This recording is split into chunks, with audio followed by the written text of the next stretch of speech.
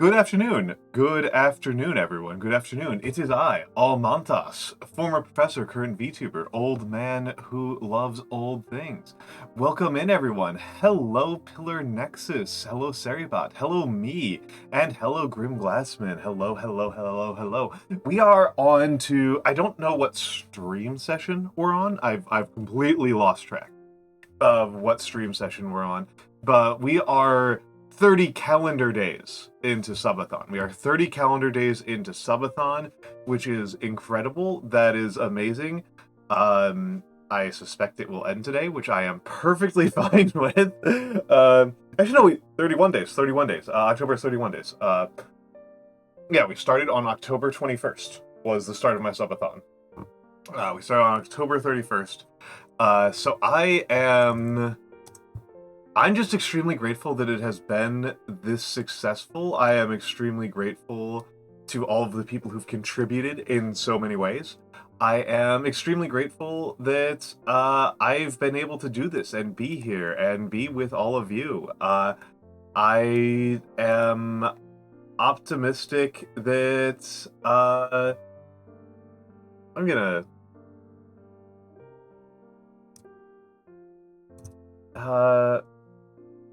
let me just, I just feel like, done. Okay, there we go. There we go. Just changing some things. How are you, Grim? How are you, Grim? I did catch some of your stream last night. It was very nice. It was very nice. Looks like you were having a lot of fun with HoloCure. Which I haven't played yet because, I don't know. I've got too many games. I guess that's it. I guess that's really it. We'll see if I finish this game today. I kind of hope I do. I think I am past the halfway point. I feel halfway through this one. It just feels that way. But if you watched the first part of Echoes of the Eye, or if you've played Outer Wilds before, this is a game that likes to keep you guessing. And I am debating what to play after this. I don't know if I'm going to finish today. I'd be very surprised if I don't finish Saturday. I am really debating what to play next. A large party wants to play Stalker 2. Because I really like the Stalker series.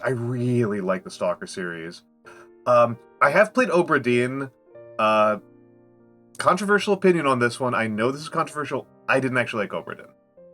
I was disappointed.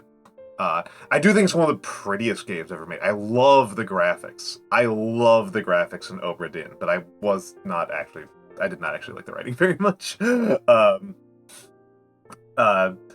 so there's a temptation if I did it to do one of the, like, shitpost runs. Because there are some shitpost run options for Obra Dinn. I don't know if people know that, but you can deliberately fuck up Obra Dinn in some very funny ways. I was thinking about Myst. I was thinking about Stalker 2. I was thinking about Slay the Princess.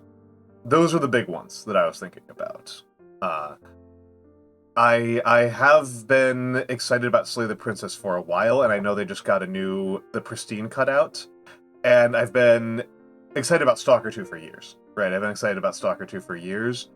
I read one review of it that was kind of negative, but honestly, I don't know, man. Like, people were very negative about Shadow of Chernobyl back in the day, and Shadow of Chernobyl's incredible. So I think I might just do it, even though, in general, you should wait for mods for these kind of games. That's kind of my perspective. Well, the negative review I heard was just, like, the game needs, like, an extra month or two. Was like don't play it for another, like, the game is good, just don't play it for a month. That was the negative review I read. Which is, like, not much of a negative review. Like, it's more just kind of a, like, this is me being content brain, right? This is me being, like, content brain and being like, the game just came out and therefore I should, like, hop on it ASAP. While Jets is doing it and stuff. While it's fresh and hot and new. Even though I tend to not do that, right? Even though I really tend to not do that. I tend to really be the kind of person who likes to wait a long time. I often play games like a year or more after they come out. I often watch movies more than a year after they come out, because I tend to kind of say, like, if we have, I tend to kind of say about things like, if people are talking about a movie if people give up on talking about a movie a year later, like, it wasn't really worth even watching. Whereas, like, I still run into people regularly talking about movies that are like 40 years old, 50 years old. People still talk about Great Silence. People still talk about Barry Lyndon. Yeah, I'm trying to hit the timing on that. I don't know. And I mean, it's, in the case of Stalker, I don't know. I'm being very content-brained about this. This is probably, like, the least, like, interesting way to engage with this. Because, again, like, those are all 3 games I would like to play. I want to be clear. If I was playing any of those 3 games, I would probably be pretty happy. Myst is actually probably the one I suspect I would actually have the least fun with. I think Myst makes a lot of sense for me to play in a lot of ways, but I also am kind of bad at puzzle games and would probably get very frustrated.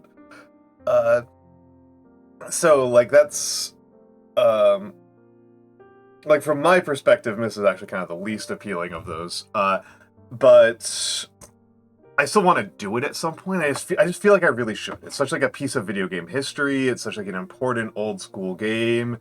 I'm on a bit of a puzzle game arc right now. Like, so, like, there's a bunch of ways in which it makes sense. But, like... And, like, like, there's a game that's, like, you know, that game's, like, 30 years old, right? That game's super old.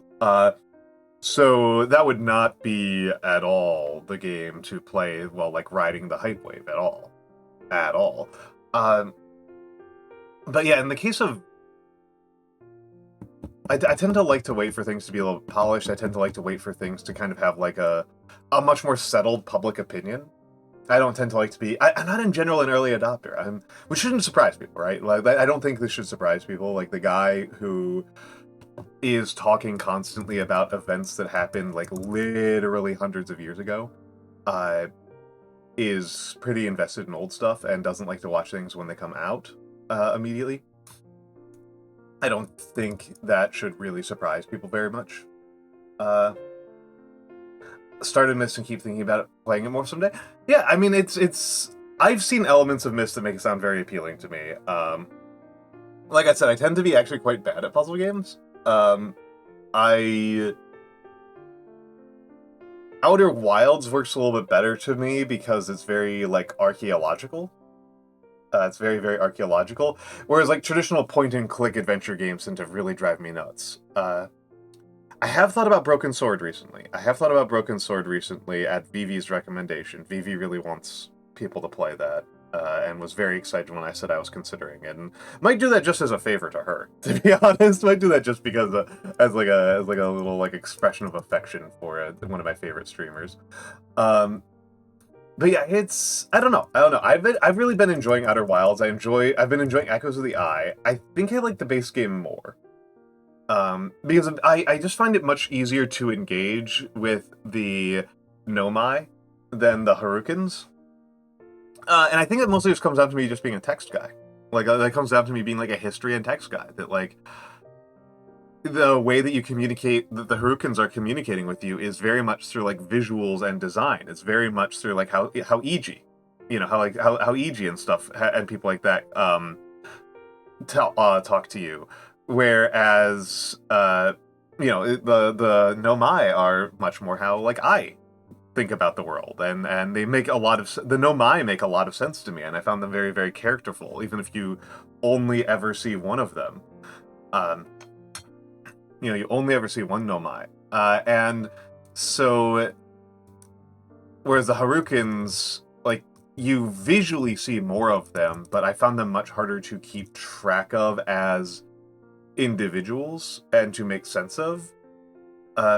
So I am unsure about the Harukins, relatively speaking. So far, I've enjoyed... I like, Outer Wilds base game is, like, one of my top 10 games of all time. The DLC I've been enjoying as a fun side story, so far. I don't know where I fit on how the puzzles feel to me. The puzzles feel reasonable to me. The puzzles feel reasonable to me, just not quite as exciting to me. I mean, the Nomai you definitely are. The Nomai you definitely are. You are supposed to keep track of who, like, Pi is, in particular, the people working on the canon you're supposed to keep track of, so on and so forth. I don't think you are in the case of the Harukins. The Harukins, like, this is honestly kind of a bit of a difference between history and archaeology. It does actually kind of get at a little bit of the difference between doing history and doing archaeology. The Nomai quest really feels like you are doing how we study Roman history, to be honest, is how they actually feel. It feels like how we study Roman history. That we have a lot of ruins. Everybody is long dead. We've got ruins, we've got people who are long dead, and we've got, excuse me. We've got these ruins, we've got people who are long dead, and we've got ruins, we got people who are long dead, and we've got people who, and we've got, like, these kind of literary sources, right? We've got these literary sources, which we do have for the Romans. Not nearly as many as people think. Like way fewer than people think. Like, for the grain market in ancient Rome, like 90% of the citations are 5 guys. Like, 5 guys make up like 90+% of the citations in that book. Hello, Cat Magician. Hello. And, like, we don't actually have that many Roman written sources. And it's similar with the Nomai, right? Like, we don't actually have a ton of written sources. It's a miracle that we have any written sources from children among the Nomai. Like, that's a miracle. That we have access to a single children's game by them with the population involved, that is insane. That is an incredible ratio. And then we have some school presentations is incredible. Is absolutely incredible. And so that's, like, that we do know a fair, like the Nomai, we've got, like, a pretty robust but scattered source base. And we've got all these ruins, and we're piecing it together with them long dead. Whereas the Harukins, we just have the physical artifacts, and we have representational art from them. We have no written sources from them, but we do have representational art from them, which is much more similar to how we study prehistory. We do often have representational art going back way deeper than we have written, right? Like, we have cave paintings going back 50,000 plus years, right? Tens of thousands of years old cave paintings. And we have, once we get into the Chalcolithic, we start getting other forms of representational art, in, like, preserved pottery and stuff like that. I should say the pottery Neolithic, I guess would probably be the better place to put that rather than the Chalcolithic, but I rarely see things from the... I don't hear as much about the pottery Neolithic as the pre-pottery Neolithic. And so we've got this, we've got the, like, we don't know what people called themselves when we're studying the Neolithic. We don't know where they, like, how they lived, like, what they did with their time, what they thought about the world. So, like, there's something called the Cult of the Skull, from the Neolithic era, right? There's something called the Cult of the Skull, where skulls were...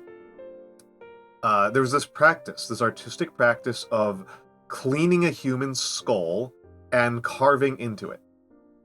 Right, and we've got a bunch of these carved skulls from the Neolithic era. And we notice that this practice spreads across a lot of the Old World. Very briefly. I shouldn't say very briefly, but there's a period where it spreads across the Old World and was like a popular fashion trend. We don't know what it means. Like, we call it the Cult of the Skull because we're assuming that it has religious significance, because it's just very easy to assume that physical human skulls are religiously significant. That's just a very easy assumption to make. But we don't actually have evidence. Like, we don't know. Like, maybe these were trophies of war? Maybe these were pure interior fashion sense? Maybe these were even statements of atheism or something like that. It's like we can't tell. We don't know what they're about.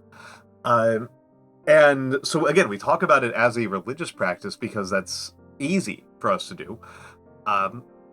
But we don't really know. And I think that's kind of frustrating, right? I think that's kind of frustrating. And that's, I think, what it's like to say the Harukans, right? Where we don't, in the case, one of those things that we are lacking with the Harukans is unique burials. We have found 32 remains of Harukan bodies, and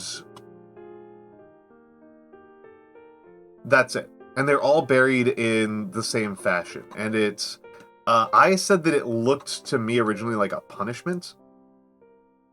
It looked like a punishment to me. I think that's a misread. I think that was a misread. I think it looks, a big problem here was that I didn't really put 2 and 2 together about the hull breach, which is something that the game log told me, right? The game log tells me that it was a hull breach. And so what it looks like to me is like one of the Harukans went into the other side, and then there was a hull breach, and they were launched into space. And then the remaining 32 Harukans went into the other side to try to find that person, and they haven't. And they died. They expired of exposure, starvation, whatever, while they were hunting this person. Oh my goodness! Oh my goodness! OG! OG! Oh my goodness, OG. Thank you for the raid, OG. Thank you for the raid, OG. What were you up to? The Evil Within 2. It is good to see you, OG. It is good to see you, OG. Welcome in, Raiders. I am Almantas, former professor, current VTuber, old man who loves old things. I am playing Outer Wilds, Echoes of the Eye today. I do a lot of... I should back up here a second. I do a lot of calligraphy. I do a lot of history chat. I do a lot of Zatsu. That is me as a content creator. Calligraphy and hand cams and history are my main things. But today I'm doing a puzzle game. And thank you Brisk Deer for coming in, and thank you Undersun, and thank you OGVT. Brisk Deer, thank you very much for the follow. How was Evil Within 2? How was Evil Within 2? As I'm just warming up. Ooh, Outer Wilds is incredible, OG. Outer Wilds is absolutely incredible.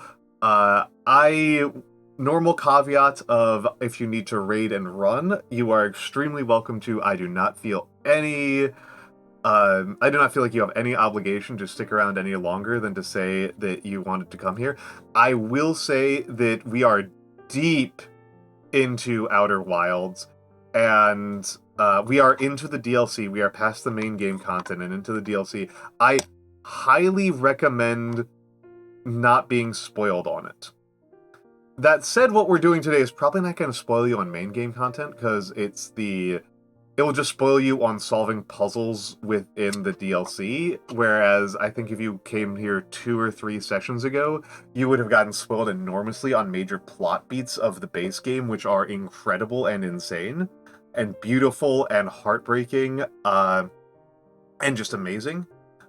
Yes, absolutely. I'm not going to start for a minute, so you can hang out for a little bit, but it is, yeah, I recommend knowing as little as possible. I am actually a little bit disappointed that I played it. I played the base game. I didn't play Echoes, but I played the base game before I was ever a streamer. I played base game before I was ever a streamer, and so I didn't. There's no blind playthrough recorded of my original playthrough. But it is like, I know at least one person who calls it a top 5 game of all time, and that was Bodega, who plays a lot of fucking games. It's a beautiful and amazing and incredible game. I easily recommend it. Some of the best music. Some of the absolute best video game music that has ever been produced. I swear one of the best parties I've been to in my life was literally We got the Outer Wilds vinyl and smoked weed.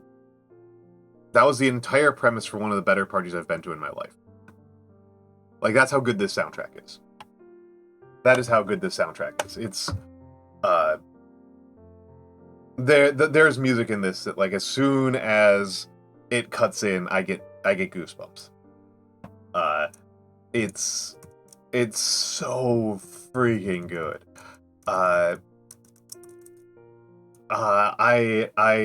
Yeah, easy recommend. But yeah, we are deep into it. Hopefully I'll be finishing the DLC today.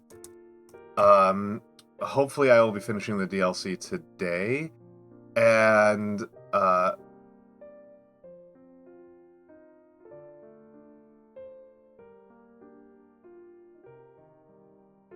it is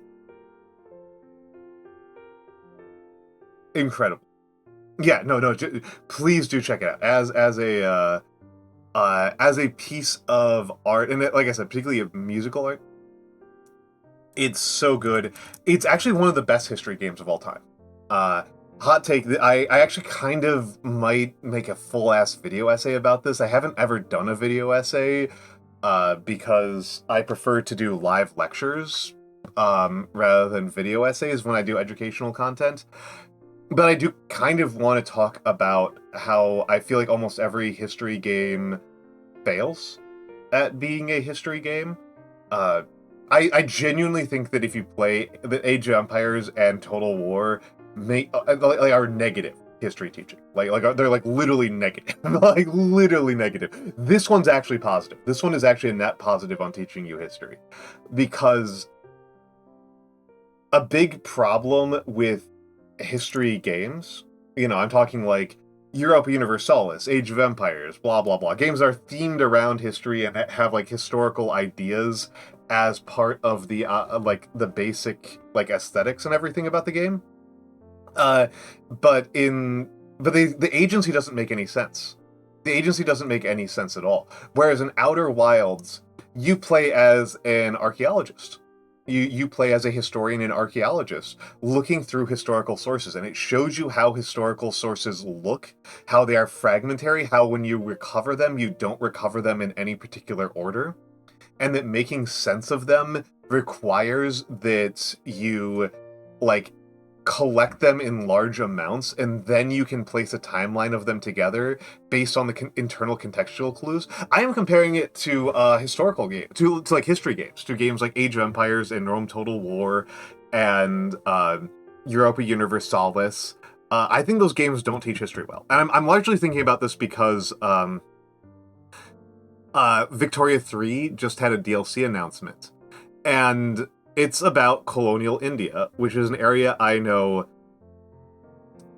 much better than I know many other areas of the world. And it struck me instantaneously as soon as I looked at like the premise of the DLC, within like one sentence, that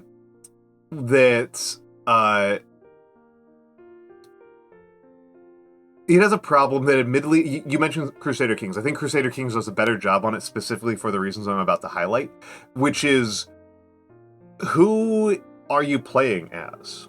Because one of those things is a very common thing to do in Paradox games, is foster an internal coup of your own government, so that you can get a quote-unquote better government type in place, right? So, like, you'll play as ancient regime France in EU4, and you'll deliberately have a revolution in order to get, like, your Napoleonic-era-ass generals in charge. And this doesn't make any sense for understanding how history works at all, and for understanding how anybody would ever behave in history, because what should happen, right, is you should get a game over. That should be an instantaneous total game over. Like, yeah, exactly, because in CK, like, at least you're playing as a person. Like, Crusader Kings, I think, is in general a much stronger game in terms of explaining history than any of the other, Paradox games, because it's about people, which is really funny to me, because, I'm sorry, this is like a bugbear of mine that, like, I know I've argued with a couple of people in this chat about a lot, like Sir Alm in particular, and I go back and forth on this one. Being historically accurate doesn't have to be fun. Doesn't have to be unfun, I should say. It doesn't have to be unfun. I actually do like Imperator. I'm not gonna lie. I do like Imperator. Imperator is actually one of my favorite ones. But it's honestly the only one I really dislike is Europa. I really dislike Europa, and I really dislike Hearts of Iron 4. But in the case of but like Victoria, which I still like Victoria, you don't have to care about like your own government being overthrown, right? Like you don't, which doesn't make any sense. Like it's like the interest groups are these abstract forces that exist completely separate and on a completely separate plane from the player. They're like mana pools almost. They're like cards in a Magic card. In like a Magic game, like your mana pools in a Magic game or something like that. Whereas in reality, those are the agents. Those are the people. Those are the ones who actually have interests and motivations. But in Victoria, they don't have interest and motivations. They just have like bonuses. And that's insane. And in the case of like, they've got this new Victoria DLC coming out that's about Indian independence is part of it.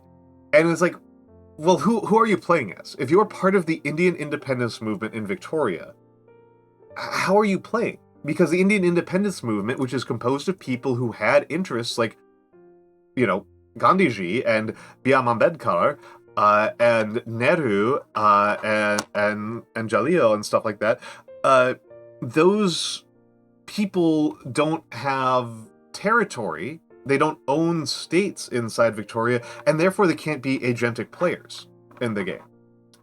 They don't have agentic players in the game, they're just kind of like cards, right? They're just kind of like bonuses.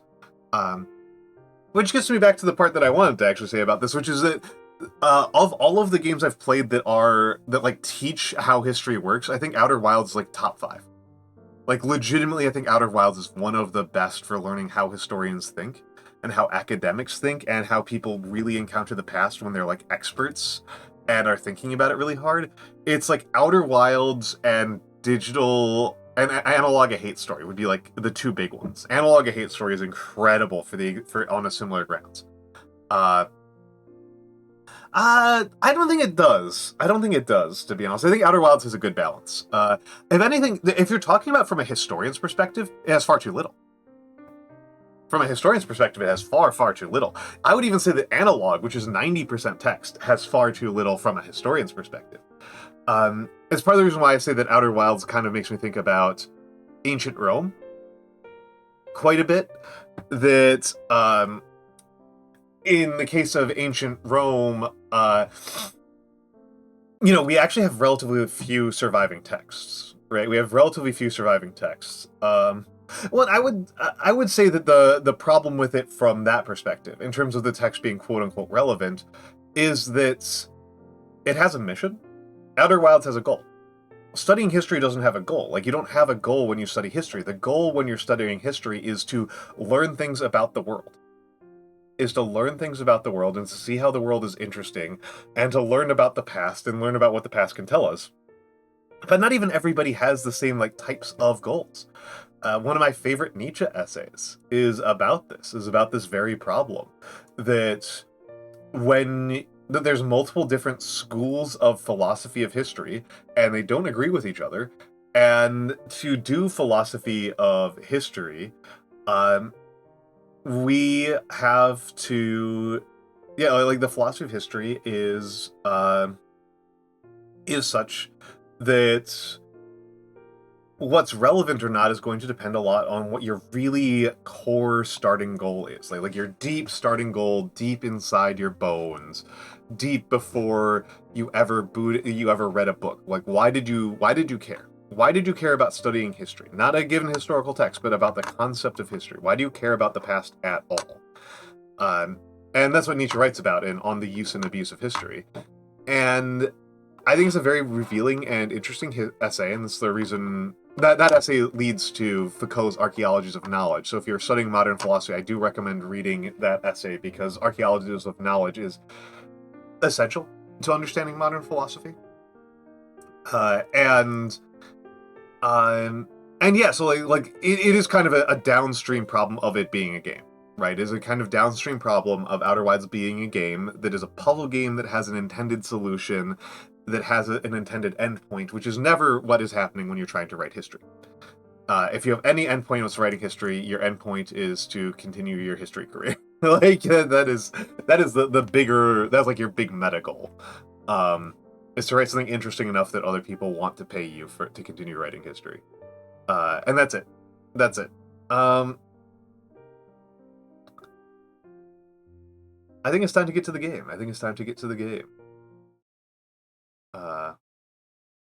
Sub resume. Let me move the windows a little bit.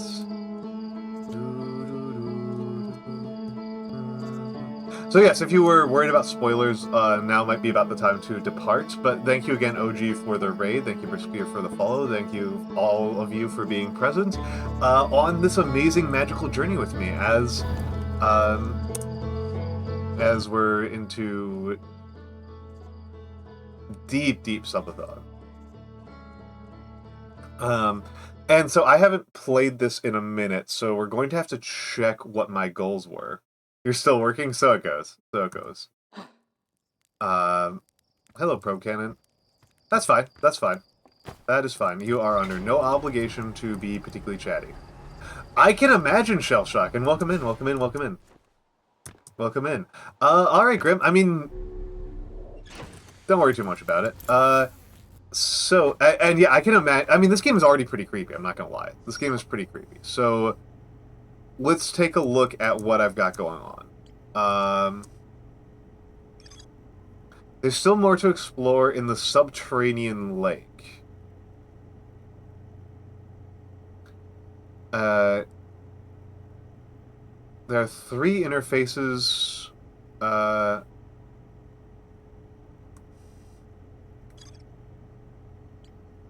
So let's think about where I am in this. So I did figure out how this works, how these test chambers work.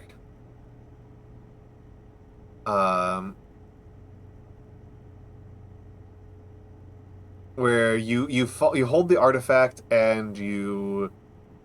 This was the big spoiler, right? This was the big spoiler, so heads up, folks.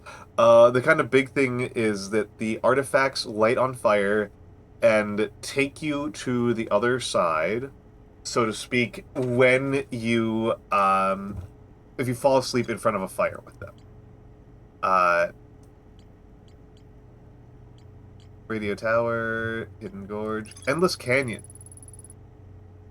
This is where I got to that, I was kind of stuck.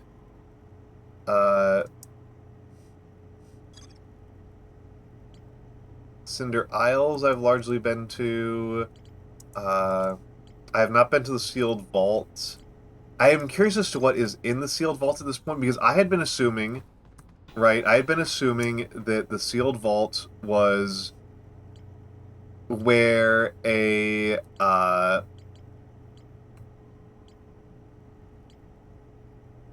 was where the final, person was put. But it appears that there was a hull breach, and that's where, and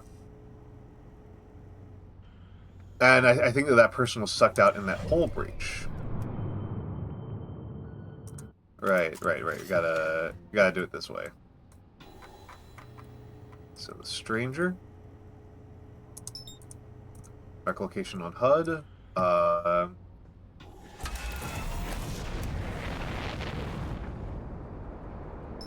And acquire it, and align flight trajectory to it. And yeah, I can imagine, I mean, this game is already pretty, I've honestly found this particular segment pretty spooky. I had a lot of trouble with Dark Bramble, is the part of the game that I had the most trouble with. That part really did freak me out a lot. I really struggled with that one.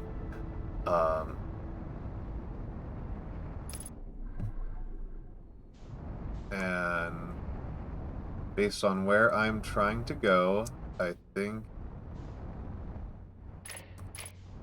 it's the hull breach is the one I want to go to, which is not that one. Yep, that looks like a whole breach to me.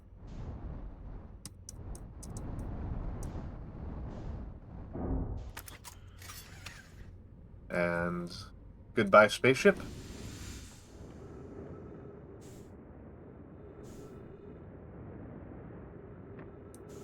Oh, crap.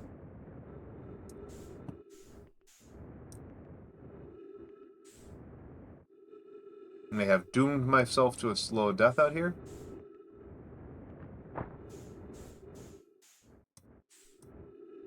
See if I remember if I do this right, the whole breach is the fastest way to get into the parts of the ship that I care about at the moment. There it is. There it is. There's the whole breach. So yeah, I think the person who is missing, because we found 32 of 33 bodies. Found 32 of 33 bodies. And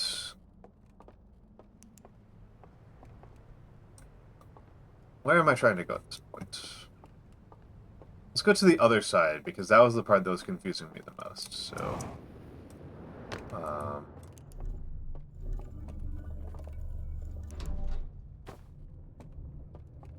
Nope, I thought there was going to be a fire there. There is a fire across the canyon from me. Not there. Not there. Go on this side of the canyon?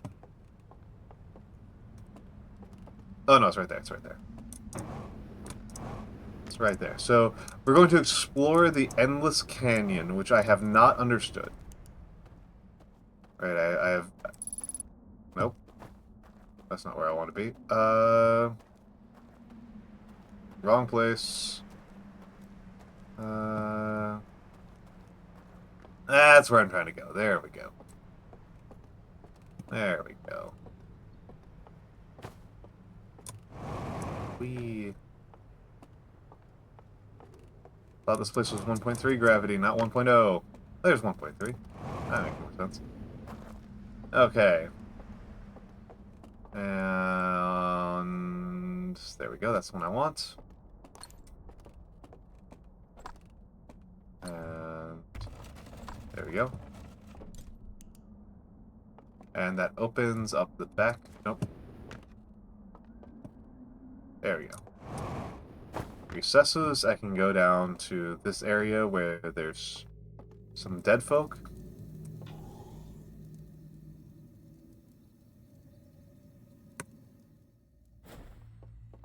There we go. Now I'm on the other side, so to speak. That's how I think of this, as the other side.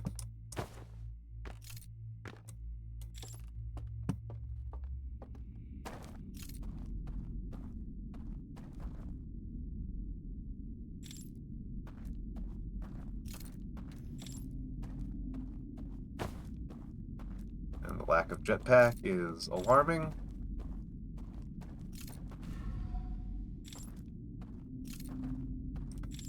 Alrighty. I can't actually tell if that bridge exists if I don't light the candles. It might not. It might not. And this area is spooky. This area spooks me.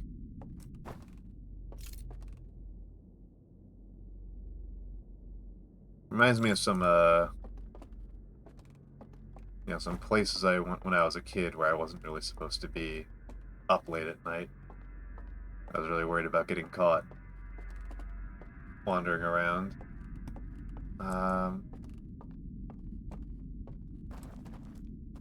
Okay, so we've been here before, this music podia.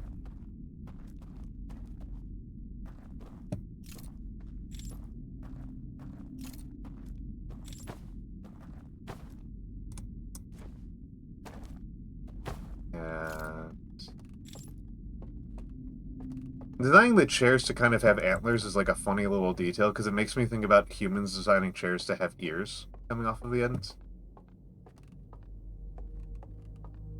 Which I don't know if, I don't know, like maybe somebody else would look at our furniture and think that's what we're doing.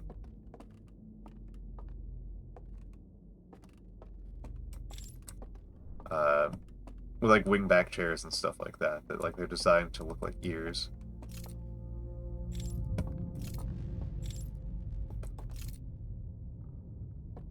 Where's the grabbing hands?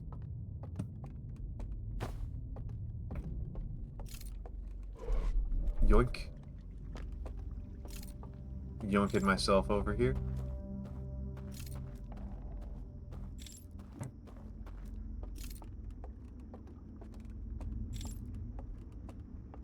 And I very much expect to get jump scared at some point here. Well, that's like a live projection.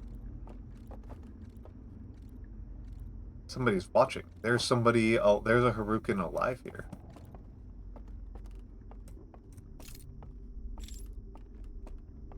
If I can only figure out how to get over there.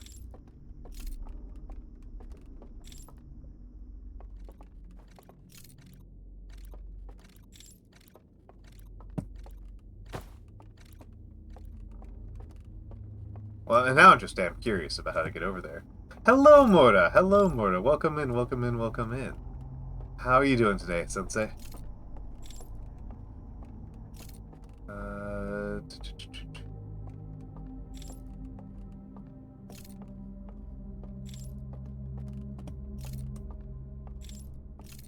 I understand. I had the same experience today. Oh,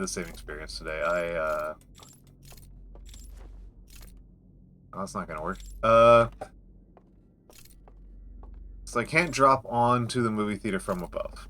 That's what I'm getting out of this. I cannot drop onto the theater from above. But yeah, I failed at sleeping today as well. I went to bed at like 1 a.m., which is early for me. I usually go to bed closer to 4 a.m. And I woke up by like 7 a.m. Oh, don't want to bother with that. And not even actually, no. I woke up at like 3 or 4 a.m. and stayed up until like 10 a.m. And then got like 3 hours of sleep before stream. Which I've definitely had worse. Right, I have absolutely had worse. Oh, okay. Didn't work. I have absolutely had worse nights of sleep. I've had worse nights of sleep going into stream. That's... None of that's super duper surprising, I don't think.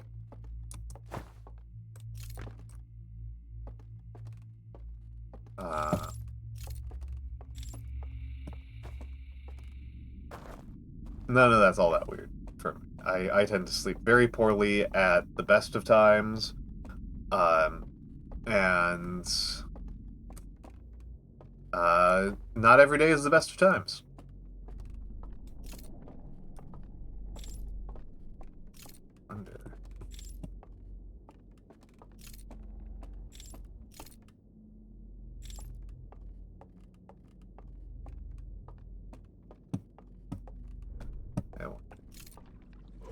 Whoop. Actually, I think I'm gonna go back to the other side. Oh.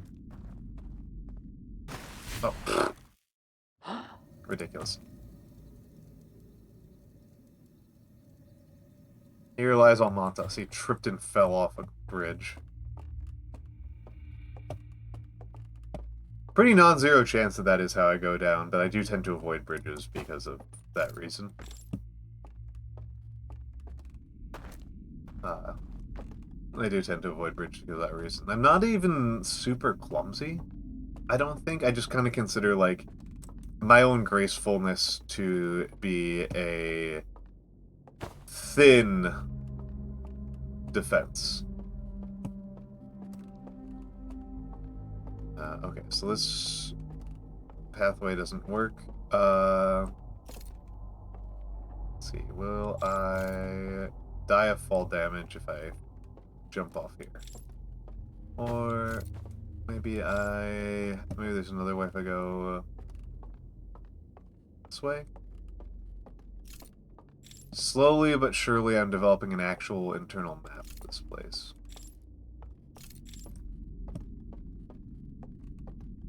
Nope. Alright, let's try jumping off the diving board and see if that knocks me out. If it does, the consequences are pretty minimal, right? I just go back to the real world.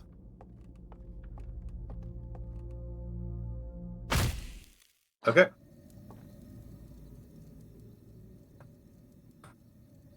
Okay, so my movement options are pretty limited here.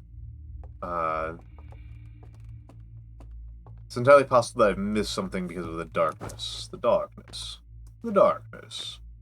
Because I am quite bad at noticing things. I am not the best observer of environments. I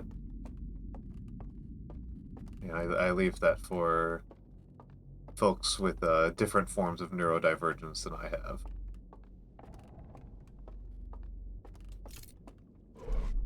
Go over here. Yeah, that once you do, I tend to be of the opinion more that once you've done 2 hours of laying around and not getting any rest, it's better to just get up and try to spend down some of your energy. And to be honest, I tend to get some of my most productive work done during those moments. I tend to actually be pretty productive in those periods of the day. Okay, so we're going up to the top floor.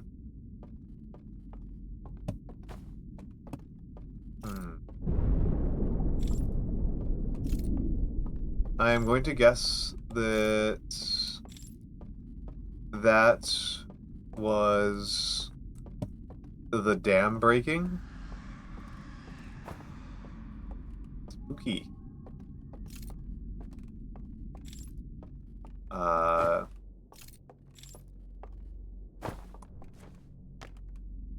Spooky. Hello, Rinnies! Hello, Rinnies!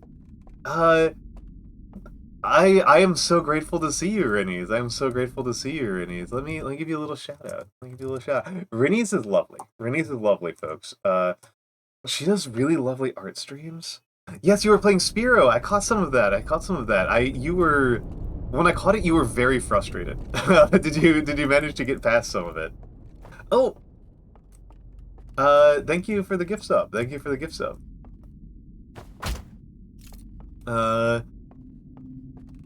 Well, hold on. Thank you for continuing the sub from the gift from Vex. There we go. That's how that grammar works. Grammar. Yay, grammar. Beloved childhood game, adult frustration. Yeah, there's a lot of those. There's a lot of those. It's honestly kind of interesting because... Hello, Saf! Hello, Saf! Yes, you're in bed at 5 in the afternoon.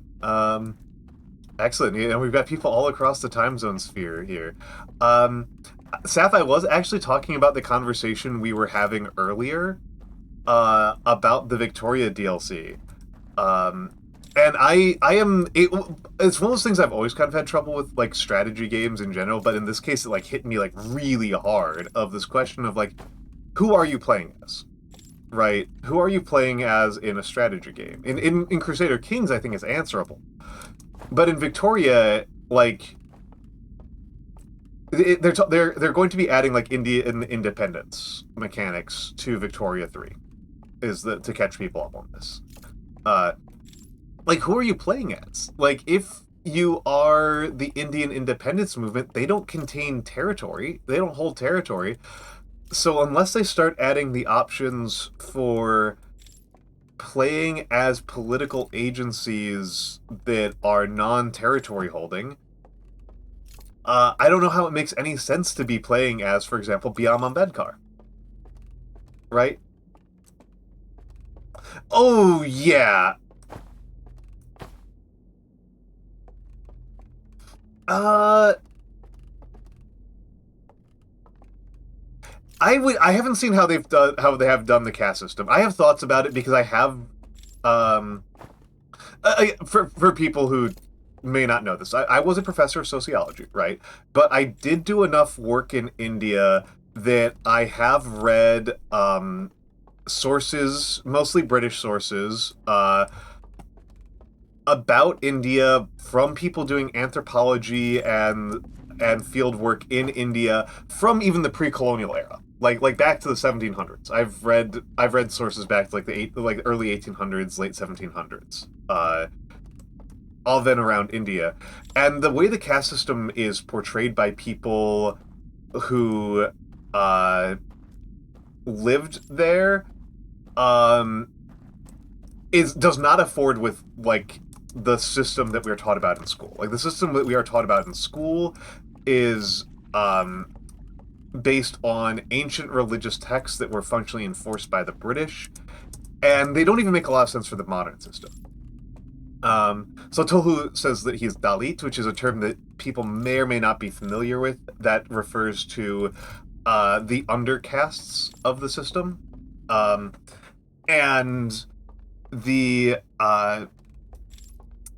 you know, there's a pariah element of Indian society. I don't think I am getting anything done here. I'm sorry, I'm just, like, wandering around looking at things. I just don't think I'm getting anything done.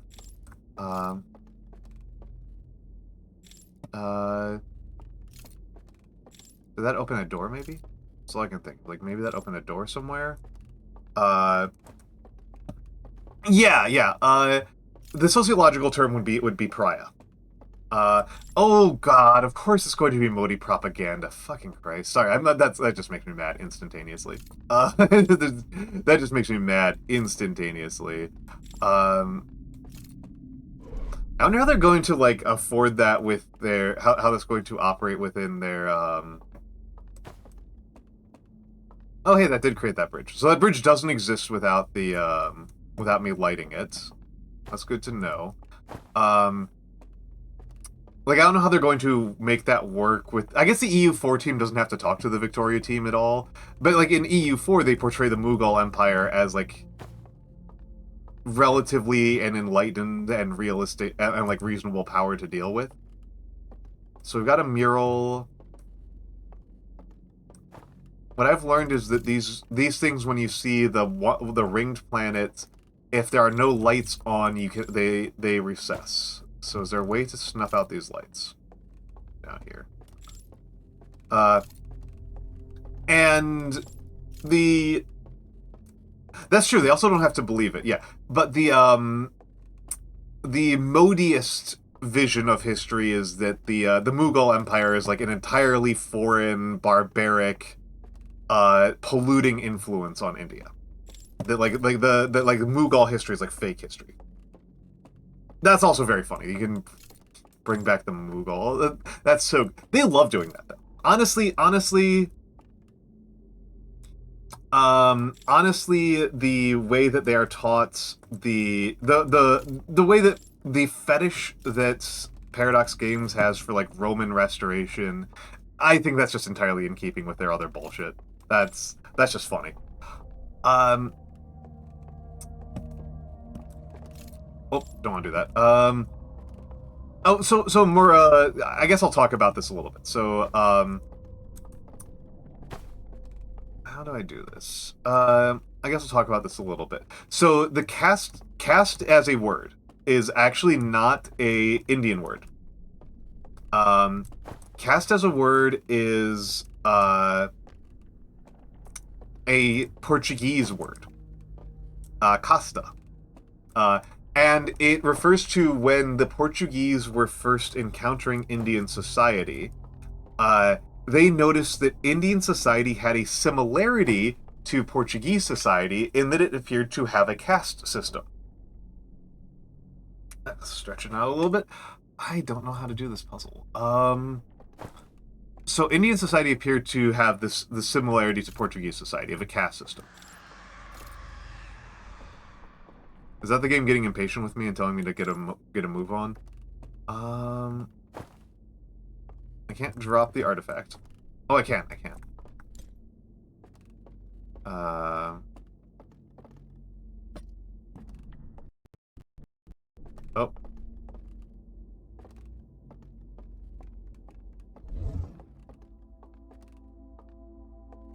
Okay. Okay, that's a mechanic that I wasn't prepared for. Sorry, this is super cool. I'm sorry, I'm getting distracted from my history lecture by noticing a very cool new mechanic. There we go. That's super cool.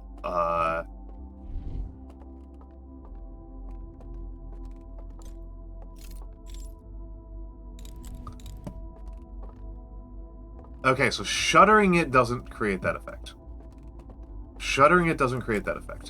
I have to drop it. That's super cool. I don't know what I can do with that power, but it is very cool. That is a cool new verb. So the caste system in India refers to a couple, to two different concepts, Jati and Varna. And so Mura is, at a basic level, correct. At a very basic level, Mura is correct that the Indian, that it is a system of hereditary professions.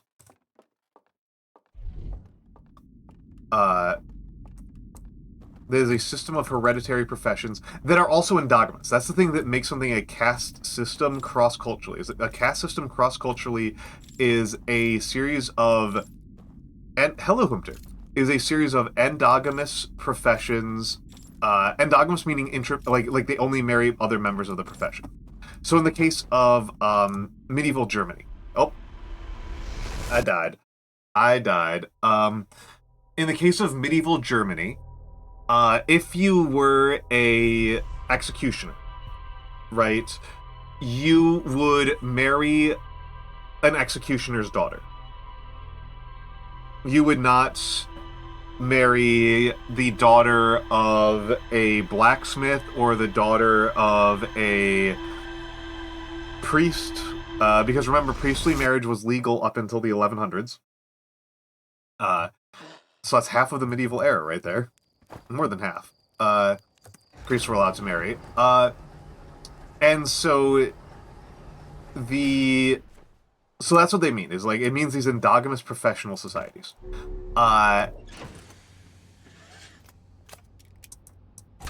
And let me get this started. And suit up. And let's take a look at rumor mode. Nothing new. Nothing new. Did not actually discover anything new that life. So I'm going to go to a different area just to see if there's something different, but that is definitely the easiest to find lantern of them. So here's where it gets kind of... So, like, there's European caste systems. Like, the Christian systems have... Christian societies have a caste system in much of the medieval era. It's not a India-only specialty. Yoink.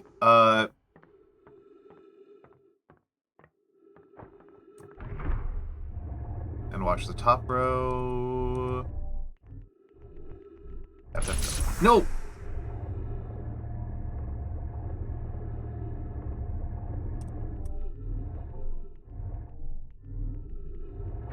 There we go. Watch the top row. And shut off. So yeah, the Portuguese notice the similarity, and there's two things that we translate as caste from Indian caste system. One of them, as mentioned, is Varna, and one is Jati. Varna is the one that you've probably heard of. Varna is the system where there's like Brahmins and Kshatriyas and stuff like that. There's 4 castes plus Dalits, so strictly speaking, kind of 5 castes in this system. And then there is, this is what I was curious about. There we go. Jatis. So Varna is highly abstract. You know, Brahmins are the priestly castes. Kshatriya are the warrior caste, and so on. And the way you're taught this in school is that, can I grab one of these? Can I steal one from you guys? Can I just borrow a lantern? No, I can't borrow a lantern. The way that I was taught this, right, in high school, was that the Brahmins are the highest caste. It goes Brahmin, then Kshatriya, then Vaishya, etc. And this should hit a problem very, very quickly if you know a little bit about Indian society. Not even a lot, just a little bit. Oh.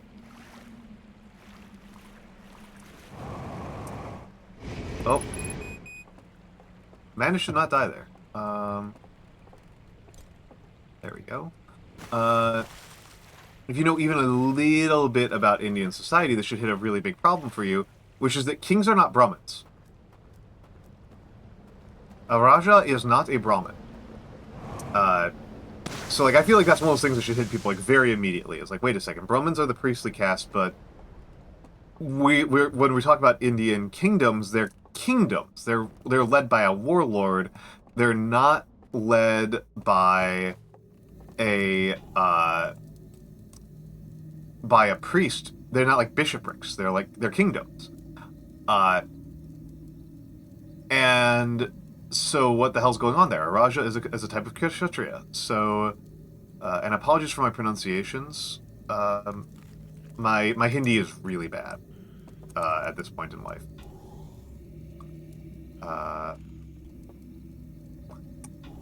Full heal off of that one. So, I'm just kind of curious if I'm in a different location than previously. He couldn't correct me anyway. Fair enough. Oh, they spoke Tajik. Oh, that's an interesting family history. Tajikistan is not a country that is famous for... Oh, no, this is different. Tajikistan is not a country that is famous for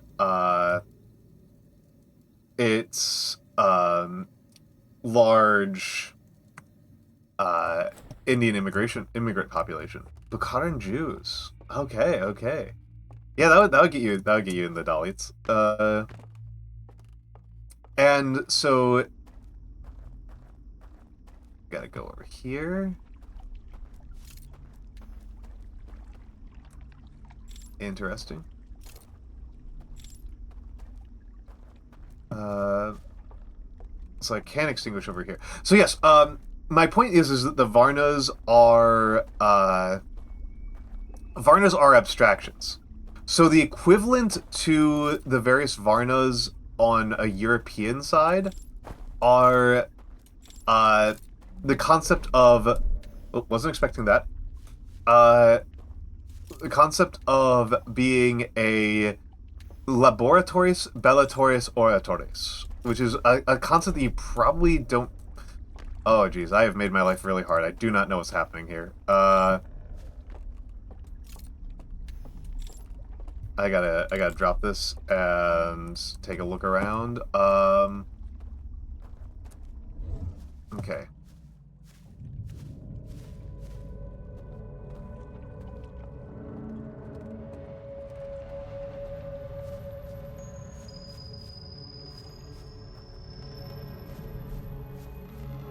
Oh, yep.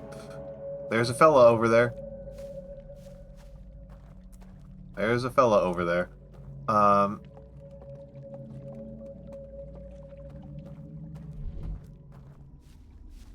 Caption's dead. Let me take a look. I don't know how to fix this.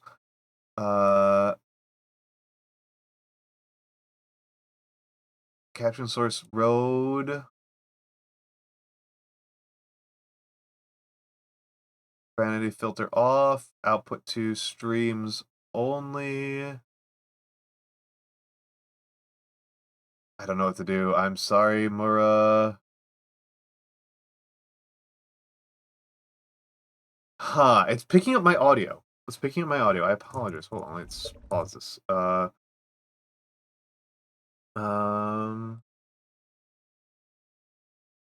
Captioning enabled. Save. Nope. That didn't work.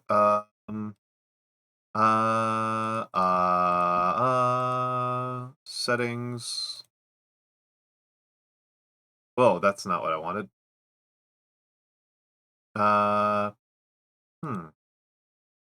How's this? How is this going? That's interesting. It does appear to be playing, but it shouldn't be because it's not picking up from my the right.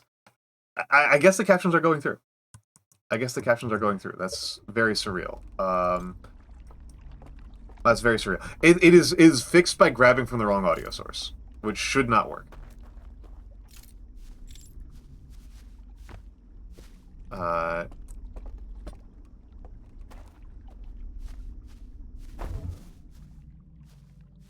I just literally went through the wrong audio source. Let's see what happens.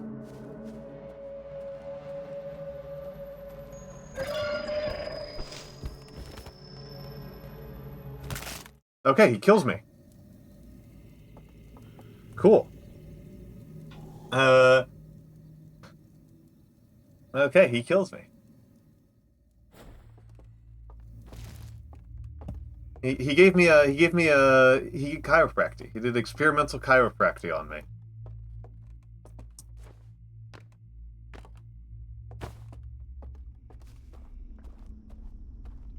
Fair enough.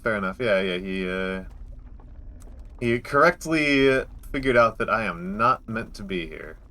Drop the artifact and take a look around here for a second. Oh.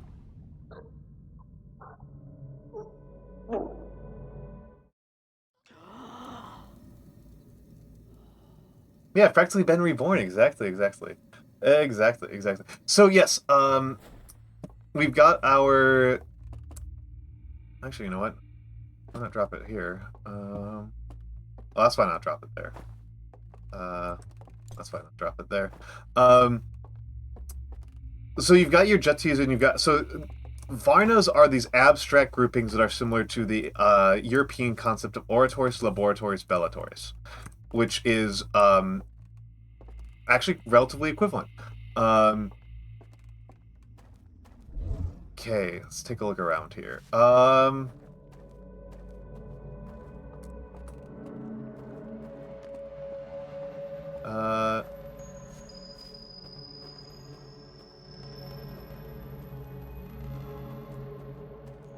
Oh, interesting.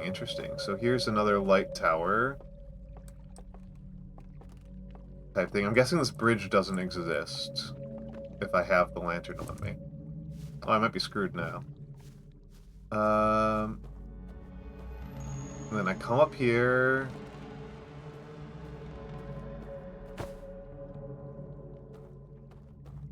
It's probably how that one even comes to exist. And let's take a look around. So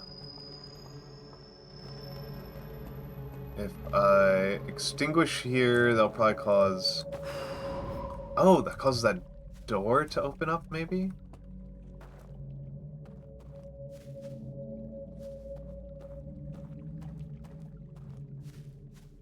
Oh, it does. It does. That's interesting.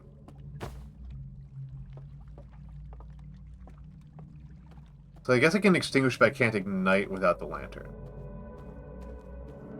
That's actually kind of good to know. That's kind of good to know. So I can extinguish, but I cannot ignite without the lantern. Well, let's test it. Oop. Almost fell into the water. Okay, cool. So let's get my lantern back.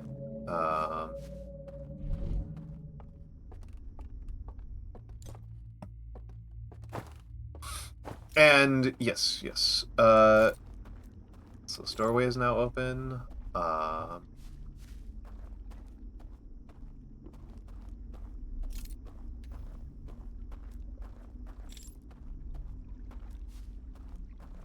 Let's take a look at you.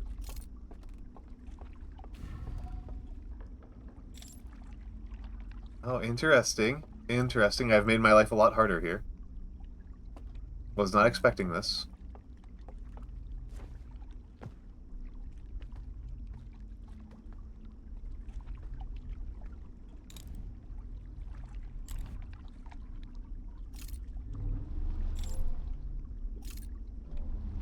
Not a lot of options for where I go with this thing, so I guess I'll just hold it down and just see where it takes me. And so, yes, so Varnas are these abstract categories equivalent to the, oratoris, laboratoris, bellatoris, is those who speak, those who, bellatoris, war, and those laboratories, those who labor, those who work. So workers, priests, and knights is the European equivalent of those Varnas. Juttis are more equivalent to things like the executioner caste that I mentioned before. That was just something that I kind of got a little bit of fixation on for a few years ago, so I think about them quite a bit.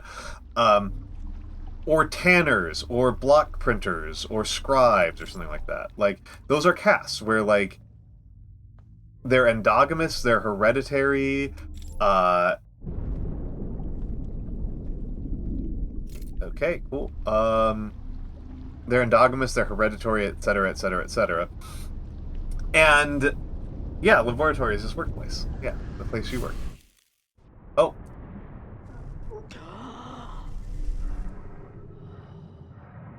Was not prepared for that.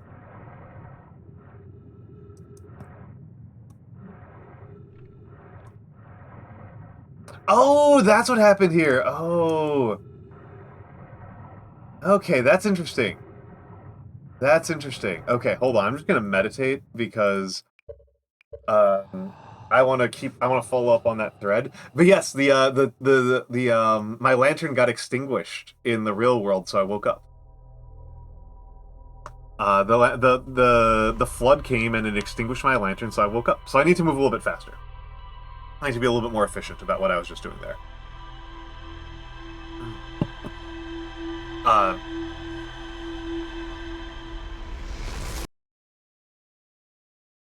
But I am really curious. So juttis, there's thousands of juttis. There are thousands of juttis. And juttis will be stuff like the accountant to the king. In a local, and they'll often be like local area. Like they'll be the accountant to the king in such and such region of the country. Like for a specific kingdom. Let's see if that gave me anything in rumor mode. Shrouded woodlands and the candlelit tower.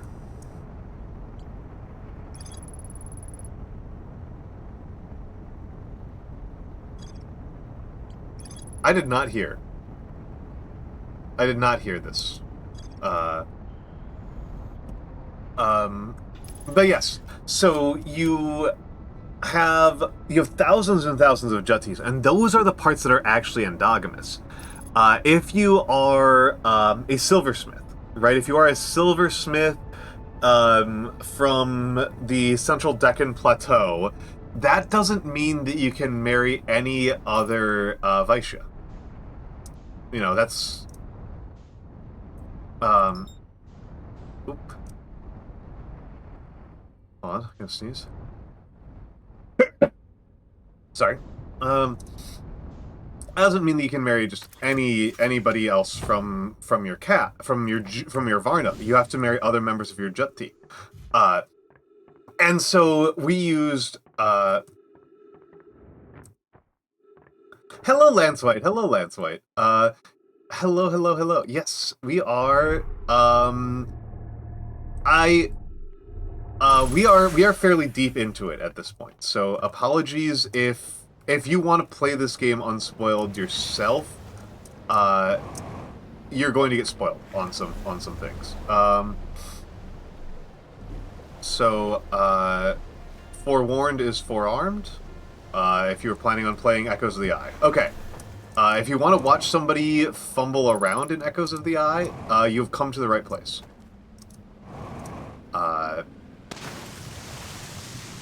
But if you wanted to play this yourself and experience Echoes of the Eye on your own, you have not come to the right place. Let's see, yeah, this is good.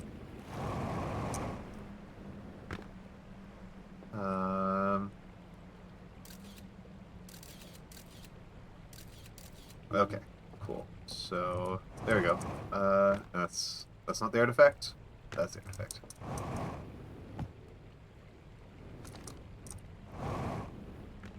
That's what I was looking for. Artifact.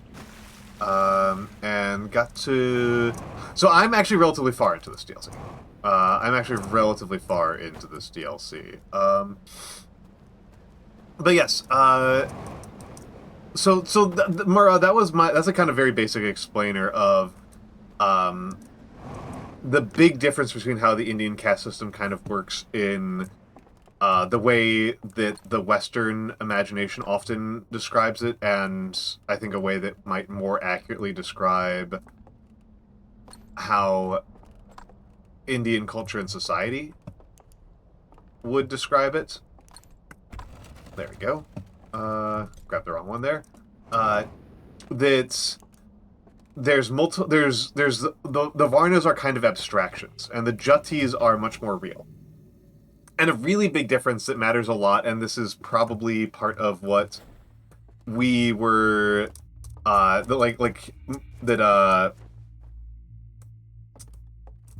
it can. Well, I mean, inbreeding, you really kind of have you actually have a lot of leeway with inbreeding if you've got more than like 70 people. It turns out that inbreeding effects only get really devastating in like really tight-knit communities. If you've got thousands of people, the inbreeding effects get kind of worked out. Yeah, castes tend to be fairly big. Casts tend to be pretty big. I assume that there are probably some small casts that did wind up with inbreeding problems, but I'm going to go out on a limb and guess that a lot of those are going to be like Raja casts, or casts that went extinct at some point in the past. Okay, so...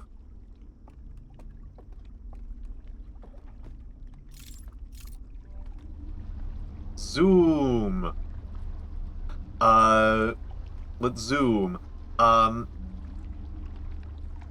also not a geneticist, so maybe there have been some inbreeding problems. I don't know. I can't rightly answer that one. Well, Jatis include profession. Jatis are profession-based. Jatis are profession-based. But again, I'm also not like a... Yeah, generally they're big enough is the big thing. So this must be the Candlelit Tower.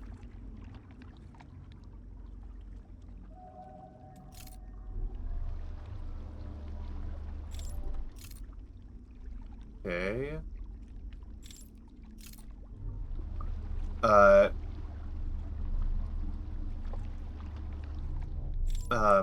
Yeah, like the inbreeding effects got really bad for European royalty was because, yeah, well, I mean, like the European equivalent of Brahmin would be priests, right? That is true. There's a lot more flexibility. Okay, so this is where I died last time. This seems like a timing puzzle, and I die. Well, and there's a difference between like inbreeding in a general sense and inbreeding that causes like substantial genetic problems. And I'm not a geneticist, I just kind of know that there is a difference.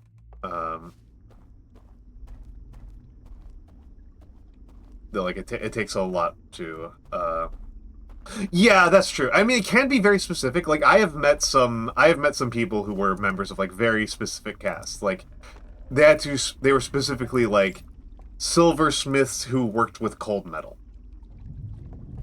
They were specifically like silversmiths who worked with cold metals. Like I've met some pretty specific ones.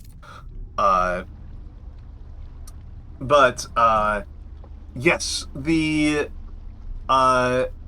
and it's not just even that people could move between castes. Usually being a member of a caste was relatively rigid.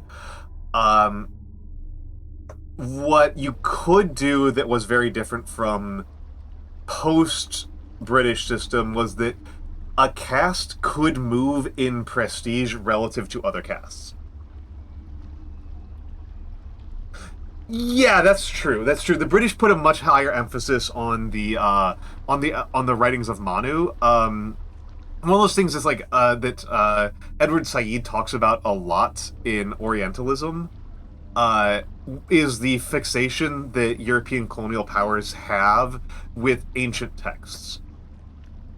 that, like, given, like, European governing societies tend to, given the opportunity to choose between, that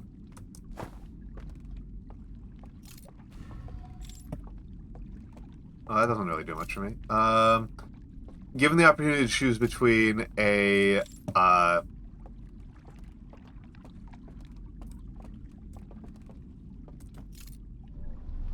given the opportunity to choose between, like, their own observations of the present tense versus, oh,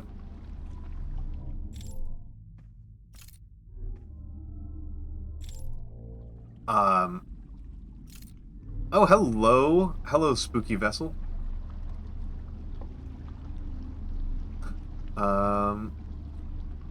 You know, given the choice between their own observations and, and die. And reading an ancient text that gives them an abstract strategic guideline, they would prefer the abstract strategic guideline and would work to bring the society closer in conformity to the older text, as if that were more pure. And it's like Said puts this particularly important with the with Quranic Arabic, that French and British governance over Arabic areas would try to enforce, like, what they interpreted as Quranic society and Quranic norms, and treated things that were developed post, like, 700 CE, post Rashidun Caliphate, as, like, corruptions of a more pure and reasonable society. And they do a similar thing with Hinduism, where given the choice between that's neat. Whoop, almost jumped off. Given the choice between what they can actually see of the society around them and their and using particularly the book of the writings of Manu or the Vedas, they're going to be like, oh no, like the Vedas or Manu are the correct visions of history, the correct visions of society.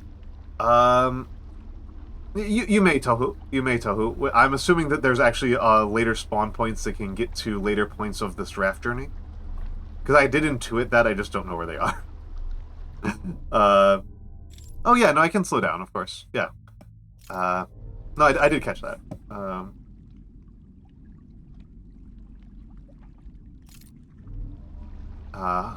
But I am trying to get to specific locations. So this thing doesn't have anything. This looks like another spawn point.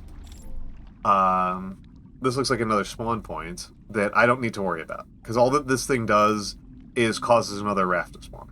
So I don't need to care about this. That later one wasn't the one that I'm about to make was a mistake. It was a misplay. I am merely bad at video games. It's really worth emphasizing that I am quite bad at video games.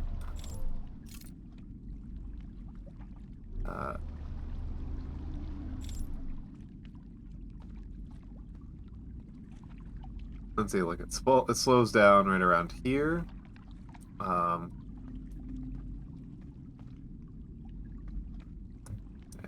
let's take a look. What have you got for me here? You know what? Let's do it the big boy way.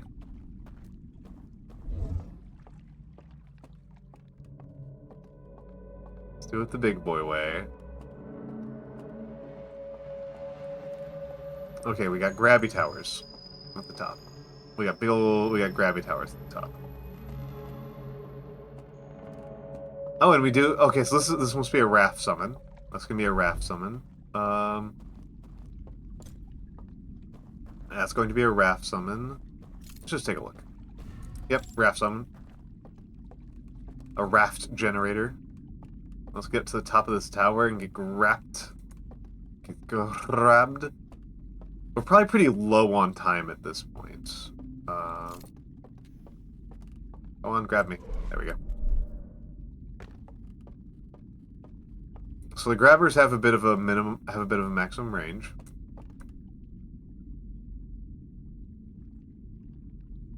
Okay. Doesn't tell me very much. Oh, what?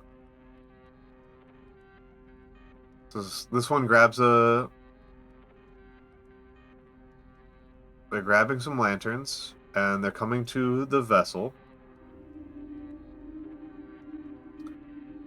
And what are we doing here? They're dozing off. So they're coming here. Right, they're coming here. So there's a spawn point here, I guess, if I go to the vessel. Oh. Okay. Okay, so the sealed vault has been taken. The sealed vault is missing on this side. That's intel right there, baby. That is intel. Just go around one more time and take a look. And I'm done. And I'm cooked. Let's see how. Now, I might actually try to continue this cycle a little bit because if I can survive the journey, and I think I can. If I can get to this raft over here.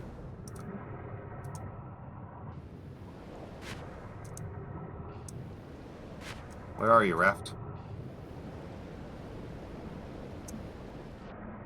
If I can find a raft, I can get through the white water. I have... well, whatever, I'm gonna take a test. I got pretty lucky, and I found out about the other side mode by accident, in the middle of last stream. I might die right here.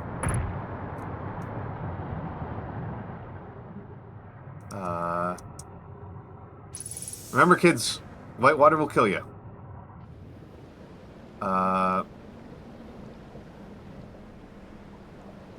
Yes, there was I got to the end of a cycle, and I was inside the diving bell with an artifact, so I was like, I'm just gonna burn myself to death. And then I woke up on the other side.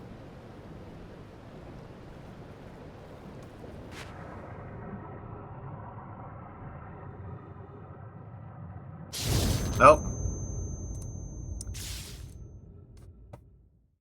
Oop. How do I get to the dam quickly? That's what I'm curious about, because it looks like...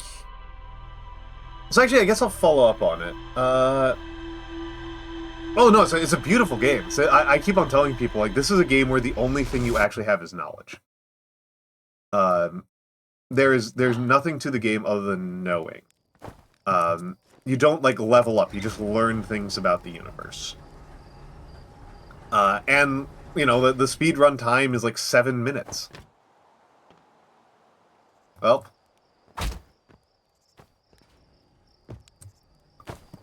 That was unintentional.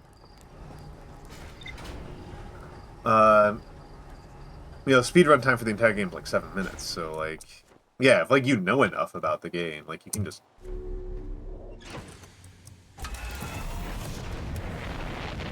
do it incredibly fast. Honestly, the part that gave me the most trouble was just getting to the stranger. That was the part that I think was the most frustrating so far of this DLC, was getting to the stranger.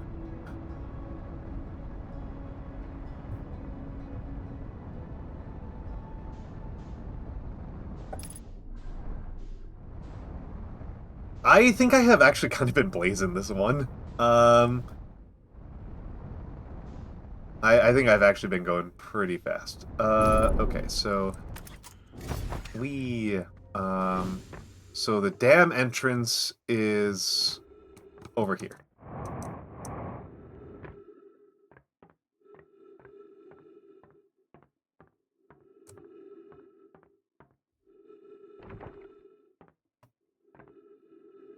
Yes, this is how the dam entrance works.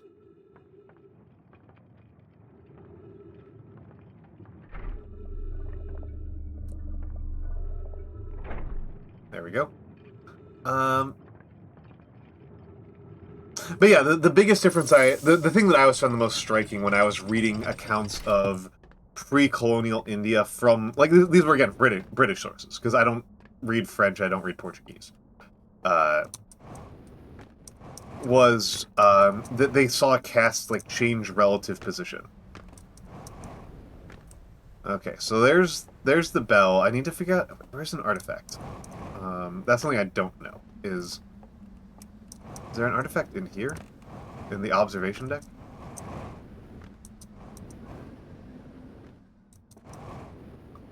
Hello, big angry red sun.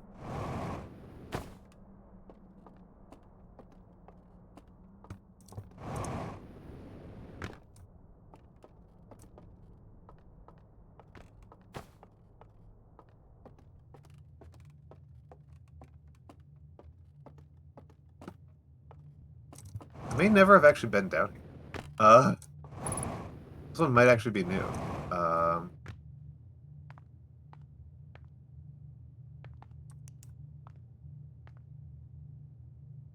Oh, interesting. Interesting. So the stranger has some other power source?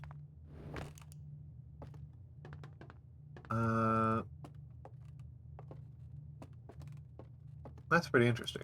Yeah, I do feel like I've been, it's honestly kind of interesting, right? Because I did a non-blind playthrough of the base game, before we did the DLC, right? I did a non-blind playthrough. And one of those things that really struck me was that I was way better at keeping track of clues and noticing clues on stream than I was when I played it by myself. Which I thought was very interesting. I played this much more smoothly than I ever would have on my own. And I think that if I played this I think that applies to the DLC, entirely theoretically, but I think if I had played this DLC on my own at my own pace, I would have played it much worse. And a lot of that is just that I am, like, reading everything out loud to you guys as I encounter it, and explaining what I'm observing, like a kindergarten teacher. Speaking of that, though, I don't understand this puzzle at all. I'm completely fucking lost. I'm baffled. It's some sort of password, but I have no notion of what the password could be.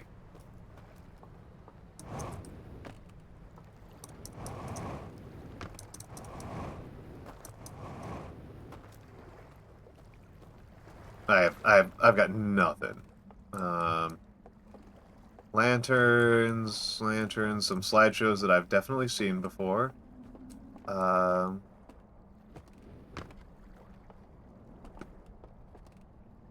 Inconvenient cups.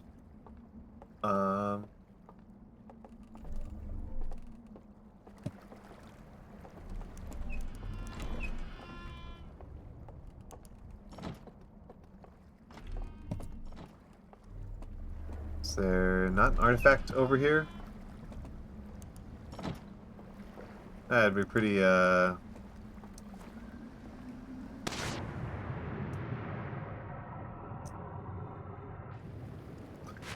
It's on the deep side of the reservoir.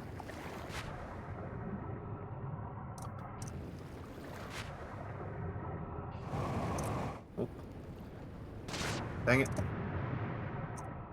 Dang it. Whee.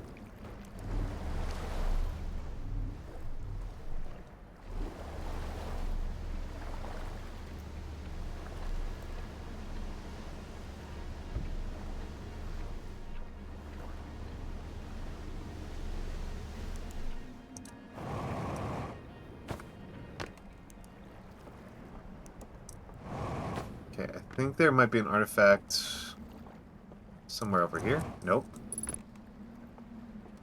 No way, no how.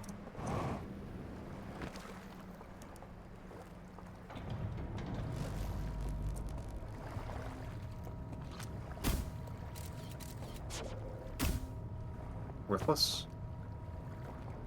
Worthless.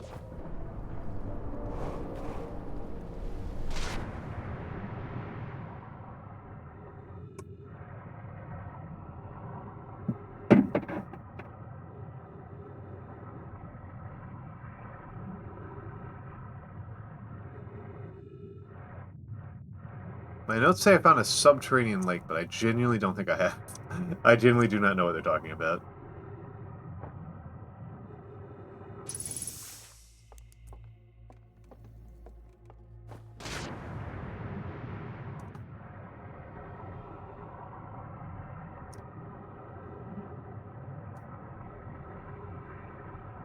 Okay.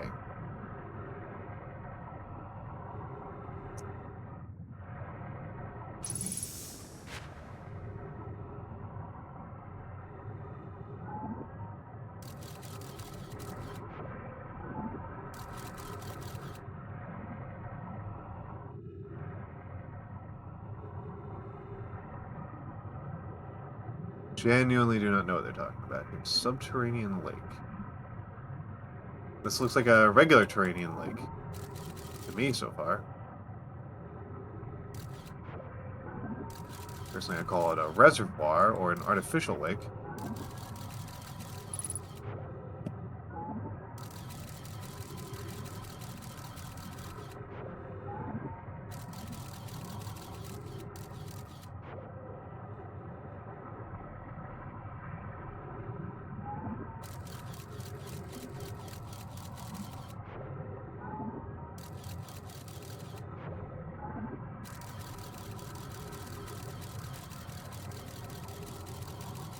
Nothing.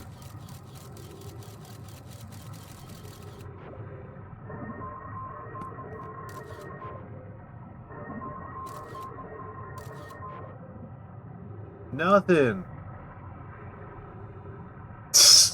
Dumb Terranian. I mean, could be for all I know.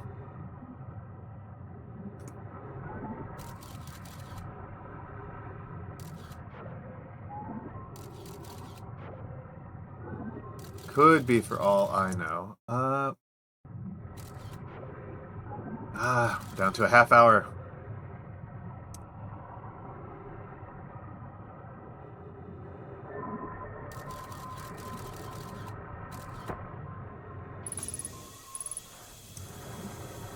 Okay. That's just the dam. Yeah, down to a half hour left. Oh my goodness. Thank heavens. Thank heavens. I'll be free. I'll be free soon. I'll probably just keep streaming at that point, but I'll be less stressed.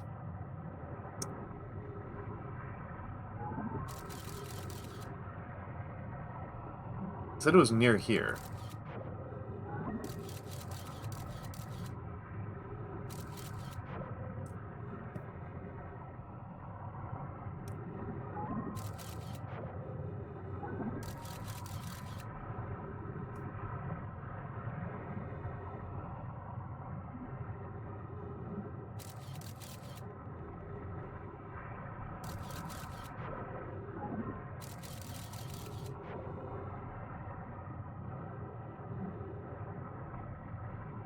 Is this something?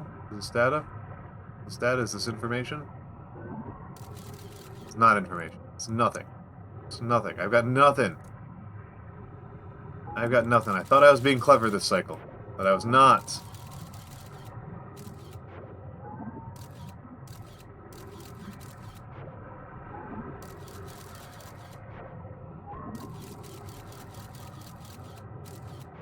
I got nothing. Nothing. I'm gonna meditate until next loop because I don't know what I'm doing right now.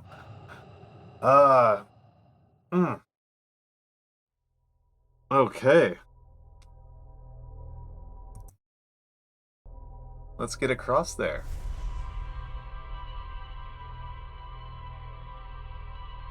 Let's get across there. And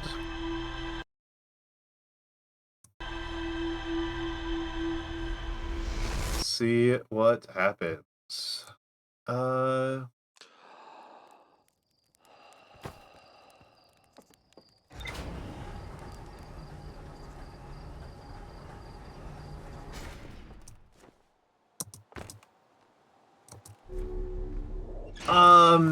So my specific goal, I'm curious as to what's going on with the sealed vaults.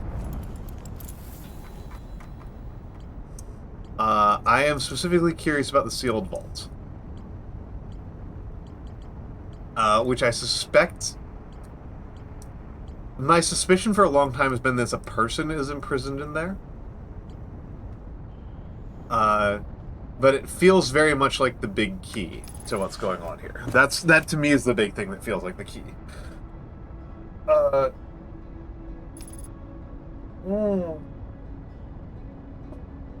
That's the big key moment to me.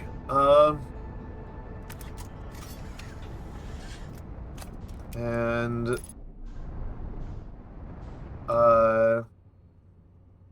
that said, I think that since my previous plan was a total bust, I am going to go on the rafting trip again and just try to do it really fast and get even further in than I did last time. That's my goal for this cycle.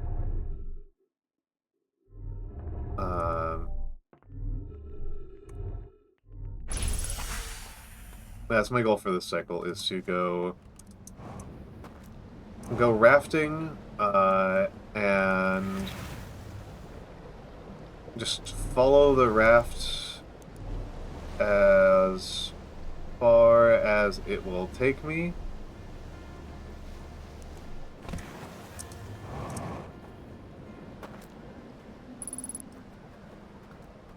And all this stuff is fine. It's here. It's there. Managed to not hurt myself at all. Nice. And yeah, I gotta come over here. Bonk.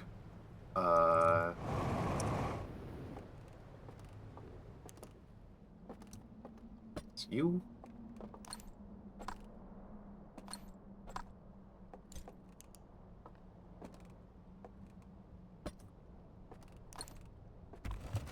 There we go. Give it enough darkness for that.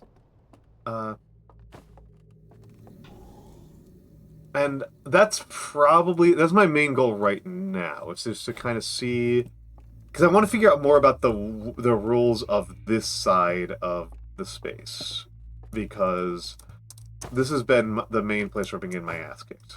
Right, is over here. It's not there. You.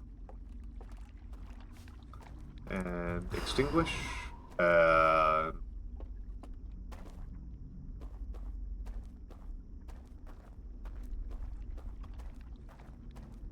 Go through here. And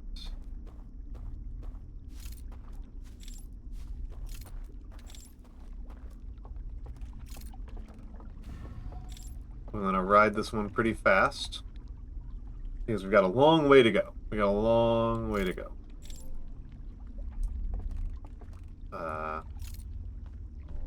So we're gonna ride it past the tower. We're gonna ride it past the canyon. We're gonna ride it past the strange structure.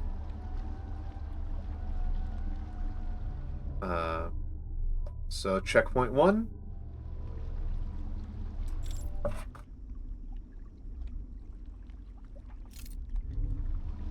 This is the Cinder Isles equivalent, I suppose. So Cinder's Isle side of it, and then the next side will be the Endless Gorge side of it, and then the the reservoir side of it. I wonder if they're using subterranean lake to just mean the reservoir, which would be frustrating, because it's like a very different concept. At least in my understanding of English. Very, very different concept.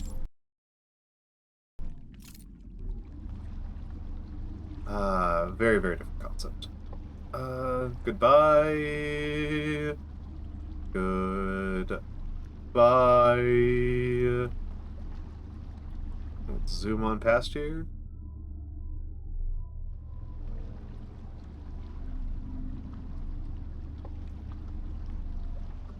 Let's zoom on past here.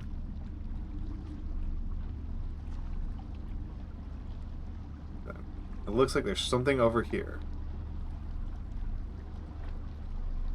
This looks like this might be the end of the line, or is this just another checkpoint? It's another checkpoint. Where does this put me? Does it put me back at the beginning?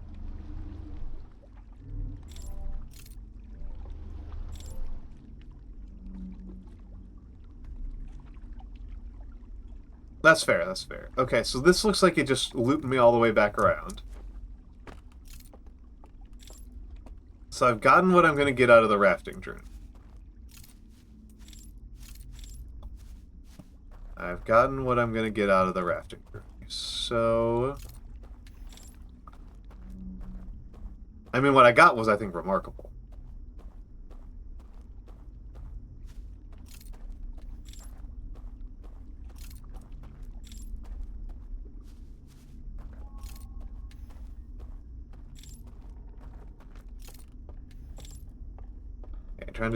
I'm going a little bit further back in my memory hole for this one. I want to get back over the shore of the lake. The shore of the river, I should say. The river bank. That's the word I'm looking for. And is this bridge actually here? Yes, it is.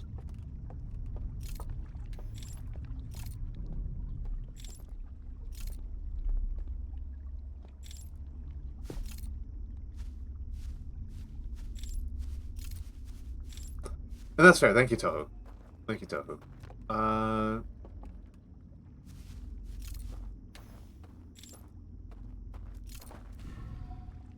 Ow.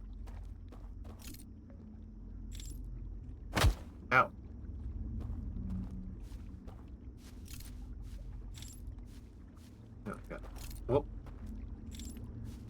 Right. I have to go around the other side. I have to go around the other side. I have to go around the other side.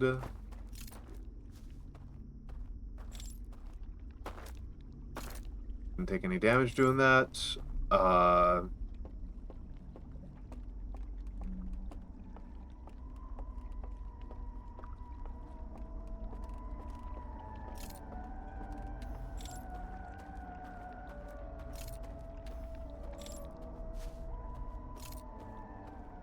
think this is a place where I might want to put down the artifact and take a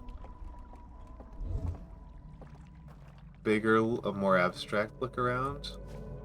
Okay, so there's a pursuer over there.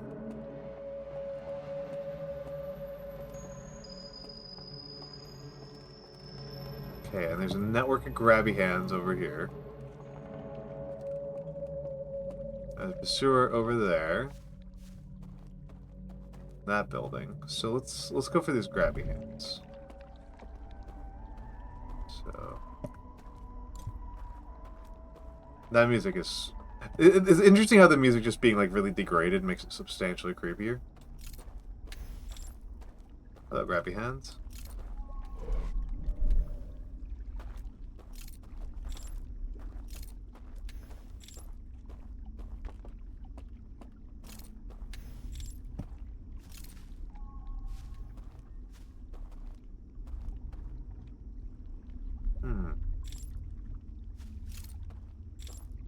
Interesting. Not sure what's over there.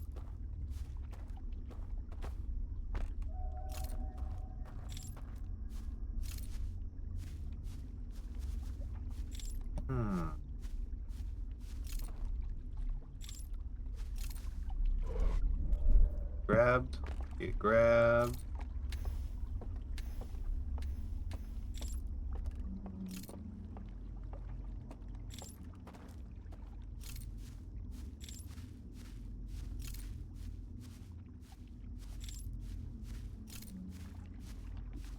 Get grabbed and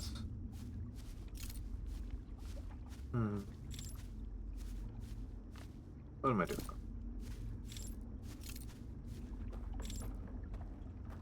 feel like I'm gonna see pursuers sooner rather than later. Okay. Oh.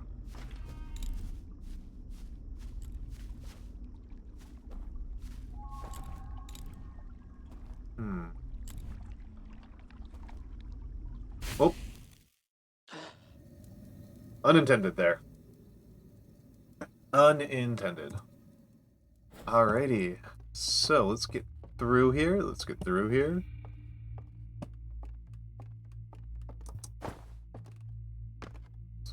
Through here and take a look. I think I went this way, right? I think this is the way I'm trying to go here. And then hang kind of leftwards. And try not to fall into the water. There's the bridge. There's the bridge. 15 minutes left on subathon, it's so close.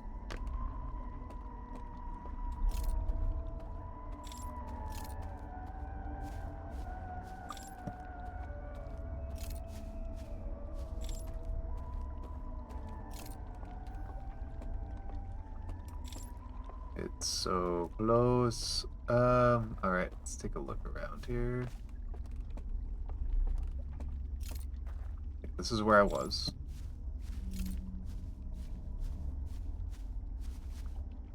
That feels like a graphic glitch. See a little strobe coming through there. Which I think is where that pursuer is.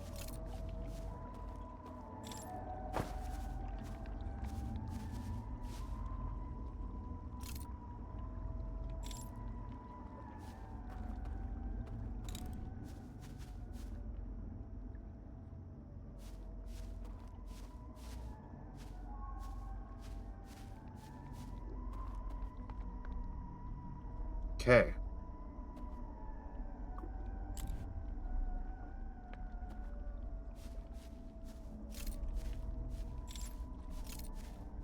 I was really hoping I could talk to them before. Right, I was very disappointed that I couldn't talk to them.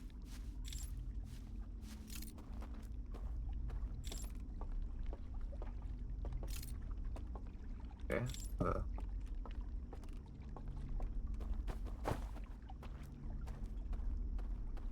The pursuers, the hurricanes are very very visual creatures from the looks of it. Like all of the relaxation place, not only is it that we see only like all of their records are like photography.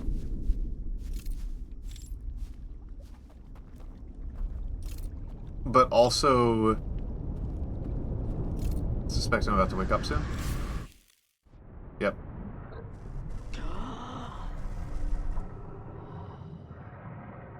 Now, let's try it again. Let's try it again. I didn't make it last time, but let's try it again. I've got an artifact this time. I've got an artifact. Let's see if I... Let's see, where does this thing go? Does it get stuck on this building? It does, it does, it does. Okay, I was wondering about that. I was wondering where this one would be.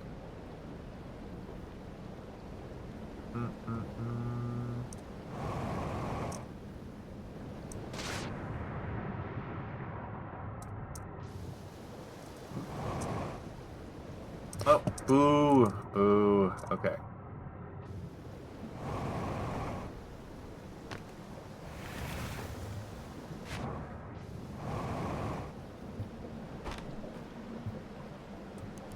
Okay. So that's why I couldn't use this raft before, as it got stuck on the... Oh, what's up, Hunter? -7C, nice. Nice. I used to live in an area that would regularly get to -40. Well, -30 was very regular. -40 was periodic. I like the cold. I consider -7C is what I consider the limit. Oh yeah, that's true. That's true. Especially if you've got ice. Especially if you got some ice to worry about.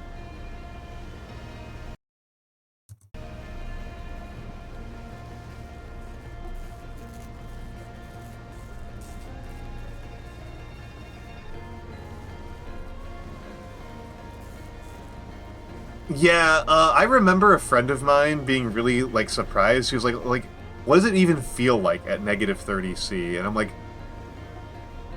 in terms of, like, what your skin feels, negative 30 and negative 20 feel like the same.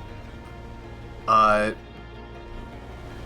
difference is that, like, you have this vague awareness that you're going to die sooner. There's like this emotional feeling in your body that you're about to die. That, oh, huh, it preserves the water level. So this is actually higher than the water level outside. Let's take a look.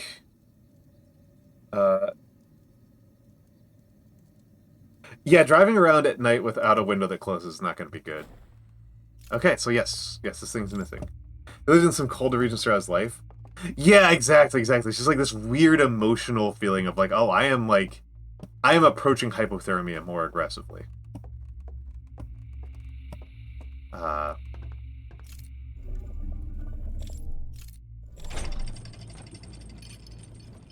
It's like a very, like, crude, it's a very, like, odd feeling. Okay, so this is actually probably one of the areas I got to first when I was here.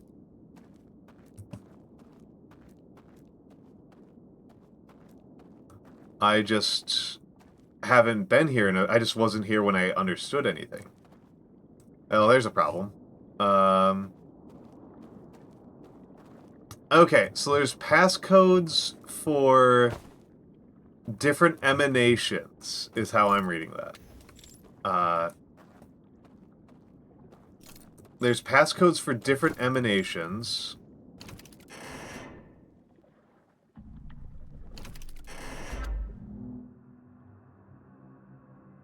Okay, hold on. And here's a guy looking at me all skeptical, telling me to look at the tower. And he goes inside the tower.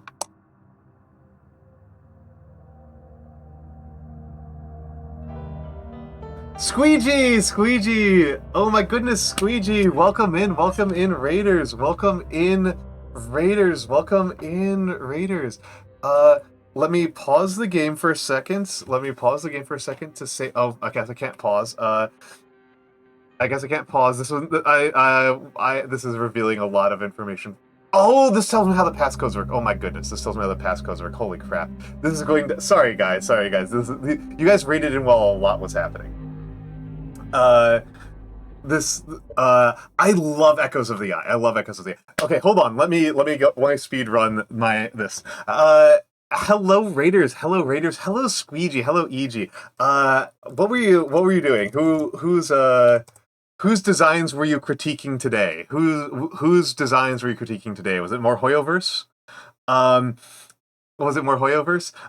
Welcome in Squeegee, welcome in Bearlock, welcome in Forspookable, and Raven Tenebris. I like that name. I like Raven Tenebris as a name. Welcome in Nylos Best Friend. Welcome in Hand Ion. Thank you. I like that one as well. I have a chemistry degree. Welcome in Wordy Bird. Yes, Honga, you finished your HSR tier list. Raven Tenebris, thank you for the follow. I am Almantas, former professor, current VTuber, old man who loves old things. I used to be a professor of sociology, and then I did other things, and now I VTube. I thank you for the comment on my my art. That is the credits for my model artist and rigger. If you want to check them out, Sensational is a joy to work with. Sensational is an absolute joy to work with. Easy man to work with. But yes, yes, I am doing Outer Wilds right now. I think I will beat Echoes of the Eye today. We are pretty late in the game, so I have it paused so that you don't get incredibly spoiled. You grabbing hot cocoa will be a bit. Yes, absolutely, Squeegee. I mean, I should invite you on one of these days, Squeegee. If you want to come on and chat with me, I would love that. But yes, welcome in, Raiders. As you might be able to see, we literally have 2 minutes left on a subathon clock. We are literally at the last 2 minutes of a subathon.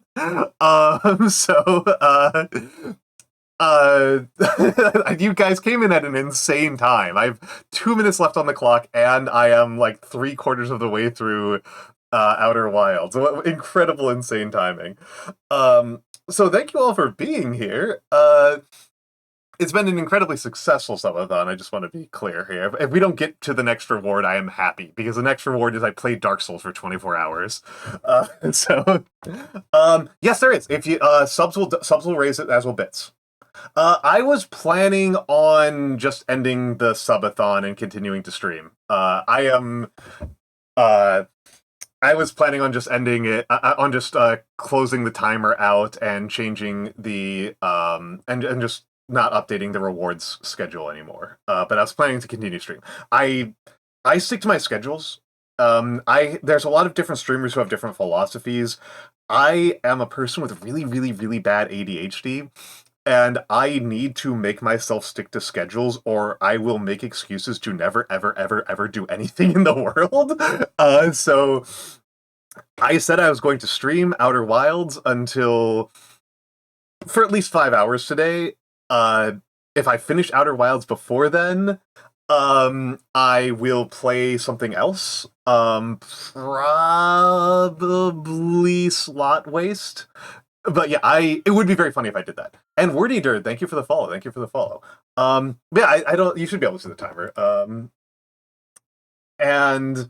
But yes, yeah, 24. Yeah, it's 24 hours, or I beat it. I am very bad at Dark Souls. I am staggeringly bad at Dark Souls. Handy on, thank you for the follow. Thank you for the follow. I am staggeringly bad at Dark Souls. I died 123 times to the Asylum Demon. I am so bad at Dark Souls. I might be the worst Dark Souls player on Twitch.tv. I may actually be the worst one. But yes. EG, go grab your hot cocoa, and if you want to come on, yes, PayPal is dangerous. PayPal is dangerous. I don't like working with PayPal. I only use PayPal with people who I already trust. So like I PayPal like my artists and stuff like that, but I really do try to avoid using PayPal, because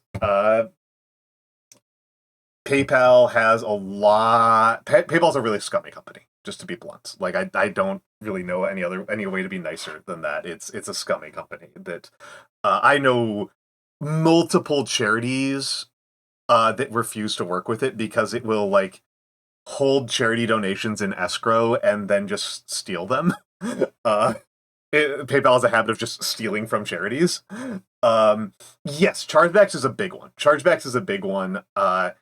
I am relatively less vulnerable to it because I am I'm a male VTuber. Just being honest. Just being it's people often talk about like there's sometimes people be like, oh, male VTubers have all these like drawbacks, blah blah blah. To be honest, it's a huge advantage that I am much less likely to acquire abusive fans. Humter, have a wonderful time at work. Please have a safe ride to work. Do not take a huge spill and break all your bones. Please be safe on your bike ride to work.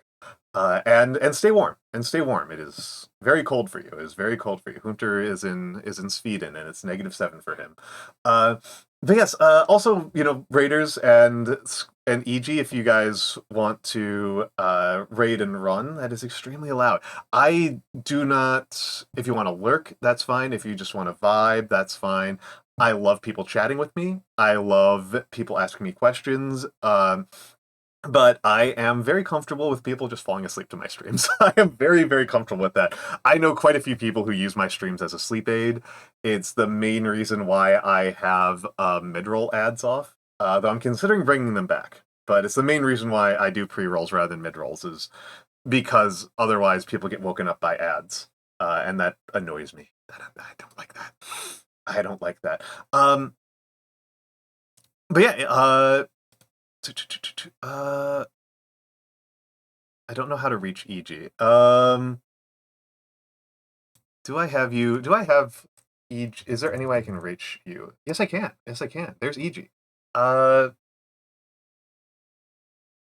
uh, anyway, yes. Mm, stretching out right now. Oh, Wretched Dastard. Thank you for the follow. I like that name. I like that name. Wretched Dastard. A lot of good names. A lot of good names here. Wordy Dirty, Wordy Dird, Handy On, uh, Raven Tenebris. Those are all excellent names. Those are all very excellent names.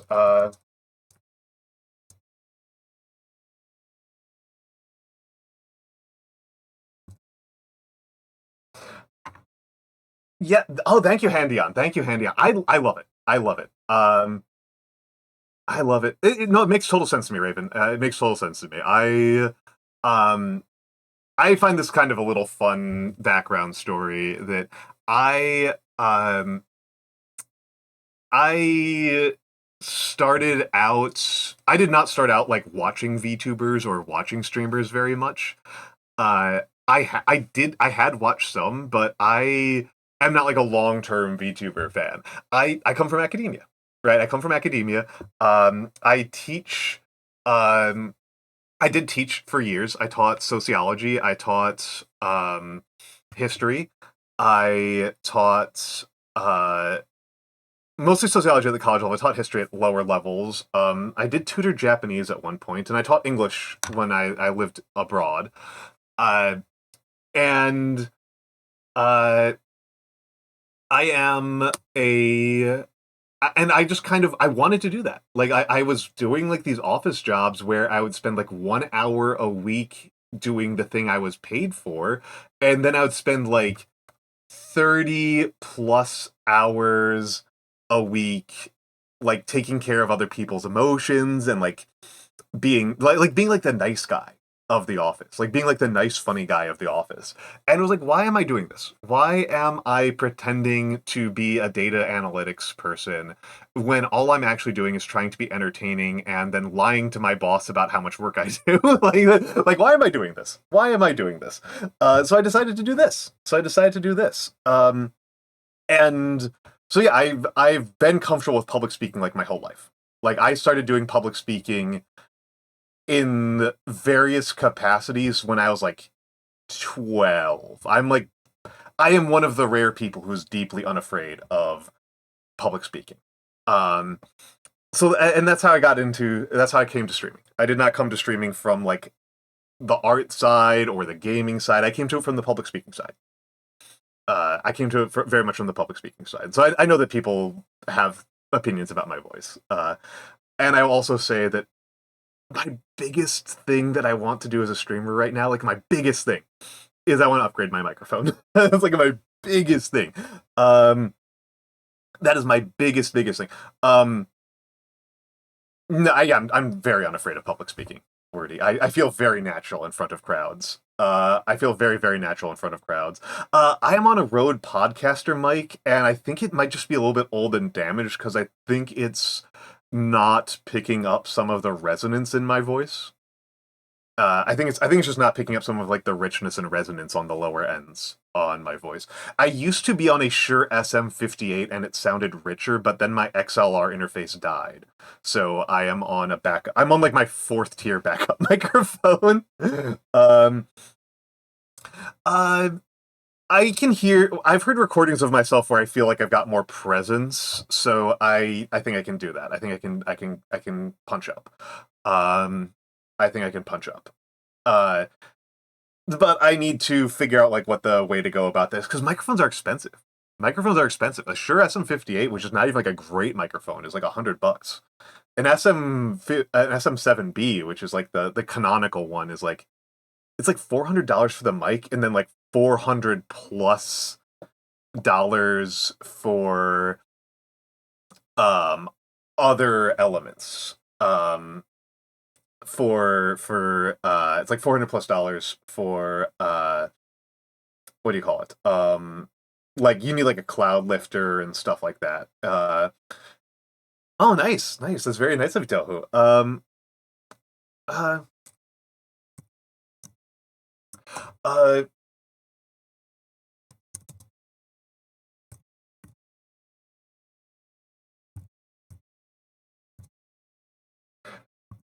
but yes, no, that's a very generous gift. That's a very generous gift, and it looks like my captions died again. Looks like captions died again. It is the streamer mic. Yeah. Oh, as soon as I said captions died again, they came back. It is the streamer mic. I am. I know at least one streamer who's on an SM7B who doesn't like it. Like, I do know at least one who dislikes it, who has told me, like, if she had done more research, uh, she would have done a different one. She would have done a different one. She would have done a different one. But so I'm thinking a little bit hard about this, and I do need to talk to some of my other male streamers. Oh, geez, and you work biotech? Yeah, biotech will do that. Biotech will do that. Actually, this is always a fun story. This is a very little fun story. I'm just in full Yap mode right now. You guys have gotten me completely into Yap mode. At the moment, I have a lot of degrees. I spent way more time in college than anybody should. Don't do what I did. Don't do what I did. I have a chemistry. My undergraduate was chemistry. I have dual bachelors in chemistry and history, and then I got sociology and anthropology. I did a sociology master's, but I did enough anthropology coursework that I was able to teach anthropology courses at the college level, and as a professor, not as like a grad student teacher. Don't do this. Do not do this. Terrible idea. Terrible fucking idea. And so one of my jokes is that the last time I was applying for chemistry jobs was like almost 15 years ago. Like, I haven't applied for a chemistry job in like 10 or 15 years, and I dropped a bunch of my resume on Monster, right? Yes, chem and history. Yes. Yes. Murrow, what I should have done, therapy would have been good. Therapy would be a good coursework for me to have done. Chemistry and art. Oh, actually, Squeegee, this is one where I think this is actually kind of funny. I didn't know this at all. I think both of us, like, why did neither of us become art restorationists? Right? Like, wouldn't it have made so much sense for either of us to work in like museum in like restoration? Like, why was that? Why am I not in the back of a museum handling like 2,000-year-old books? Like, why is that not what I'm doing? Why am I not like like come on? Oh, that's a path you're actually on. Oh, I haven't really followed up on it very hard because my graduate school connections were extremely academic.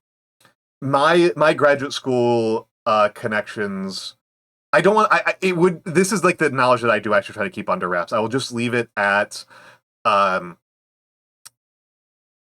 the graduate programs I went through. Were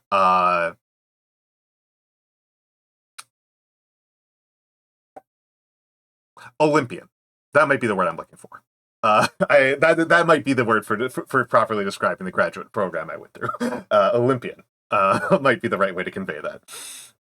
But yeah, so like they didn't have like any connections to museums because like you'd like talk to a museum with this background and they'd be like, "What the fuck are you doing here?" Like this is not for you.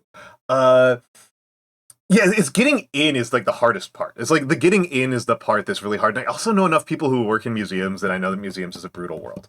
But also I love being on camera so much. I love being on camera so much. I love doing this so much. I'm already spreading myself so thin. I'm spread out. I'm spreading myself so thin. This is my third job. Like this is like I like this is not my only job. I'm already spreading myself so freaking thin. If VTubing fails for me, I that might be what I'll do. That might be what I'll try to do. But so far I'm currently feeling really optimistic, right? Because I'm currently feeling really optimistic because I just finished a 30-day long subathon. It did end. It did end. It did end. Yeah, 3 jobs, dual major in chem. Yeah, we are subathon 256 subs. 254 subs and 1,000 bits. There might have been enough bits to tip us over to one more, but we're past 15 minutes past that anyway. But yes. Oh my goodness. Oh my goodness. For a first subathon on my affiliate anniversary, I feel pretty freaking good. I feel really freaking good. And I'll just show you the let me put this away so you can see not the schedule. Where is it? Where is it? Oh, here it is. Here it is. Here it is. This is the subathon progress. So some people here this might be your first time looking here. Yes, the little worm, the little worm. This was made by VexenCat. This was made by VexenCat. VexenCat is a delight. She's here. She's here. VexenCat is a delight. She's a reader. She reads like classic literature on stream. Is her whole gimmick. And she made this little worm of me. She made this little worm pickaroo of me, and it's delightful. Vex is amazing. If you like listening to my voice, you will almost certainly like listening to Vex's voice. It's very sultry, I think is the word that we want for Vex's voice. But yes, here is the list of rewards. I'm going to do a long-form calligraphy. I still need to pick it out. I'm going to do a dumpling stream. I have done a dumpling stream before. I'm going to do I've done dumpling stream last April, so I will do another one, and I'm excited about that. The bad fiction reading is going to be for anybody who's an old sci-fi head, sci-fi and fantasy head around here. They will recognize it. It is the Eye of Argon. I will be reading the Eye of Argon on stream. Spicy Ramen, we all know this one. We all know this one. I like it. I'm excited for that one. Tohu knows it. Tohu knows it.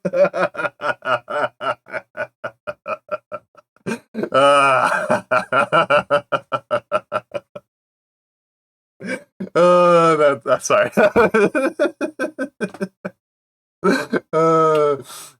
I have been pushing. My Discord keeps on wanting to watch like Neil Breen films.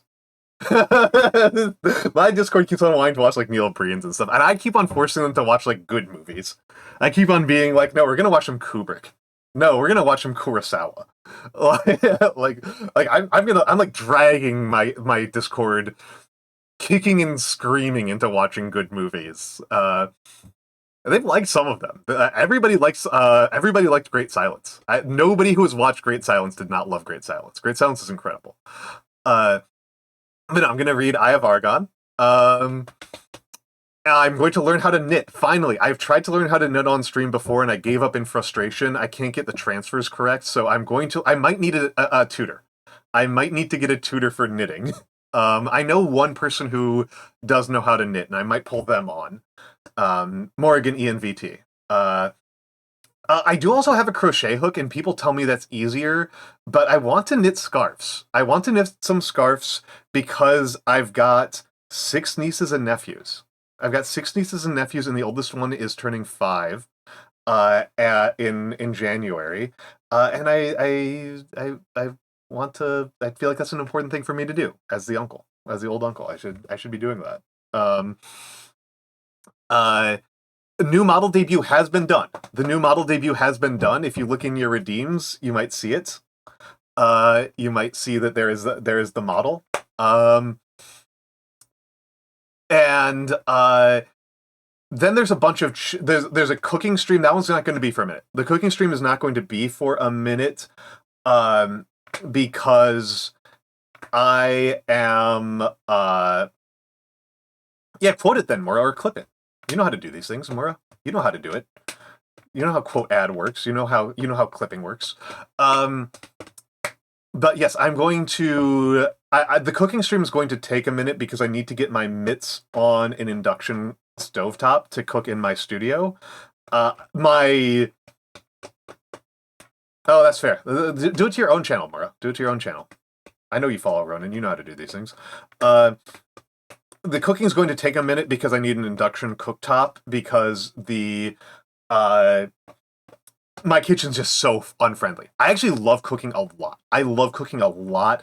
It's like my favorite art form, but my kitchen is so camera unfriendly. My kitchen is just not going to work for streaming. It's just not good. I'm going to I want an induction cooktop anyway because we lost gas for a week and then I was eating only microwave meals for like a week and I got really sick. No, it's not so much that. I'm actually in a pretty new apartment, but it's just like there's nowhere to put the camera. That's like a huge problem. That's like a huge problem, is that there's nowhere I can put the camera safely. And there's nowhere I can mount the microphone safely. And there's also nowhere I can put the PC safely. Like, there's so many problems with it. There's so many problems with it. I only have one stupid hat. And actually, I'll put it on. I have only one stupid hat on hand. Where is it?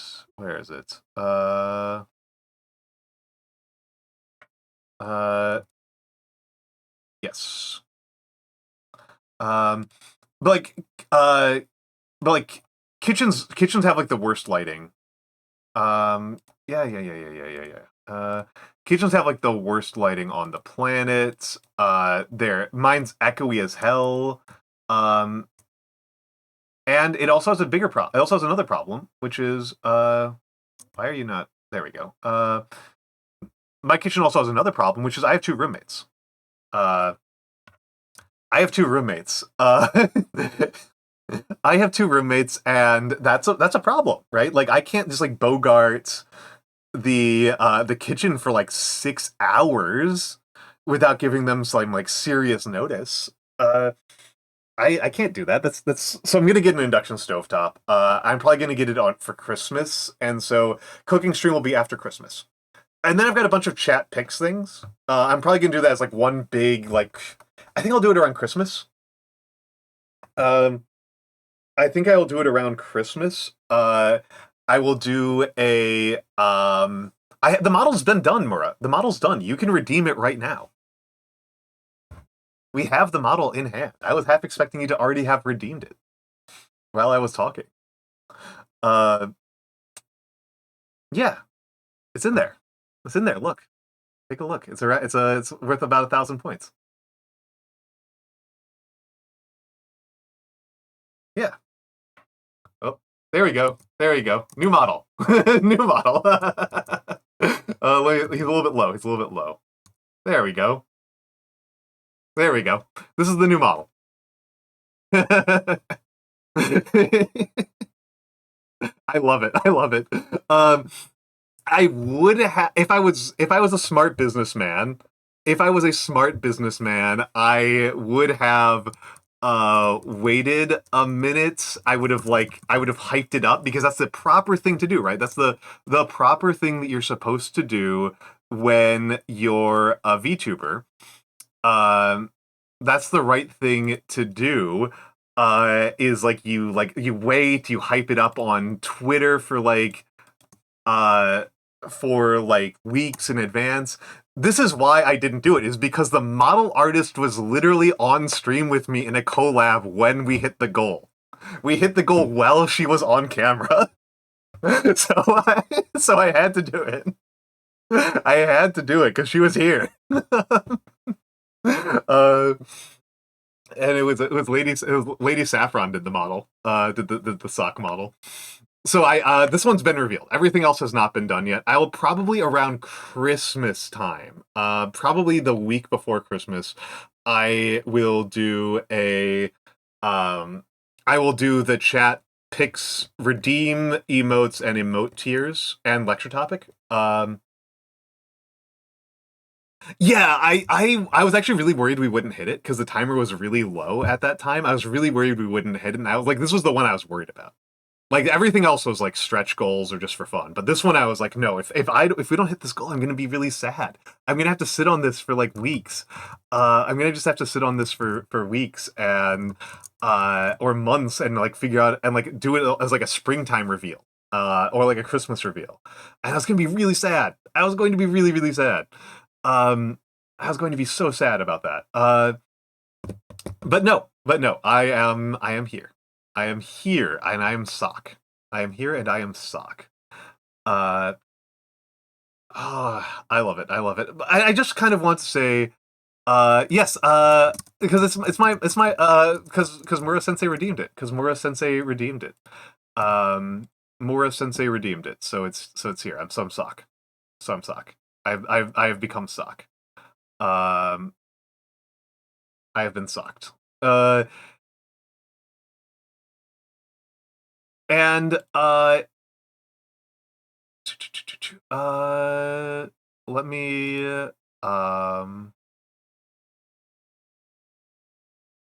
let me do something here. You do have the points of torture. I am pretty sure also, Mura, this won't interfere with tall and short. Yeah. It won't interfere with tall and small. Yeah. Yep. Correct. Correct. Correct. Yep. I was waiting for somebody to do it. You're the first one to do it. You're the first one to do it. You're the first one to do it. You're the first one to do it. I was waiting for somebody to do it. Let me grab something here while I'm thinking about it. Those are redeems. That's not what I care about. I don't care about redeems. Downloads. So, oh, hello, Wordy Dirt. Yeah, thigh, no, thigh high Almantas. No, that's so. Wordy Dirt. It was a pleasure to meet you. It was a pleasure to meet you. It was a pleasure to meet you. Just kind of because I'm showing off here. I'm just showing off. I'm celebrating. I am celebrating. I am happy. I am bragging. I am not playing my game at all. This is what I normally do on stream. What you see here on the left. I do calligraphy on stream. That is my main art form. That is my main thing I do. And I made this when the subathon clock on Monday looked like it was about to run out. This is Gothic. Obvious. This is Gothic. This is based on a. I base this largely on a 1200s era English Book of Hours. So it's an old script, right? It's an old script. There's a couple things in here that like don't make any sense from a historical standpoint. There's a couple of things in here that are ahistoric, like W, right? There's no W. There's no W in the 1200s. And the Z is kind of some guesswork. The V is also very much guesswork because there was no V as a separate letter at the time. It was just you just used U in a different context for V. But yes, thank you all for being here for my first ever subathon and affiliate anniversary. This has been an amazing, uplifting, and humbling experience.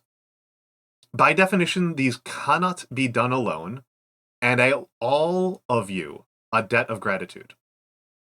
All of us need each other. I am no exception.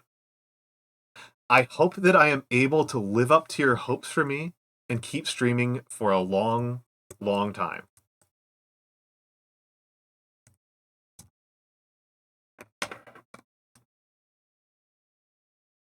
I do have certain predilections. I do have certain biases, and I definitely have this bias towards Ursula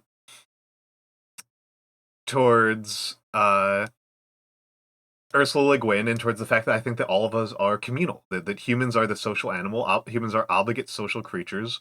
We all need each other, we all love each other, we only survive because of each other, and I feel that very acutely right now. I feel that very, very acutely as a streamer, as a VTuber. I feel it extremely acutely that as a streamer and as a VTuber, I am here because other people want me to be here, because I create things between myself and other people, and that I don't have any independent existence here. I'm never me by myself. And I say this having known that I did stream for a fairly significant chunk of time. I was streaming on 1 and 2 viewers. I am pretty sure that my very first stream ever, I was the only person to watch it. I think it was literally just me and a Vroid that I made in half an hour, and the last spell and OBS. I've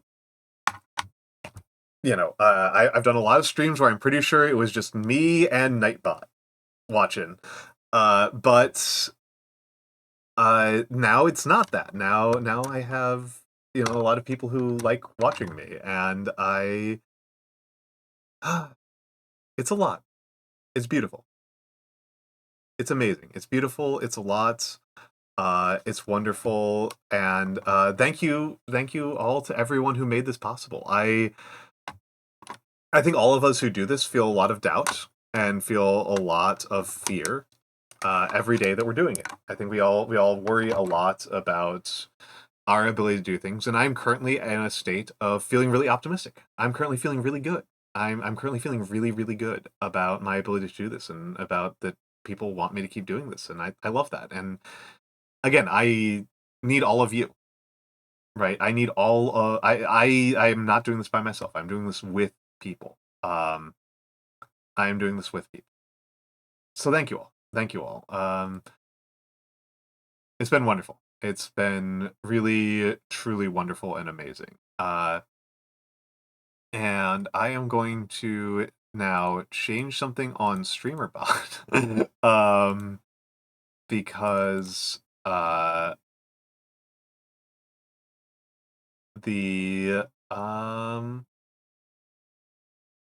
it is hitting me that there is a thing that I am supposed to do that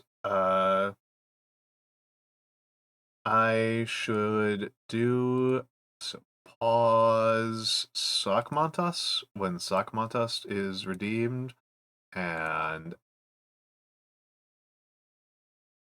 rewards, set pause state for Almantas, set it unpaused. Okay, that should be better. That should be better. That should be better. But thank you all for being here. Thank you all for being here. We are going to now get back to Echoes of the Eye. We are now going to get back to Echoes of the Eye. So heads up to people who are coming in, who just came in or are just hanging out for the moment. We are deep into the game. We are deep into the game.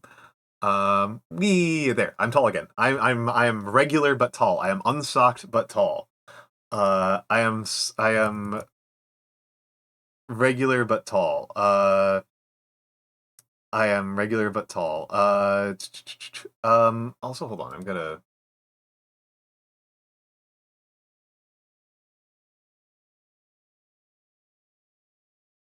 I do have to save something.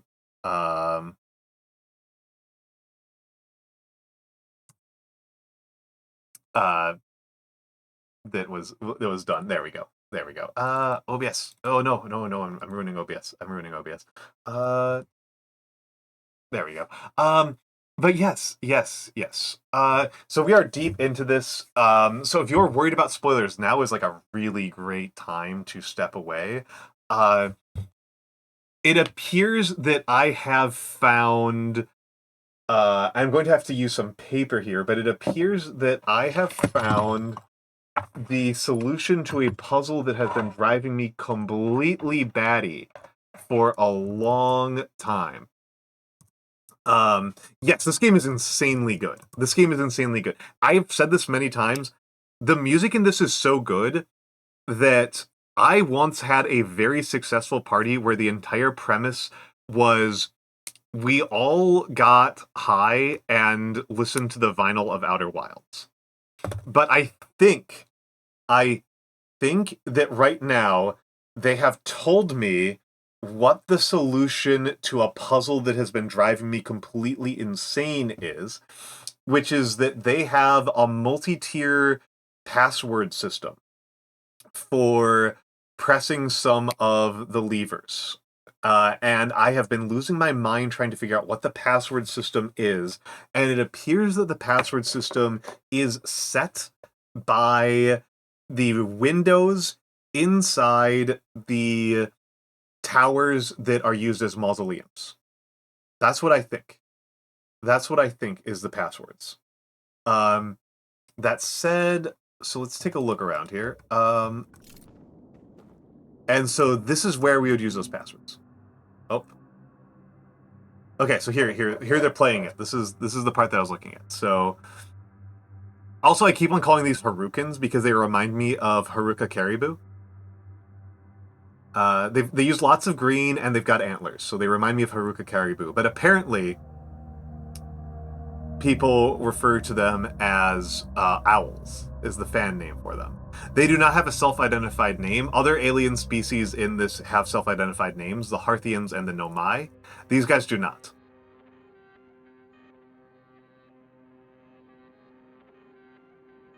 These guys do not. But yeah, I think this is what how the passwords are formatted. I think this is how the passwords are formatted.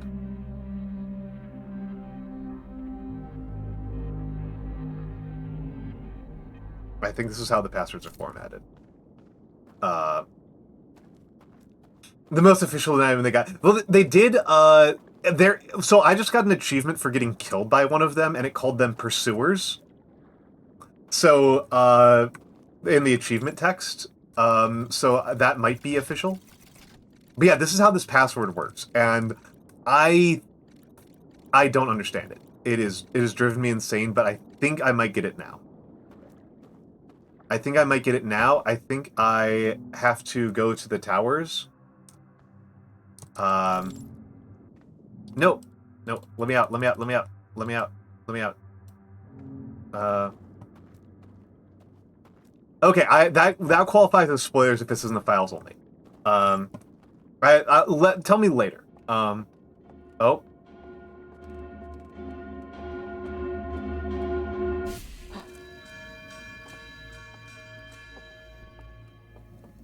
Interesting. I'm kind of curious about this.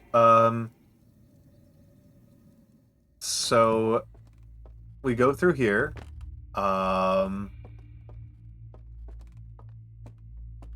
So the warning klaxon goes off. Oh, that might kill me. That's gonna kill me. The warning klaxon goes off when I try to cross that bridge. I'm wondering what happens if I try to cross that bridge without my lantern. By the way, even knowing how the lantern works is like a huge spoiler. So whoops. We are like I said, we are deep. We are deep in this game. We are deep. We are deep. We are deep. We are deep.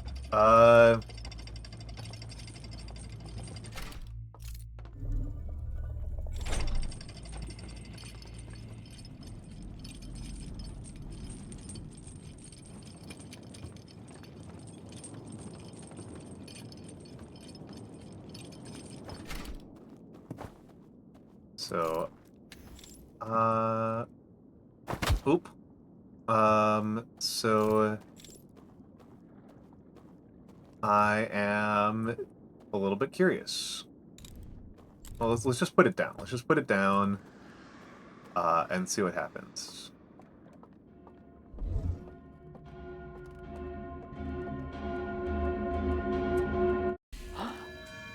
Okay, so it's time-based. It's time-based. I'm just being silly at this point. I'm just being silly. Generally don't know where I am in the cycle at this point. I think I should be late in the cycle because I think this is post-flood. I'm pretty sure this is post-flood. I am saying a lot of words that are not going to make any sense to all but a handful of people.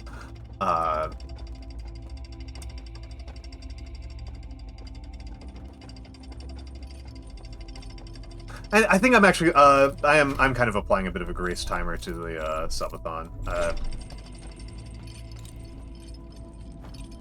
If I get more points while I'm live today, I'll add them in. Because it's the same stream, right? It's the same stream. It is not a new stream. It feels only fair. It feels only fair. Okay, I think though that the bridge doesn't really care.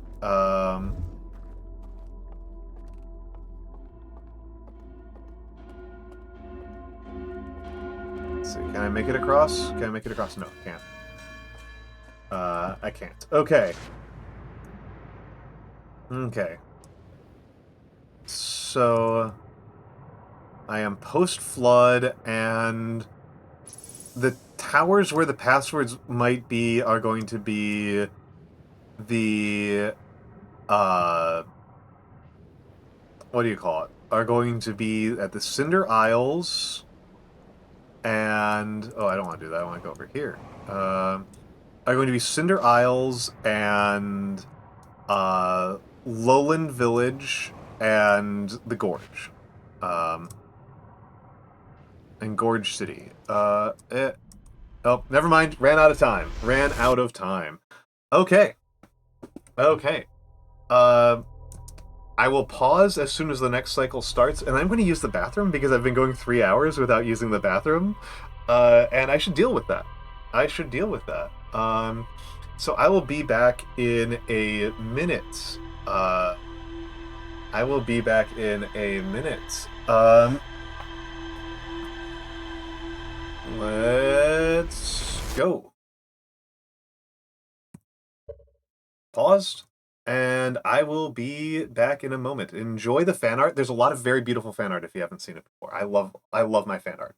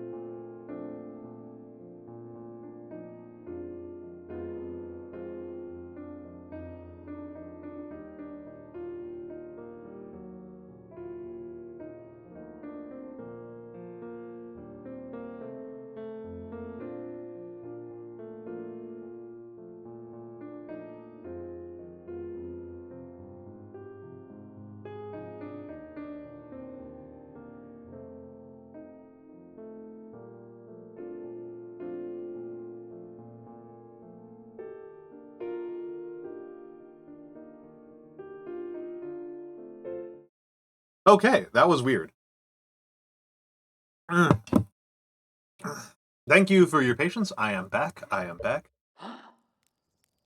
I am back, and I am pumped. I am pumped. I'm feeling like a genius right now. I feel like I have some real things to get done here. Let's get in here and buckle up and head on over to the stranger. Oh, excellent, excellent. Will that help you, Mura? Please get some night. Please get some nice sleep. I hope that helps.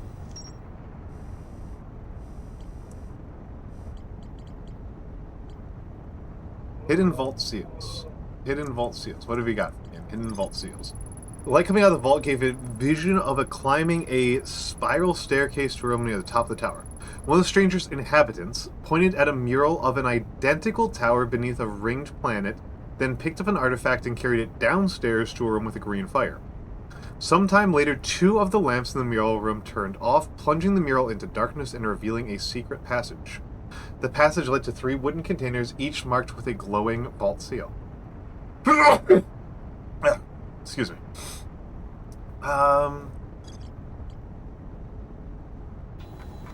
Okay.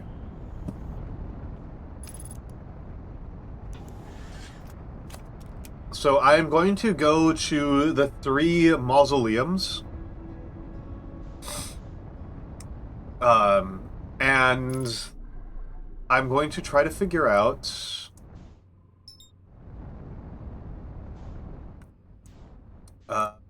where to go. Okay, there I go. There I go. There I go. And there we go. And let's get out of here. And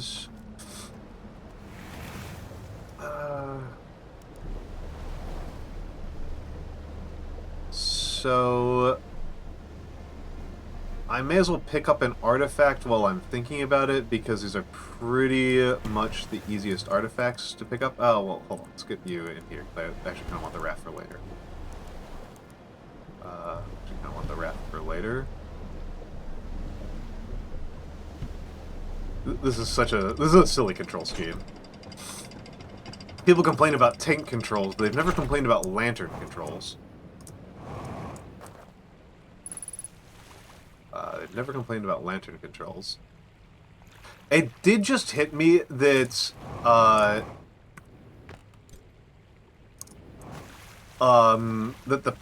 the inhabitants, the pursuers, the Harukans, like, they all appear to be dead, but it did just hit me that if they've got ghost matter here, that means they got here around the time they got here while the Nomai were still alive, right? Or else it wouldn't be here.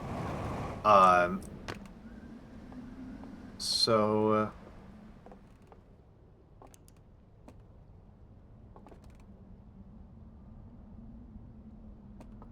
candles.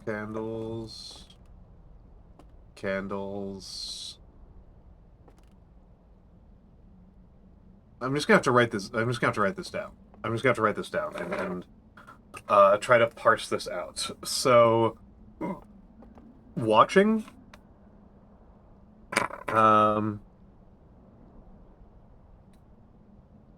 So shallows. Watching.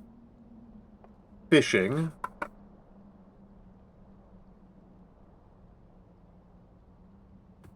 Worshipping.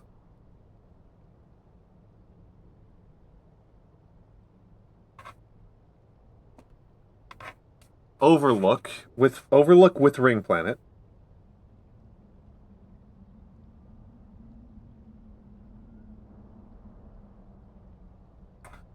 And then rafting. Okay. Don't really know what that means, but I think it's connected to how these passwords work. Because the right number of things, right? I think it's the right number of things. I'm gonna have to take a look at one of the password entry forms again. So, because there's at least 3. There's at least 3 different passwords. Bonk.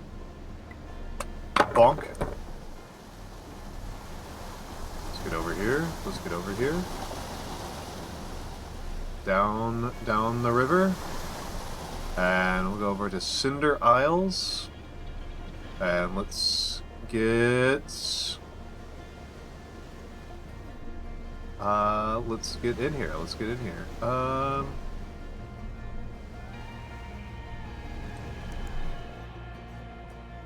And I believe this tower is the other one. Yes, the Tower of the Cinder Isles is the mausoleum here.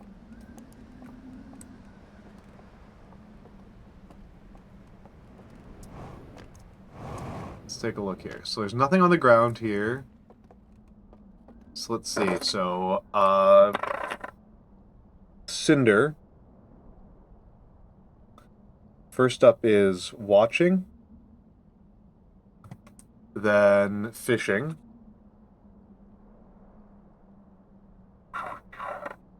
worshipping. Oh, this doesn't tell me very much.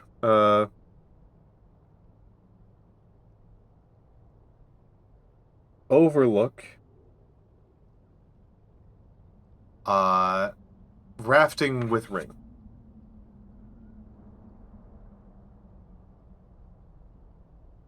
So this might not be as informative as I thought it was. This may actually be a lot less informative. I was thinking that maybe I missed some visual cue, and that some of the other planetary signifiers of what we see on the password entry would appear on there. So let's get to the gorge. Let's get to Gorge City.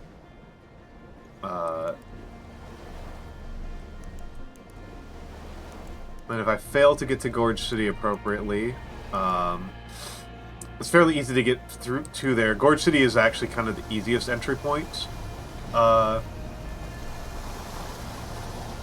around here, because you can enter it via what do you call it? Via the breach. Poop. Messed up. Okay, so let's see if I messed it up there. So it goes. So it goes, and let's take a look around here, because there's not I haven't been here for a long time.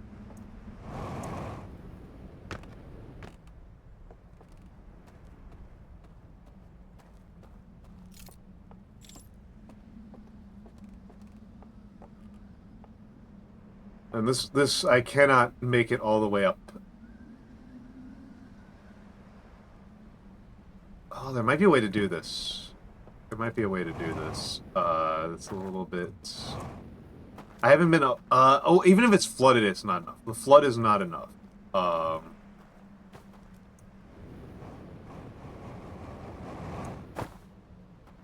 The flood is not enough to make it across that bridge gap.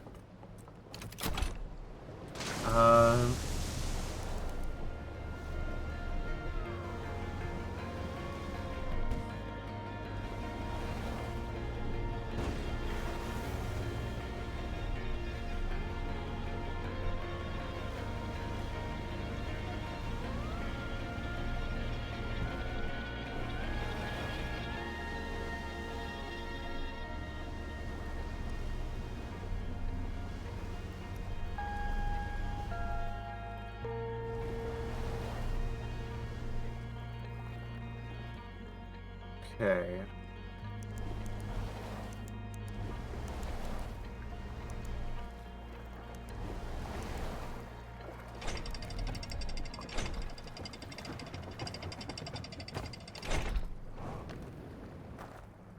So this is actually a different symbol than the other ones, right? The other password symbols have a have emanations on them, and this one just has a gripper. Has some sort of gripper, some sort of thing that's grabbing 4 things. So this is a different password entry. 1, 2, 3, 4, 5. So there's 5 entries, right? And so we've got 3 phases of the moon, this thing, flame.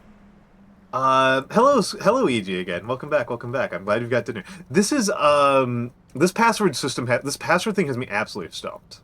This has had me absolutely stumped for like a minute now. So I think that there are 4 different passwords, and I have hints about how 3 of them might work. Oh. Rinny's, it was so good to have you here. Again, people should check out Rinny's. Rinny's is a really lovely artist.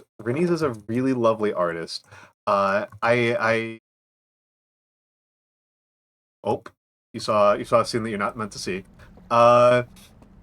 Rinny's is really lovely. She's very sweet. She is very intelligent. So I recommend Rinny's. I recommend Rinny's, and you can tell I recommend Rinny's because I keep rating her. So you can tell that I like her content, because otherwise I wouldn't keep on rating her.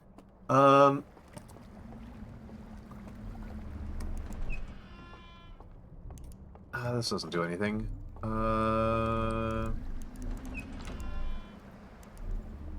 Of course. We support the homies around here. I have this is a rule. We support the homies around here. We support the homies around here, and I'm happy to call you one of the homies. You know, I just love how much people are making such wonderful art over here on Twitch. It's beautiful. It's amazing. I'm just this old guy who who talks about like, you know, like we were talking about like British colonial history for like an hour earlier on the stream. Like I just kind of yap about books I read and like things I know about the past. I don't know, it's just there's such good things happening here.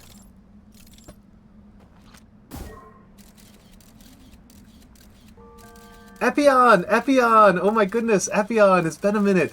Thank you, Epion, for the sub. And thank you for being Epion. You know, speaking of homies that I love the support of, Epion helped me a lot with some computer difficulties I was having earlier this year. Oh.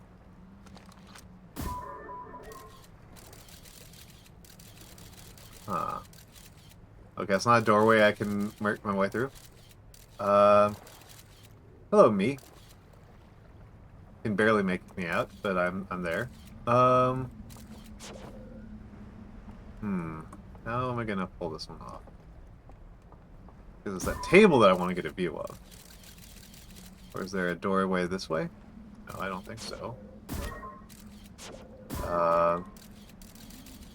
Epion's been very helpful. Epion's very helpful, and I really appreciate your help, Epion. Oop.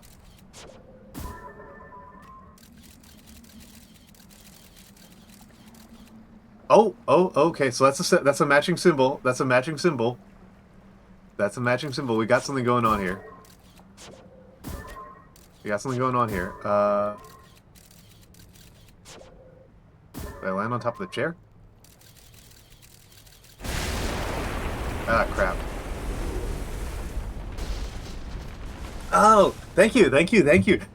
Epion, it's been an outrageous, incredible success. I feel so humbled.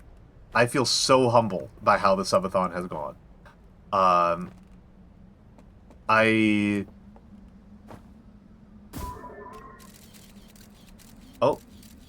Oh! There we go. There's a password right there. They just wrote it. Claw. The claw password is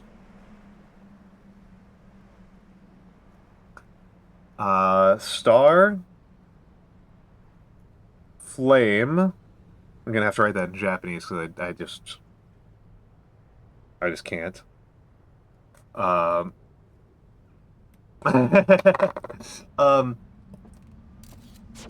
I am bad. Me playing a hidden object game would be like the worst thing on the planet.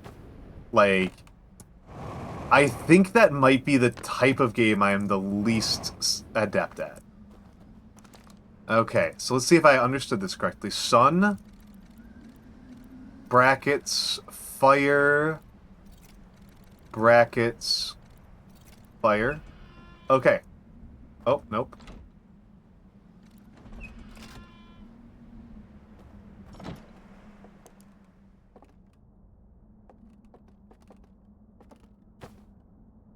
Extremely broken, which is unusual. Everything else here has been immaculately preserved.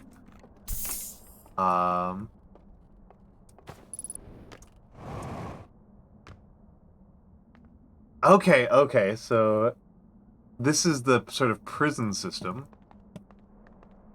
that we were talking about before. This is the sort of prison system sort of situation we were talking about before.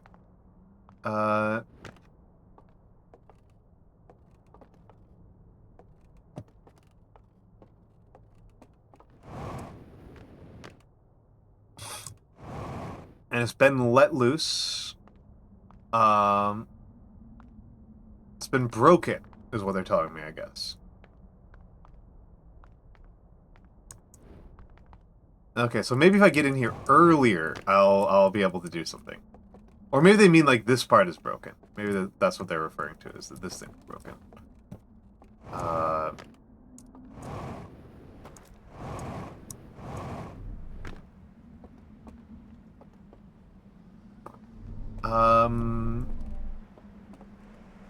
Huh.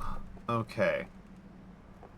That said, I am now pretty confused. I thought I had a lead, and it appears that that lead was illusory.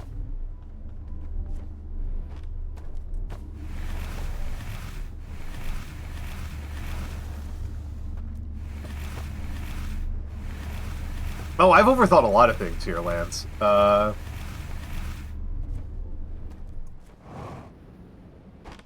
This is hardly my first rodeo at the Overthinking Corral. I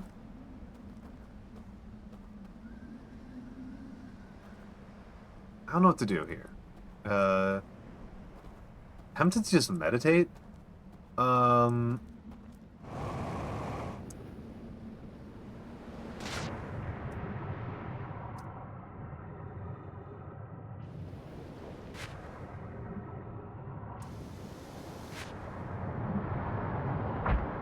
Okay, man should not die yet. Man should not die yet.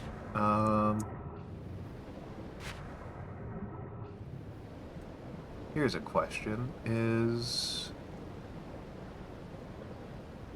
I'm wondering... Okay, so those cliffs are really high up. Let's get on top of this raft. Oh. Cliffs are really high up, but if I can get on top of them somehow, I can probably parkour my way over there. Let's think about this. Is there some other way to get up there? Is there some way of escalating? So... that might be it, but, I kind of want to see if I can parkour my way up to there. I'm pretty sure that the dam breaking isn't enough height. And it would be unusual. They usually don't do this kind of like long-range parkour as a solution in Outer Wilds. That would be atypical. That would be atypical. That would be an atypical solution. Like, usually things are relatively geographically local. And if they're not geographically local, they involve teleporters. Over here. Bonk. Yeah, it's nowhere near enough height.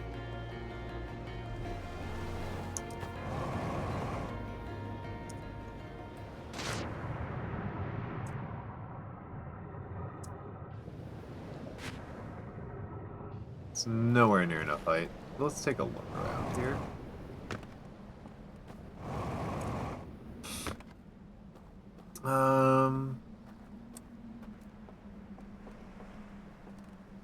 You know what? I think I actually know how to get over there. I think I know how to get over there, and I don't know how to do it without meditating. So I'm just gonna meditate.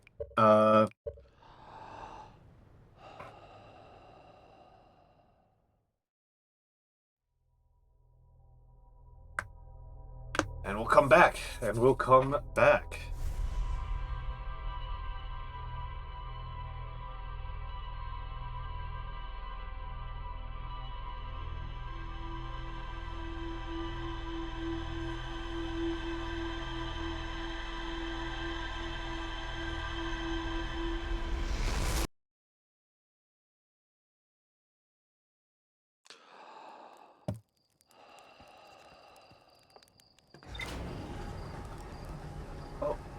Oh,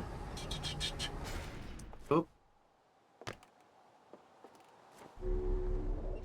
And so I think I might have an idea, but what I'm going to do is I'm going to enter through the breach. Let's see if this gives me anything. Nothing new. Oh wait, hold on. Indicate a broken connection between the stranger and another craft. I found a projection showing the stranger's current trajectory and the sun's predicted supernova radius. Huh, I didn't actually understand that. Literally did not understand that. Sometimes the rumor mode just tells you shit that I just did not get.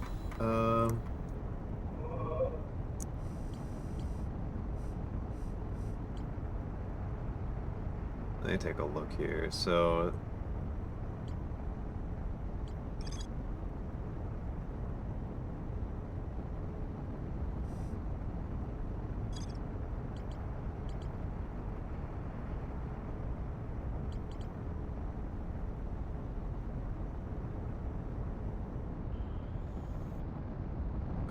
yeah, I'm gonna take one more stab at some things in the gorge, and then I guess I'll go back to the the endless canyon. To the other side, to the darkness, to the dark world. There's parts of the dark world that I don't get, so that's probably a sign that I need to be working on them a little bit harder. Wait, no, hold on. I don't want to be here. I want to be here. I want to be... There we go. That's where I want to be. Oh. And... Believe you? Yep. Yep, it's you.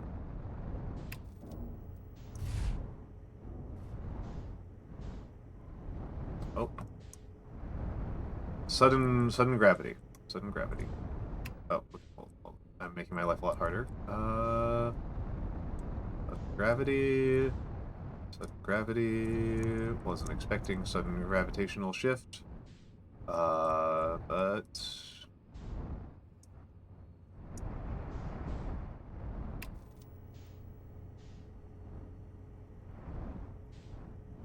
And I'm the wrong one.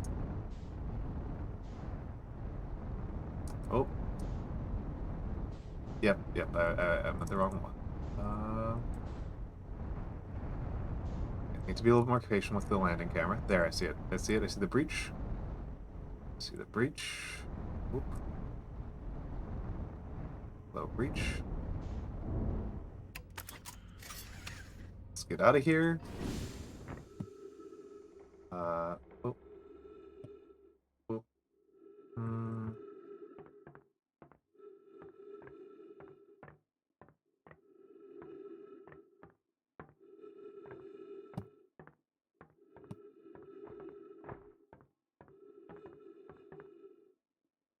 Making myself a little bit nauseous here, so the breach should be...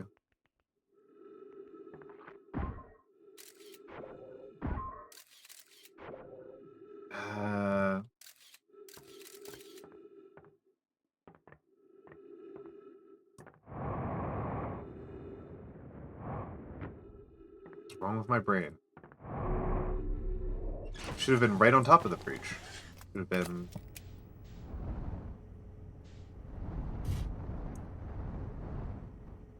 Yeah, there it is. There it is. I'm making my life a lot harder right now by just piloting the landing camera badly.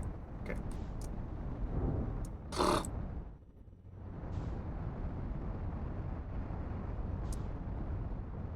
All I'm doing is just piloting landing camera badly. Okay, so...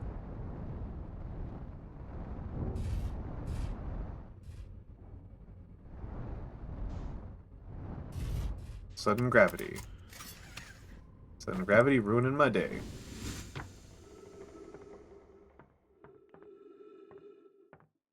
There we go. Now I see it. Okay, and...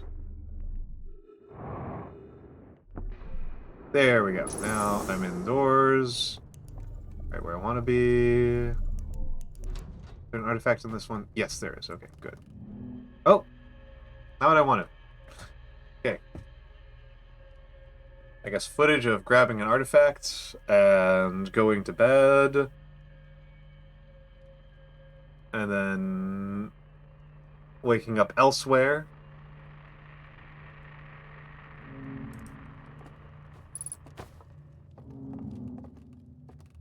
I'll pick up the artifact. There we go.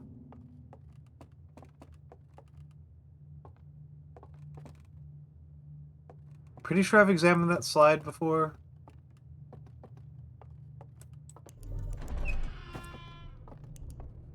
And Lance, you weren't here, so I don't think you saw how completely and utterly awful my first attempts to view slideshows was. I was like using the light from the Scout to try to use the projectors.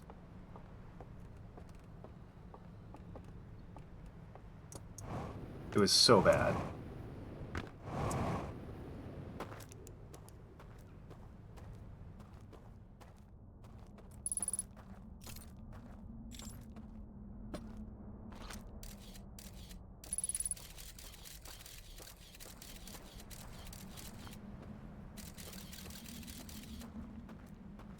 It was so bad. It was like the first like hour of me playing Echoes of the Eye.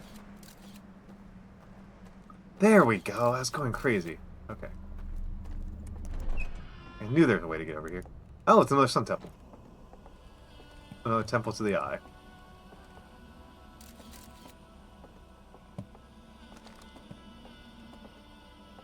Oh. Okay, so we got another password here for the eye temple.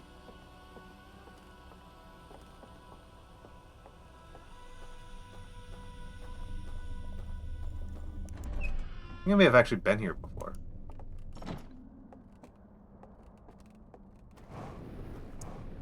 But yeah, no, EG was so bad. I was like, oh, so I can only see like the bottom half of the slide, and I was like trying to piece it together from that. I feel like I've already seen that. I feel like I've been here. This feels really familiar.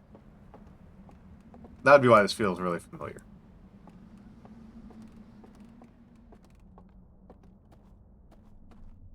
That would be why this feels.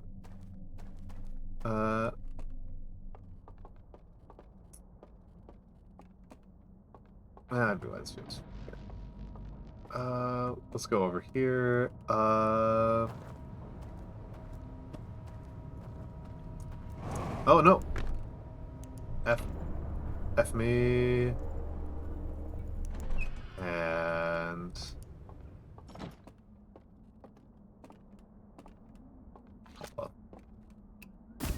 oh.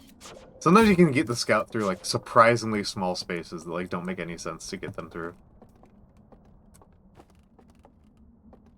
So this is an I password.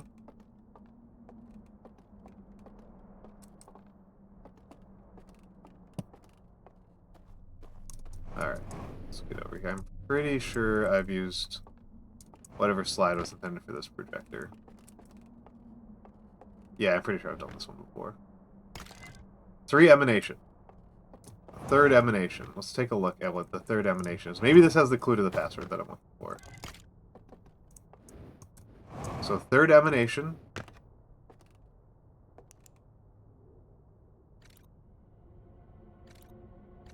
Person comes out here and lights it, and it seals.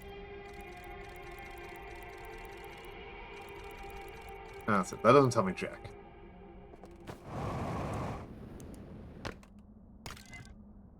Genuinely not very helpful. However, there's another one here, and maybe this one tells me something. Someone says this one's got an artifact.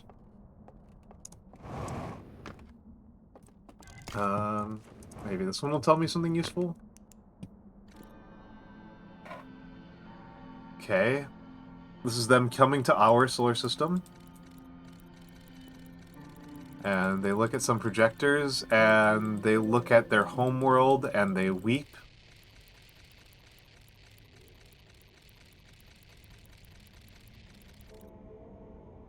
And they go into the mausoleum, and they go to the other side. Okay.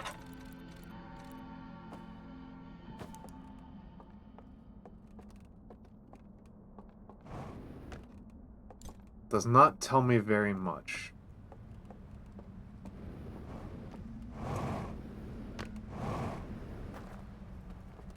I'm going to take a quick look around here and say, okay, so it's the same series of event every time. So the second one, so I'm just going to write this down. I'm just going to write down my observations here. Gorge. Watch. Fish. Fishing has the ring. And then fishing, and then worship is what I've written this down as, which is probably inaccurate.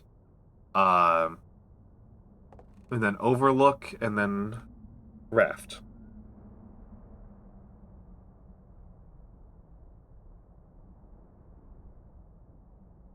Okay. So those emanation ones really don't tell me very much. The emanation slides are really telling me very, very, very little. I'm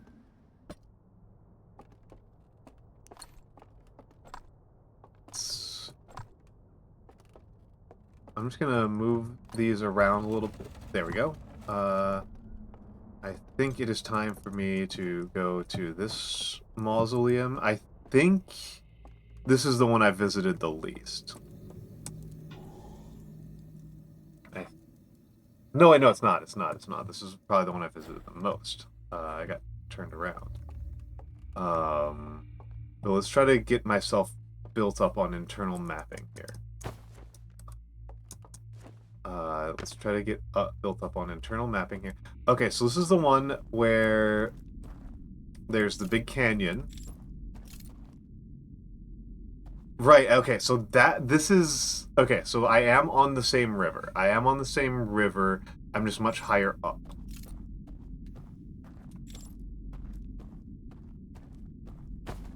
I am on the same river, I'm just much higher up. This is where I spent most of the early part of today's stream.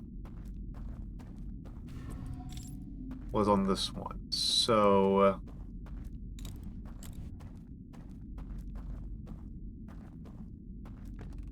and there appears to be a live a live Harukin somewhere on this particular planet. On this in this lodge, who is watching a movie.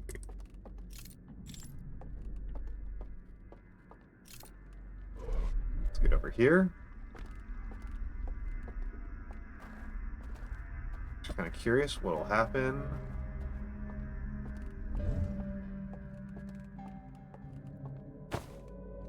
Okay. Because I believe there's a shadow of there's a shadow here that's not corresponding with the projector screen, so I think there's a person right there watching.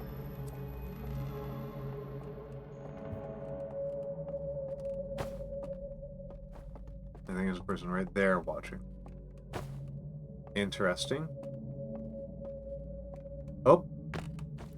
F.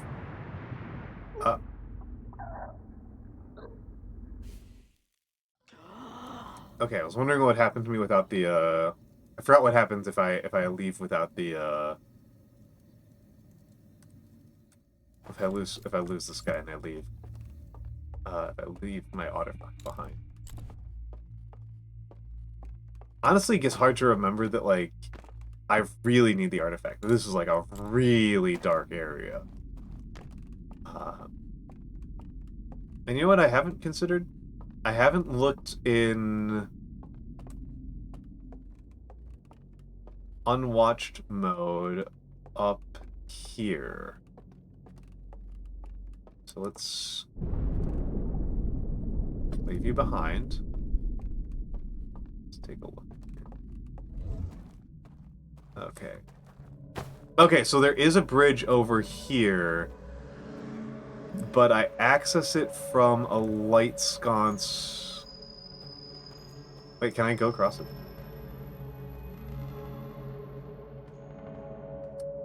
Oh, interesting, interesting, interesting. What does this thing look at?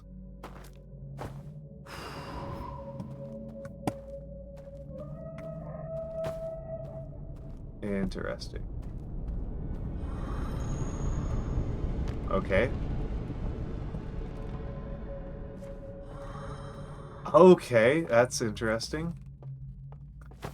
I can go through these doorways.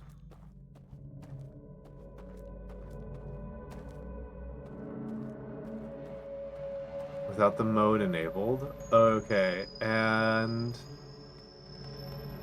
I'm just kind of curious what's going on over here.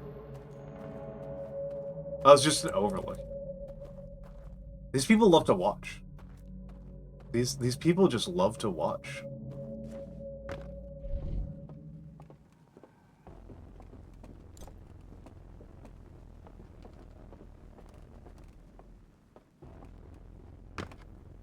Oh, we got intense music going on right now. We got some intense music going on right now.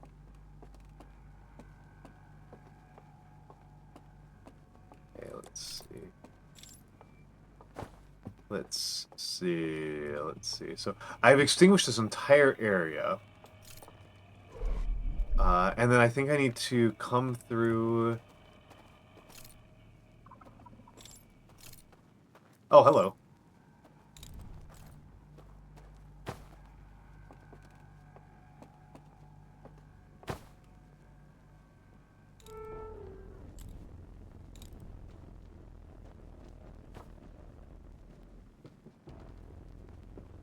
I think I'm gonna get my neck snapped.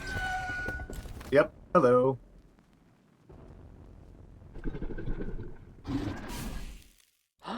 Oh, interesting! Interesting, they just blow you out.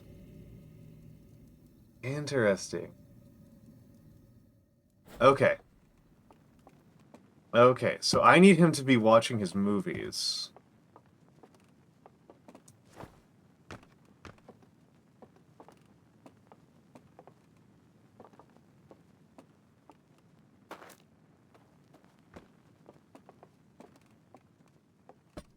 I need him to be watching his movies. Let's turn you around, so I might see something. Okay. I need you to be watching your movie. So when I go in here, go through here.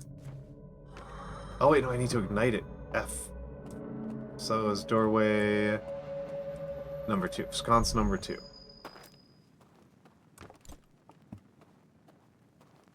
May have screwed this up. Might need to go through the cycle again. Okay, okay, never mind. That's just a false doorway regardless. Okay, so light it back up so that he gets to enjoy his movies.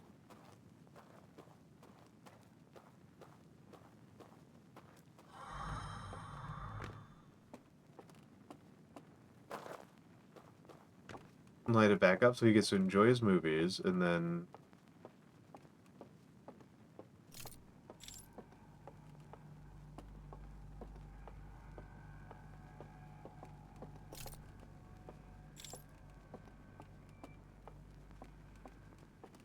Or not. hand.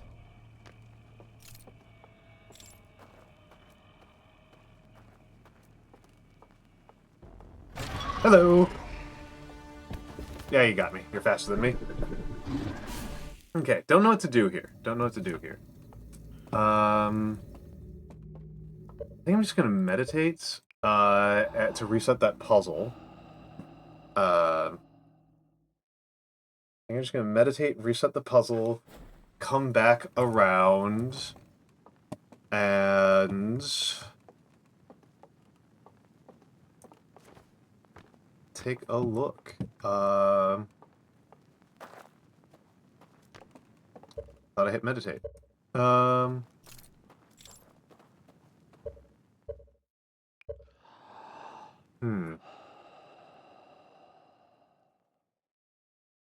I hit meditate. Just reset the puzzle, come back around, because I can activate the bridge, the internal bridge, without that guy noticing, and then shut off the lights, and I think that'll open up a doorway on the lower level. That's what I think is going to happen.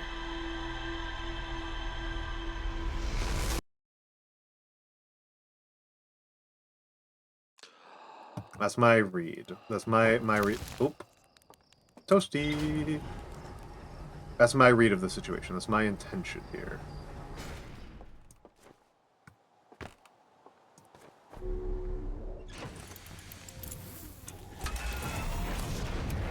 Okay, so...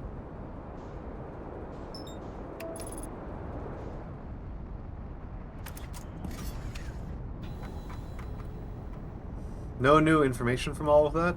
A little bit of a disappointment.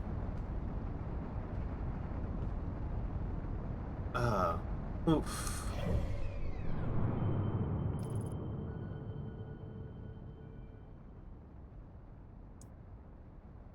Okay, so yes, the stranger's up here.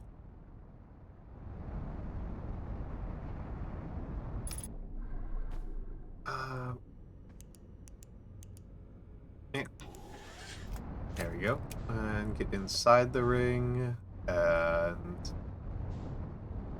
so make my life a little bit harder. That's the wrong one. That's the one I want. Is the one that's at about 4 o'clock or so. Yep, I can see the breach right there. See the breach. Nope. Okay, and the patch. And oh, so much smoother. That was so smooth by comparison.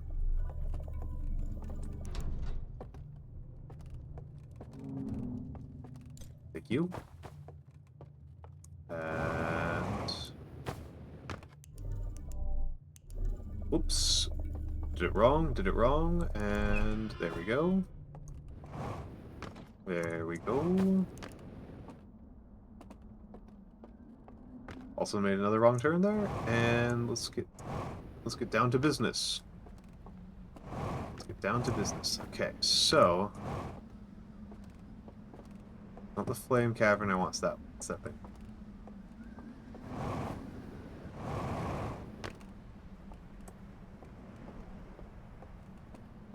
These, I don't know what to call them. I keep on calling them crypts or mausoleums. I don't know if that's the right term for them. Meditation chambers, remembrance halls. There we go.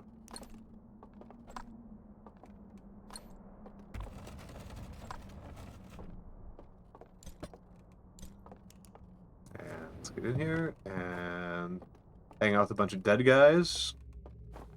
Those guys might have been killed by ghost matter. I mean, they might still be alive? It's kind of confusing, right? It's a little bit confusing with these guys. So I am going to...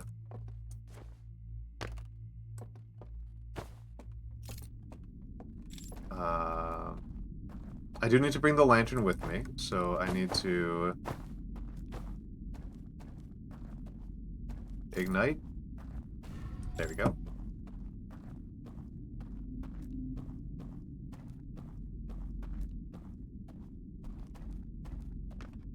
Need to ignite and then go across, and that guard will be watching the movies instead of trying to figure out what I'm doing. And I don't know if guards are meant to be evaded while they're active in this.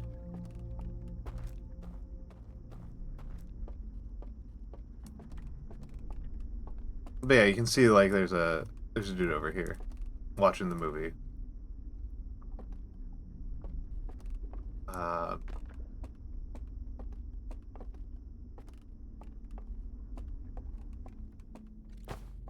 And I spent so much time trying to get over there and see what this guy's deal is. And then as soon as I can, he killed. There's a guy rafting down, and there's some dragonflies going across. Dude just wants to look at some idyllic pastoralism. That's this guy's deal. He just wants some idyllic pastoralism to put pretty pictures in front of his eyes. That's all Home Slice wants. Which seems to be like what a lot of these... It seems to be pretty typical for the Harukans.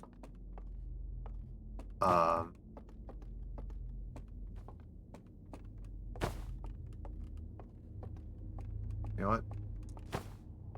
Faster.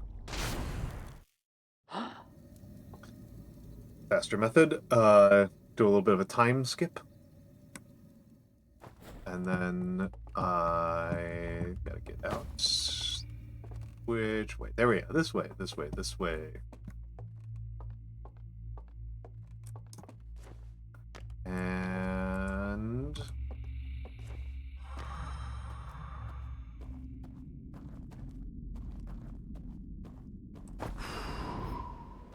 That's what I was looking for. And he did not like that. Homie did not like that. Homie did not like that, and... Yes. Go up.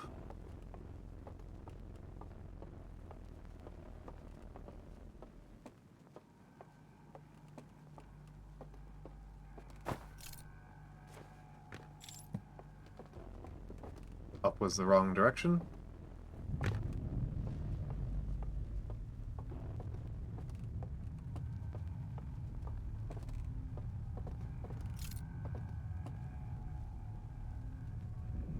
Okay, so that does extinguish this bridge.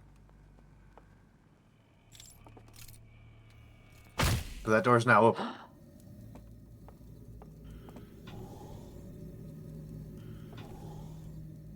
That door is now open. So... Huh. How do I get across there now?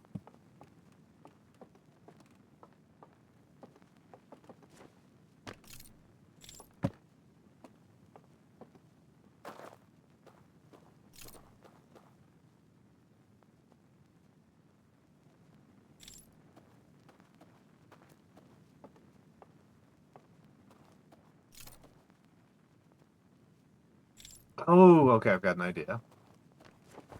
I don't know how good of an idea it is, but it is an idea.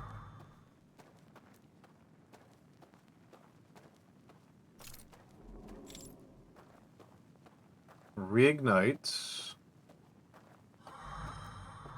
And get over there and see what I can do to the right side.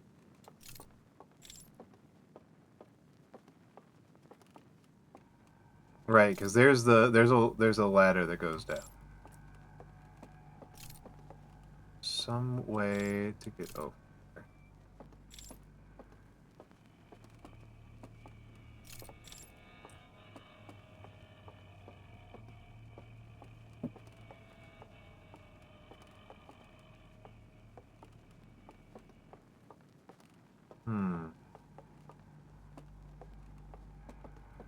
How do I reset these lights? Oh, this doorway was closed before.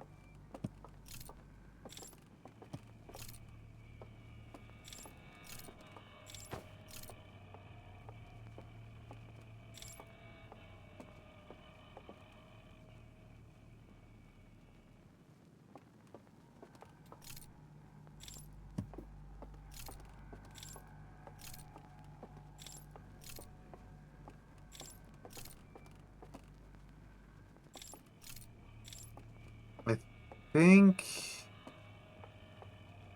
what I gotta do, I don't really like it very much. I think what I gotta do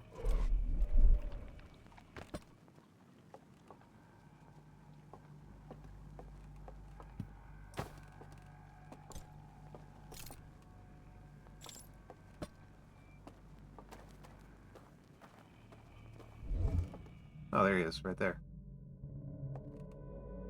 I don't like that. Okay, let's get some...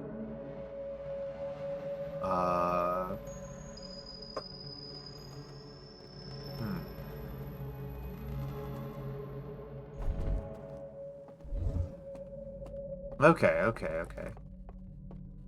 So there's the projector.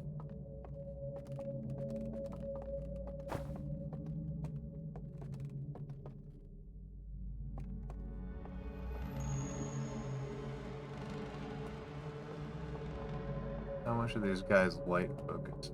Sound focused. Pretty light focused.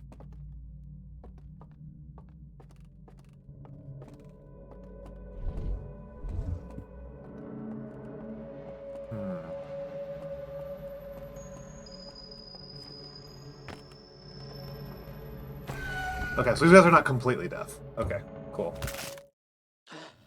Okay, so maybe there's some way to lure him across and with the lights, and if I leave it while he's coming over, I can juke him. That doesn't get me anywhere. That doesn't actually get me anywhere. Oh wait, hold on.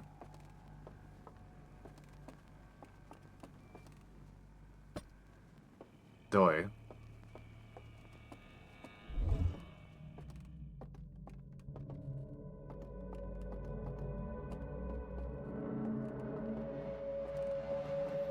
What's a bed?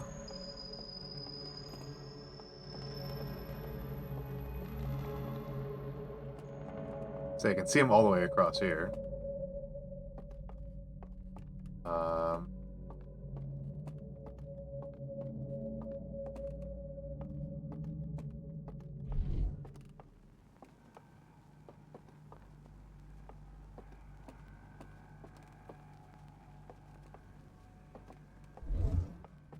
Okay, let's see.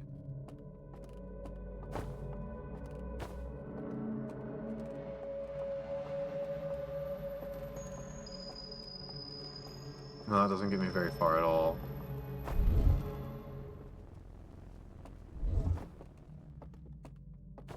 Does not help me.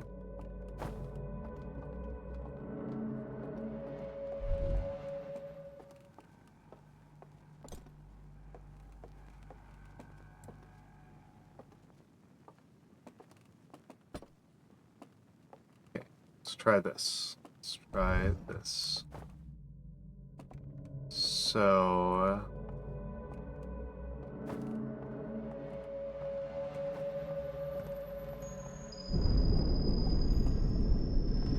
Oh! Oh my goodness, okay. Hold on a second. That sounded like that was the dam breaking across the spheres.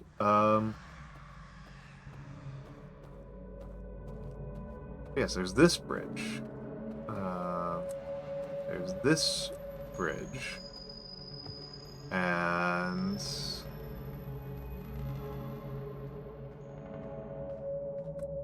there anything I can do over here?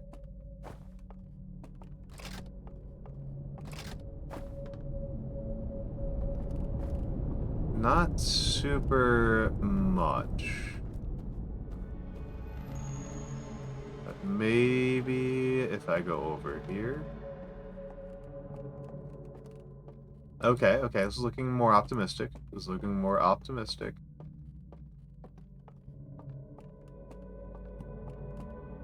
Oh, hello.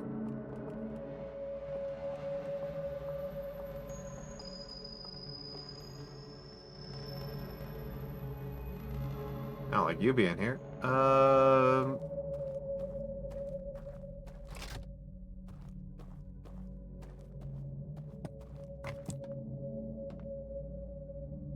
Okay, can't do anything about that while I'm here. But it's good to know that there's a guardian down here.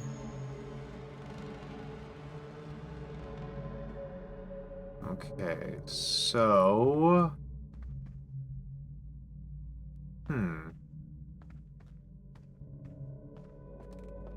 How do I do this?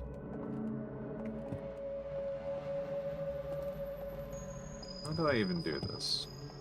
I'm pretty lost on how I do this. And I can get you to kill me. I was curious. Lance, I am a very, very curious individual. I am curious and I am persistent. I don't have a lot of other things going for me. Those are the two things that have kept me alive in this world, are curiosity and persistence.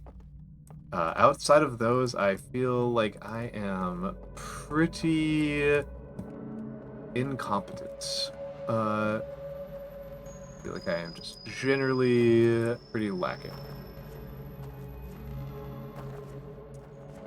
Okay, okay, okay.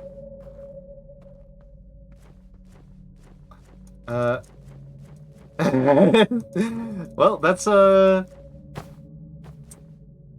I don't know what to say. I have that scientific training, Lance. I have that scientific training, and if I die, I die.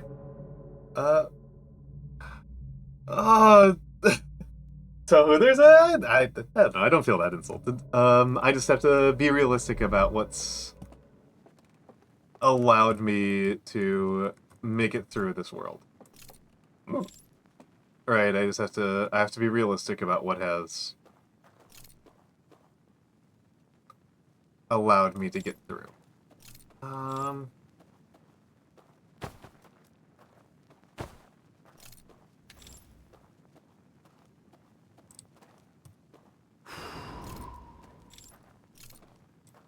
Okay, so there is a bridge that gets across here.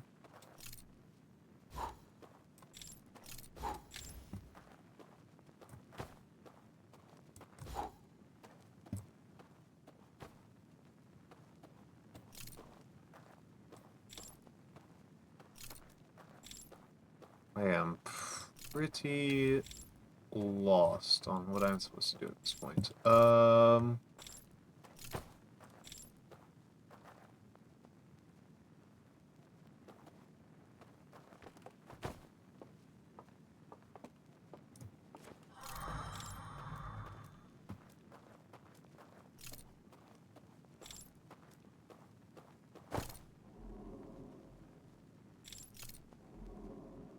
Oh, I can't ignite it fully from over here. Okay, that's what was going on. I was like, why isn't this ignited again? Why wasn't this ignited again? Why?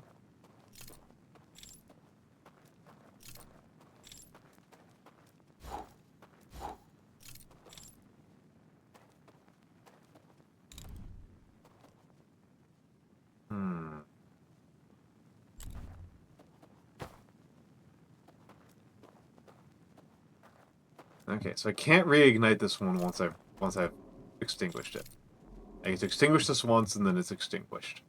But it does appear that I need to extinguish it for some part of the puzzle. This isn't making a ton of sense to me, I'm not gonna lie. It is not making a ton of sense to me.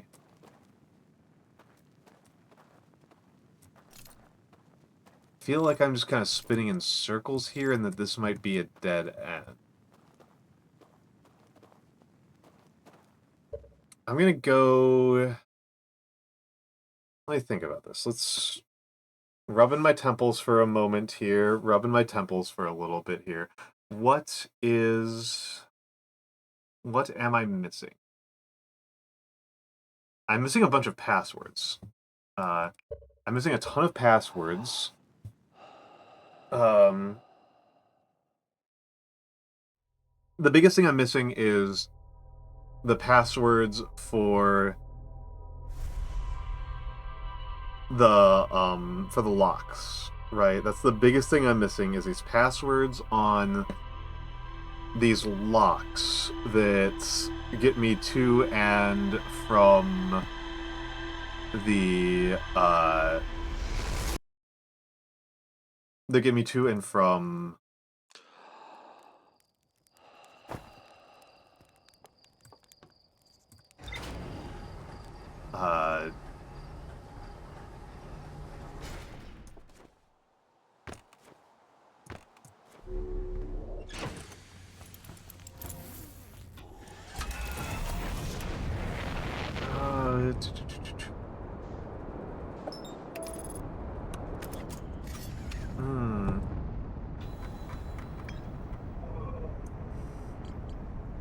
Okay, something's over here. A laboratory of 3 test chambers. Second chamber is badly damaged.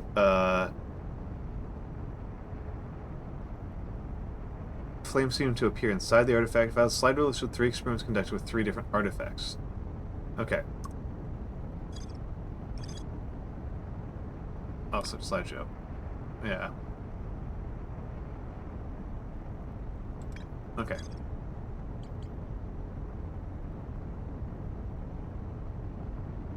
Ugh. Almost sneezed there. Okay. Okay, so. What am I doing here? I'm going to see if I can get my mitts on other passwords. And I suspect that they're going to be in the vicinity of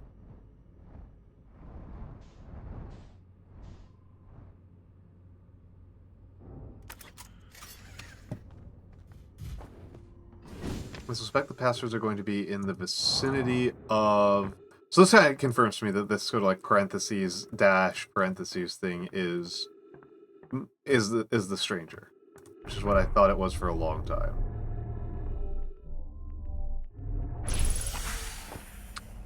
All right, so let's get in here and let's shove off. And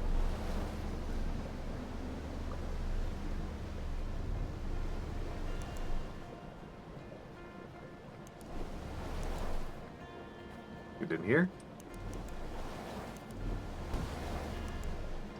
And okay, let's go. Let's go.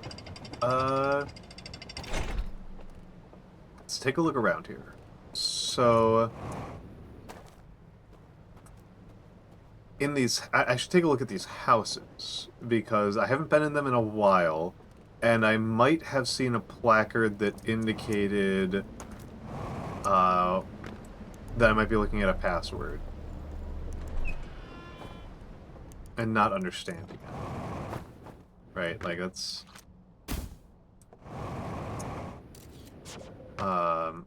So, let's see. So... That's the homeworld one, right? Yeah, I was doing stuff like this. There was actually a brief part, if anybody was here listening who missed the first one, where I would look at it like this and then I'd go down and shift it, which is extremely unintended play. There, first emanation. First emanation, which will probably tell me very little. Yep. I am very comfortable with brute force solutions in general. Just in life. Honestly, I am still contemplating, actually. I am still contemplating that the best strategy for doing those passwords might be to brute force them. I am actually still thinking about it because there's not that many password combinations. There's not actually that many password combinations that are possible.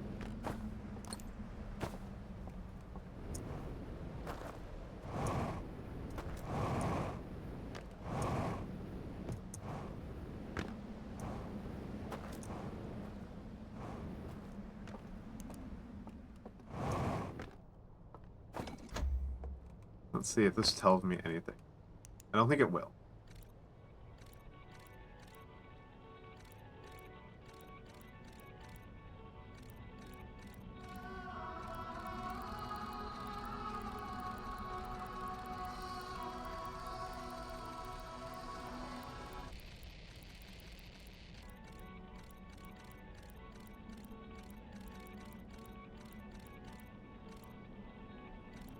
This really doesn't tell me very much at all.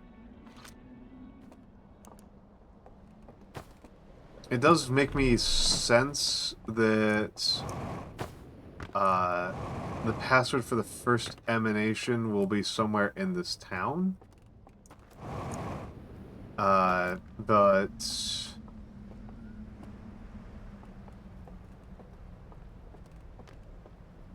God, I remember getting off the boat and first noticing, like, we can actually see these people, right? We can see this portraiture of them. You know, portraiture, like, that's one of those historical... That's one of those... Again, I've never been much of an art history person. People ask me for, like, things I know about art history. I was like, oof. Oof, buddy. And...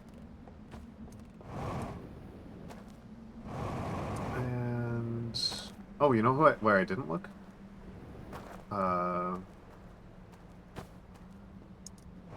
Didn't look over here. Didn't look over here. Can get in here.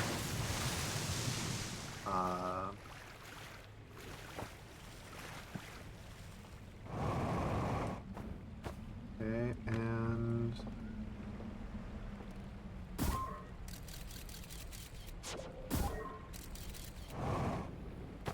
Okay, so there's no plaque in here. I thought there might be a possibility of a plaque in here. Passwords. So definitely not in there. If it's in the projector room, I don't understand how to decode... Not the projector room. If it's in the meditation room, I don't understand how to decode it.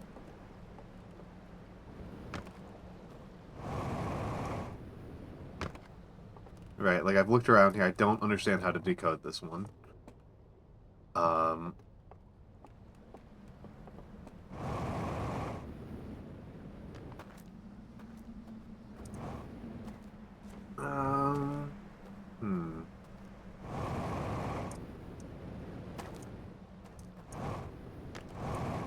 I think I'm thinking about this the wrong way.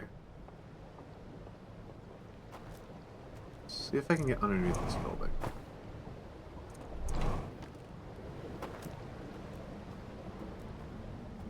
I can, and... I don't see anything of value. Okay, okay. I am going okay for now. I don't even hate the idea that I might need to do another stream of this, to be completely honest. Like,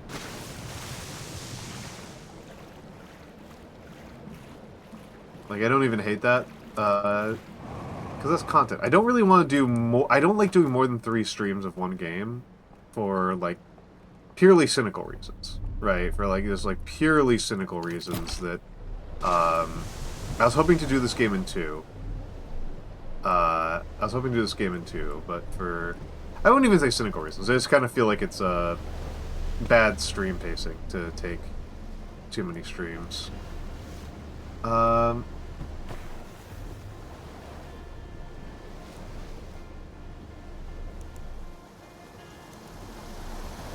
Yeah, no, I know I can ask. I know I can ask. And I did look up one spoiler for this so far. I have looked up one spoiler for the game so far, which was, how do you get into the Echoes of the Eye DLC? And it told me to go to the radio tower, so I did spoil myself on that one.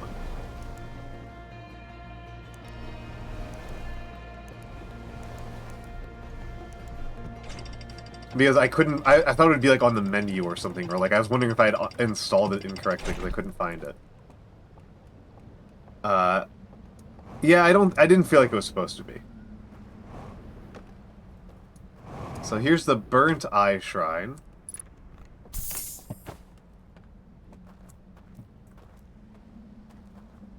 And there should be some sort of hint, well,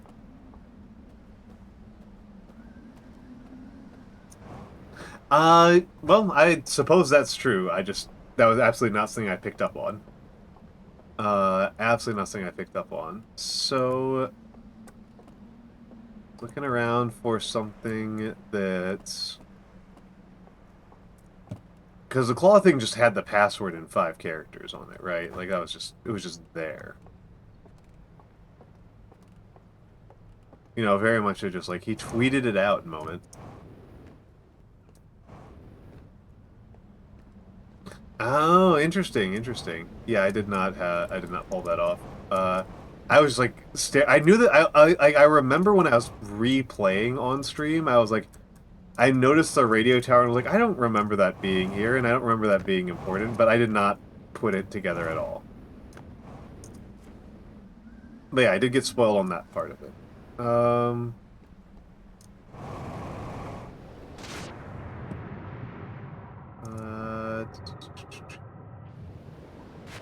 And... Okay, nothing down here. There is a cave. There's a way to get up the interior of the... access the interior of the tower from a cave around here. There we go. Ah, okay, okay, okay. It's like, I don't remember... And it wasn't part of the puzzle. It wasn't part of the puzzle. It didn't do anything. Of the main game. It just did nothing. It just did absolutely nothing.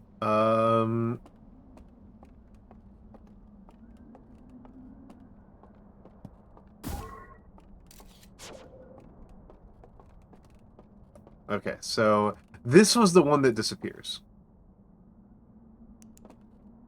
If I shut off all of the lights. Somehow.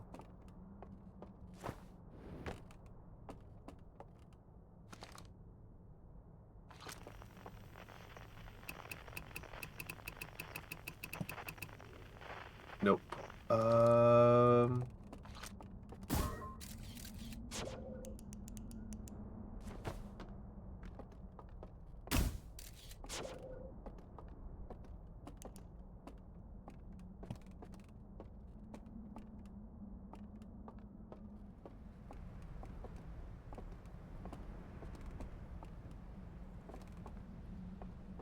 Okay.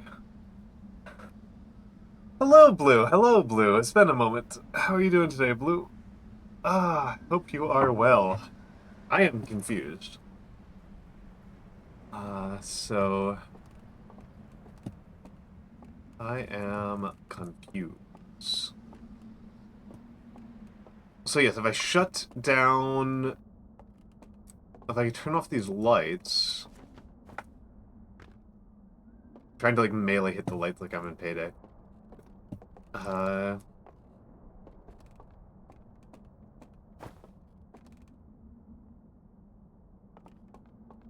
Oh, I'm very grateful for the rain that we're getting right now. I'm very, very grateful for it. New York has been in a drought for a few weeks, and there's been, like, a lot of wildfires and stuff, which feels insane that an area that has, like, there's, like, negative wildlife would have, like, wildfires, but here we are. No!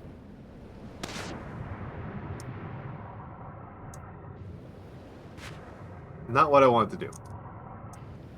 Not poggers.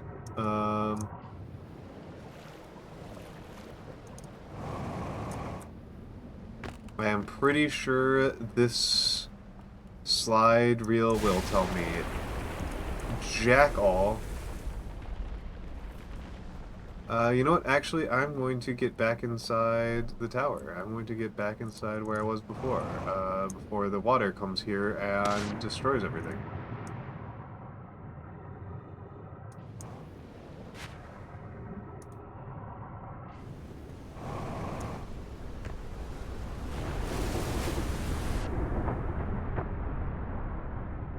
That was cool. That was really cool to watch. That was really cool to watch. Please tell me that the water...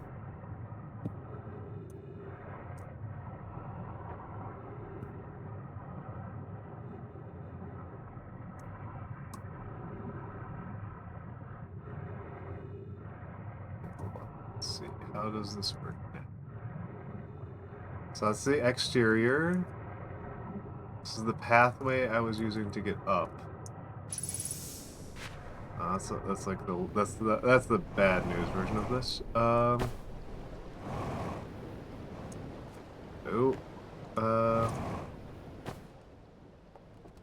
But yeah, we're having a lot of fires in our parks, and it was pretty crazy. It was a pretty wild series of events to be having in New York City. No, it didn't destroy the lights. It destroyed one of the lights.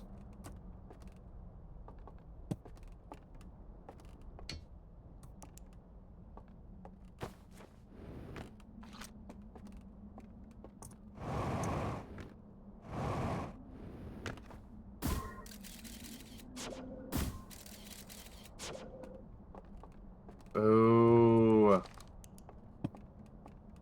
Unhelpful. I don't know how to get through there now. Let's take a look up here. Okay, so this one's destroyed, right?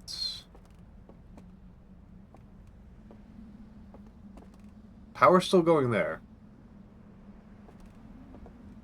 So this one has lost power, but the other two haven't. I don't know what to do.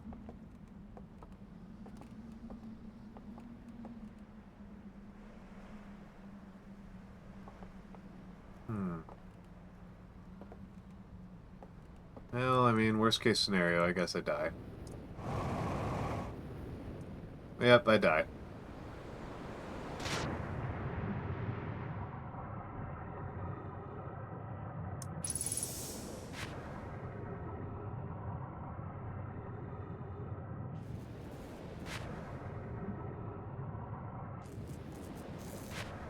What do I even do here?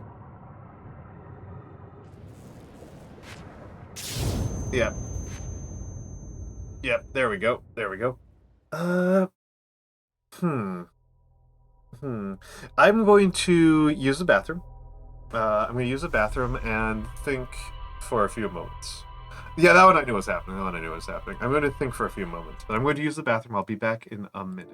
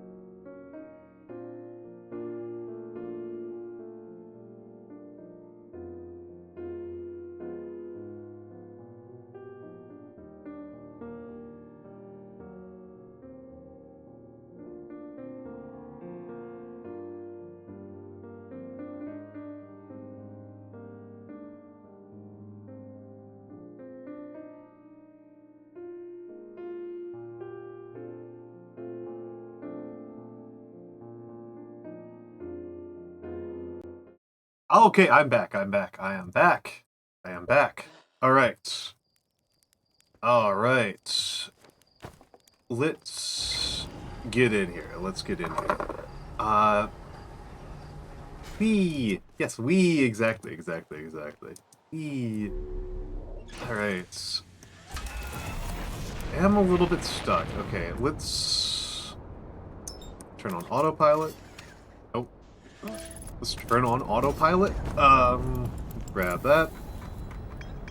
Let's go back to room mode and take a look at what we've got.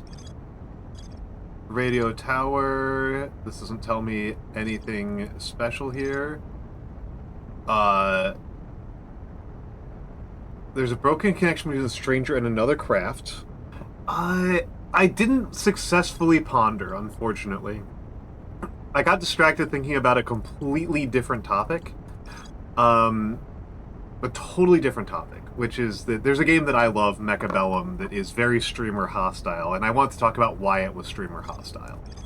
Not here, probably. I'll probably do a write-up on Reddit, and then I'll talk about it somewhere else. But it was just off topic. It was just entirely off topic. So there's the canyon, the tower, the shrouded woodlands.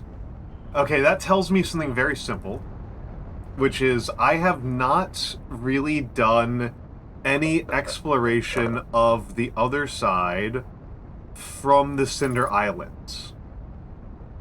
I've gotten to the other side from everything else, but on the Cinder Island side, I have done nothing. So I'm going to try that. I'm going to try going over to the Cinder Islands thing. I will say that where I am mostly feeling is I feel like the big key right now is the passwords.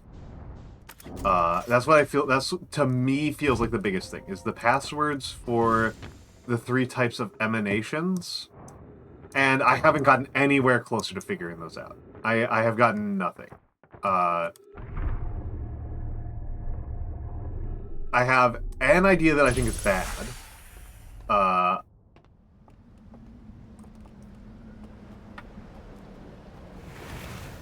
Which is that I think I've been thinking about the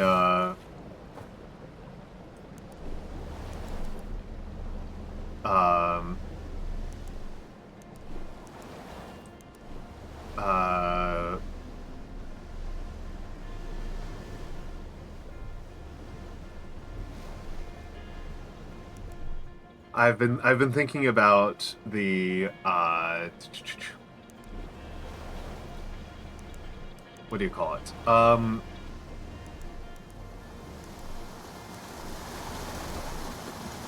I want the 5 window panes that occur in the in these rooms, in the pondering rooms, to matter, right? I want them to matter, but I don't think they actually are what the passwords look like. I don't think that they actually have a translation into passwords that is remotely coherent.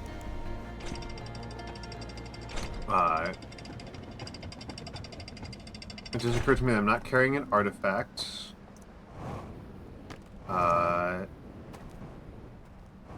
Unless there's an artifact somewhere in... Okay, I thought there might be an artifact here. But I need an artifact in order to go to the pondering room, and it's possible I should have done it from the shallows, because at least I know where there's an artifact there. Oh, that's just a chair. There's no artifact there. No, there's just a bed on the other side of that. There's our ponder room. Whoop. Our crypt, our mausoleum. It needs some sort of intact artifact.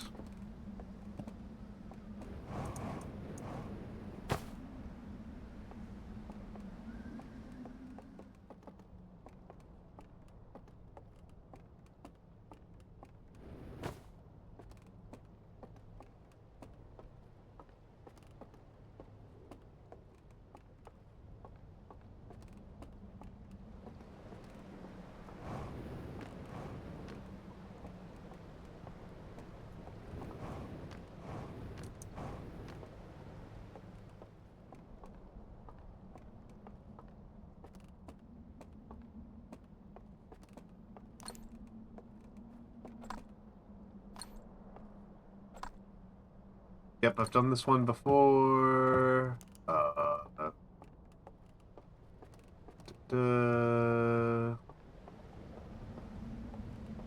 There might not be an artifact here, which would be pretty annoying.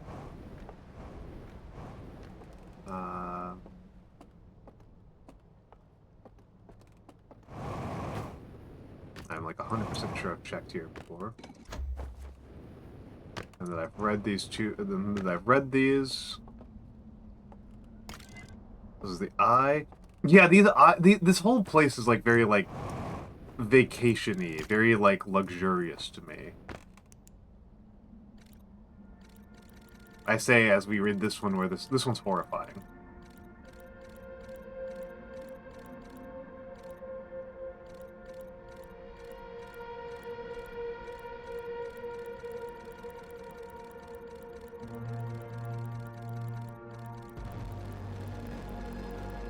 Yeah, this one's...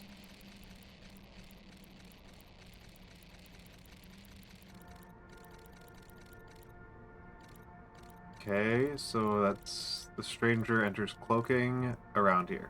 Okay.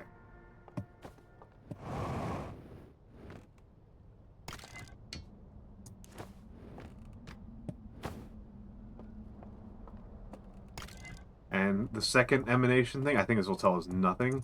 I have not been able to parse out the information from these at all. These have been so uninformative to me.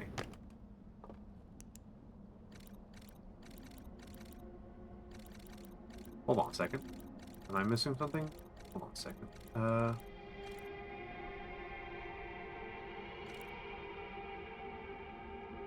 No.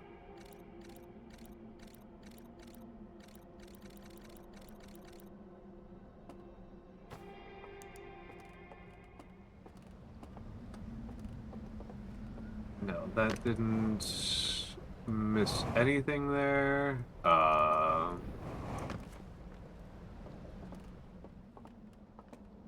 Broken glasses. Was there an artifact inside the... There was an artifact inside the tower. There was an artifact inside the tower.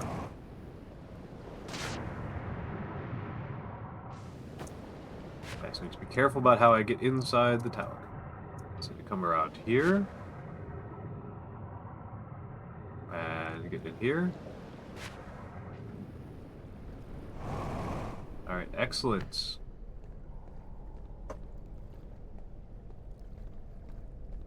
Here we go. Let's get up in here. Let's get up in these guts. And then... I think I remember seeing an artifact in here. There may have just been a slide reel. I'd be very annoyed. Ah, thank you for the Almantas. I do need to adjust its location.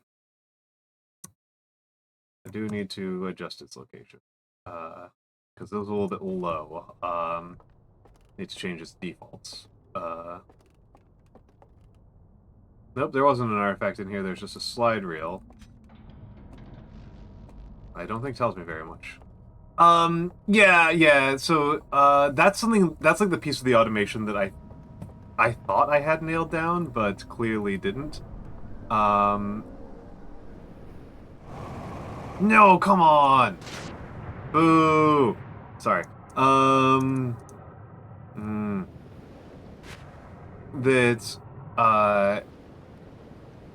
Yes, where I was going with this was, Broken Lantern again, I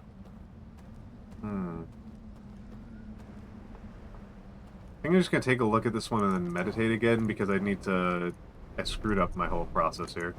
And cute, but yeah, the automation part is the resize, because like it'll load at the center at 0, 0, 100% size when it loads a new model by default, which is not helpful. which is distinctly not helpful. I need it to be loading at a... I've got a saved location as the default location, and it's set to a key press. And I've just not quite gotten it to be as smooth as I would like. I mean, VTS is often annoying.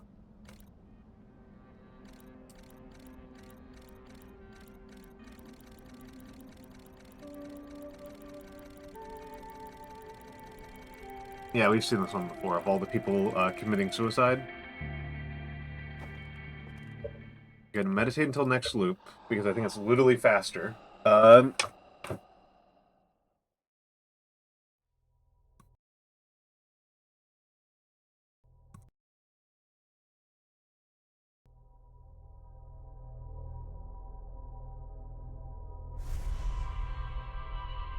But yeah, it's and like the size is going to be based on the 100% size is going to be based on the resolution of the model, and the model on the sock puppet is huge. The resolution on this is enormous, because Saffron is a silly billy.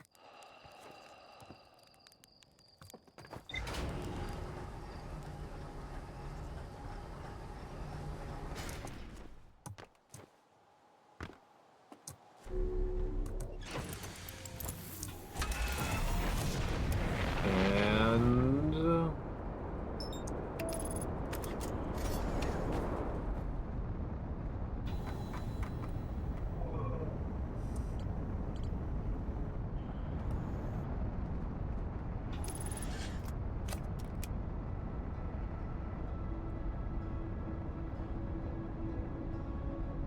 it might be, but but it would also not be in the right location anyway, so it doesn't really matter. I need to audit. It's the automation of the reset location command is a little bit finicky on my end, and that's just something I need to work on a little bit.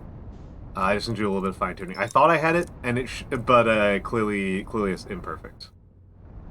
I've got some ideas for how to fix it, but I just need to test them out and implement them. Which I'd put as like a medium priority technical fix. There's all sorts of like weird small background tech fixes that I'm constantly working on because I'm not the most technical person. I qualify as a very technical person compared to a lot of people I know, but compared to a lot of VTubers, I'm very non-technical. Oh. I can tell you that, OBS is the real bastard. in the entire system, OBS is the real bastard. So...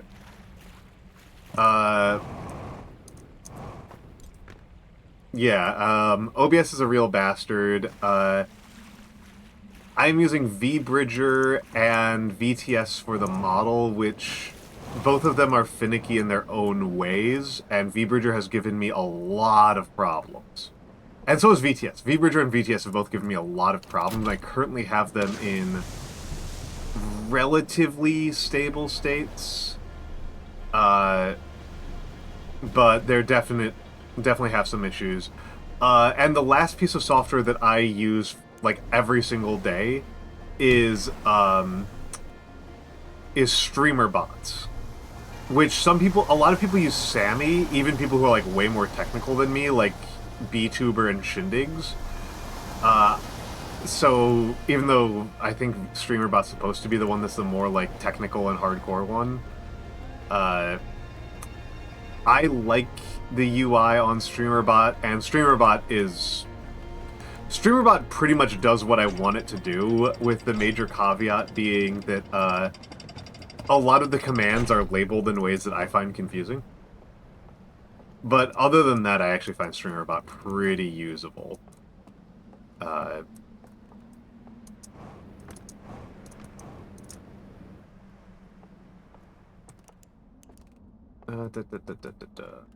Drop artifact.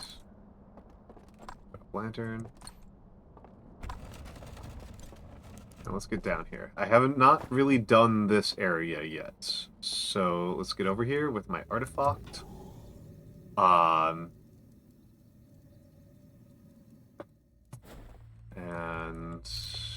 where's the exit? There's the exit. Oh, yep, that makes sense. That makes sense. That's intuitive. That is what I'm doing actually. Is I'm using keybinds. I'm using system inputs of keybind, which I think is why it messed up this time. Was I think that it was trying to input a keybind that was already in use.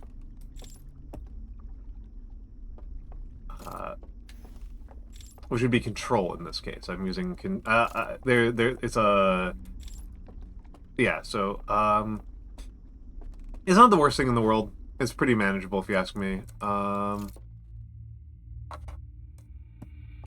second.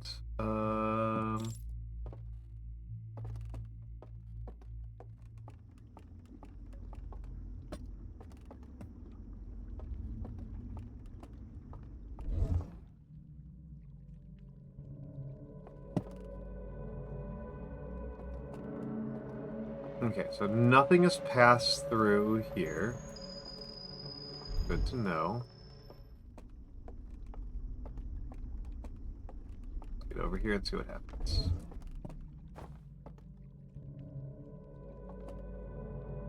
There's some sort of alarm system. I mean, rigging... I mean, honestly, if you can rig a model, that's like a business model. Like, rigging is more valuable than... My rigging costs more than my model. And that's, like, normal. Like, rigging is frequently 2 to 3 times as expensive as the model.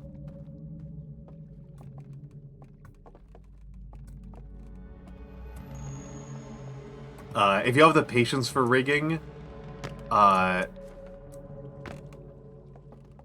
what's going on here? Okay. Interesting.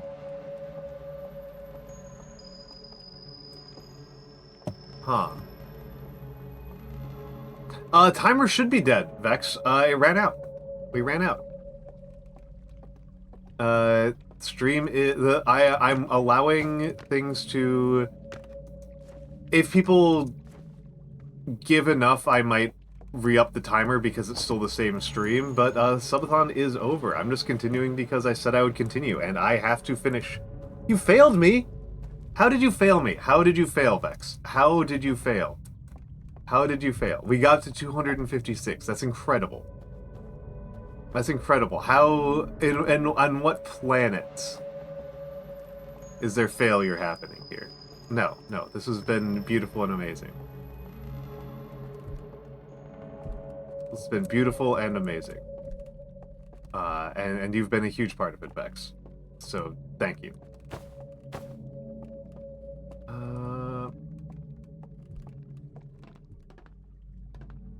Okay. I will not brook any sense of failure here. I am feeling victorious.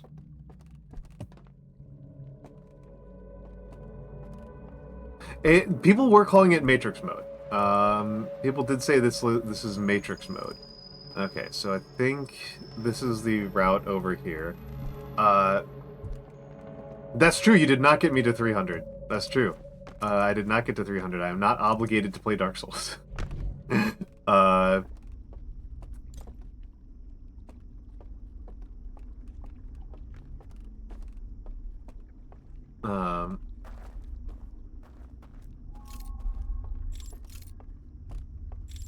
Again, if I will add time I don't know, how are people feeling? How do people feel about this? Does it feel unfair and cheaty if I, like, add time that gets added during today's stream?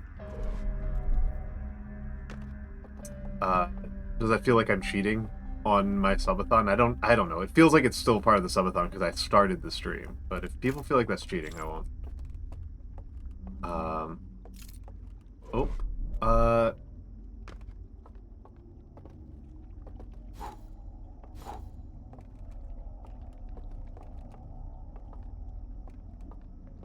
Cool, cool, cool.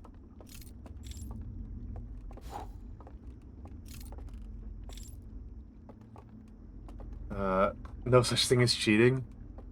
Oh.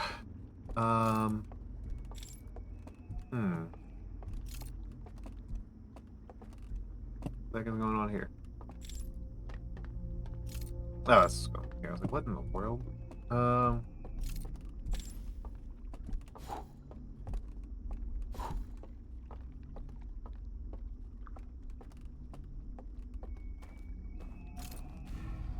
Ooh.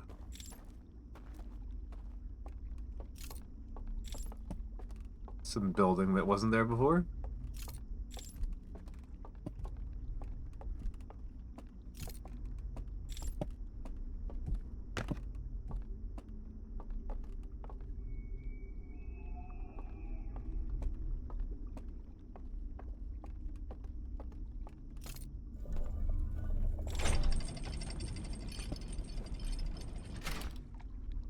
But no, I am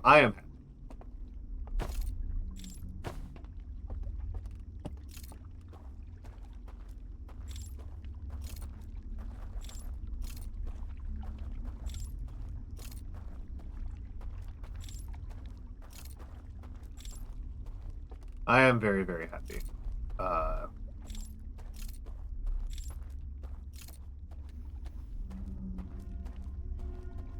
Boo.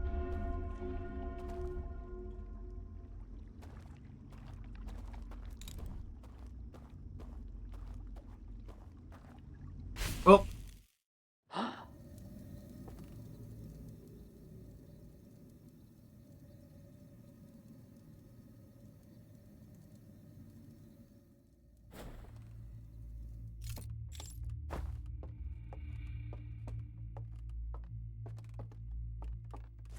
I suppose I should also ask some of the other streamers I know.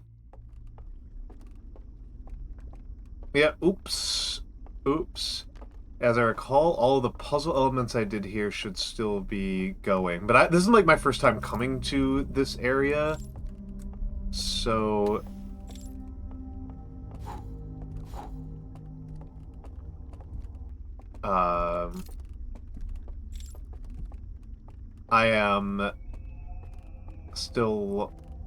I'm still just trying to get lay of the land here.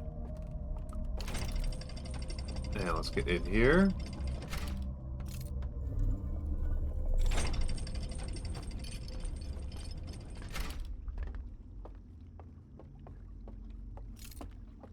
And let's get over here.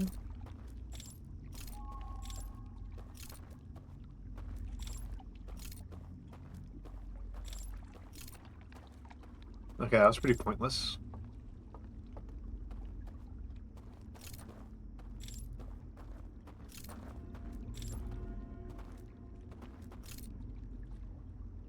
Okay, so close and walk over here.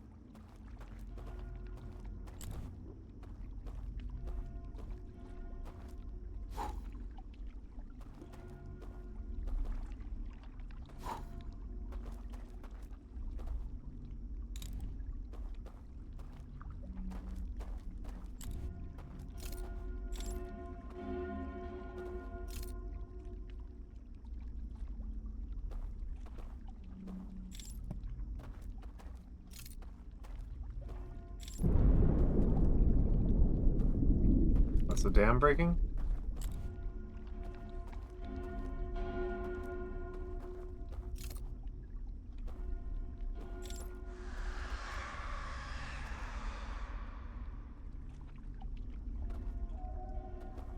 I think that's some people drowning.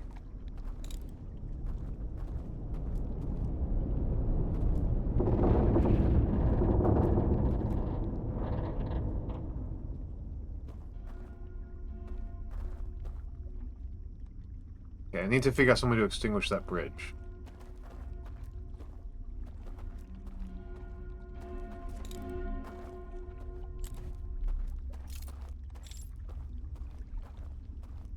That's what I need. I need a viewpoint on that bridge that will extinguish it. That's what I need. Okay. Okay. Excellent. And...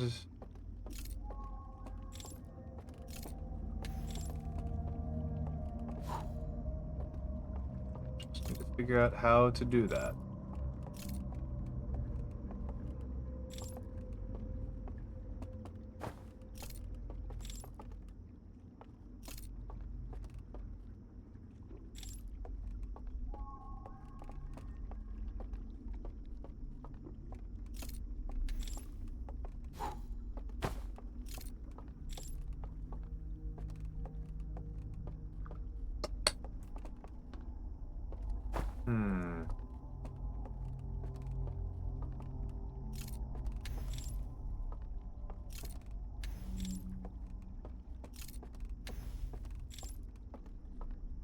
Not entirely sure what I'm doing over here, but I am lighting some candles.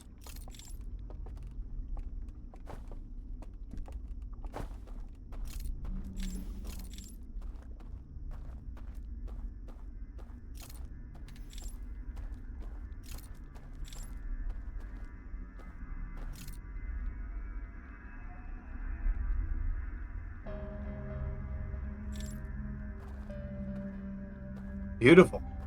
Beautiful music stinger. Oh!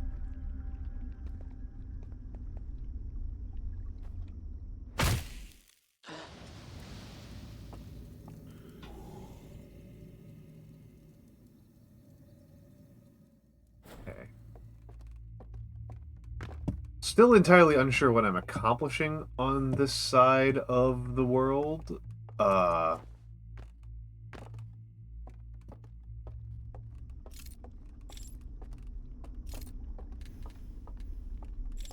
Oh, there we go. There's something accomplished.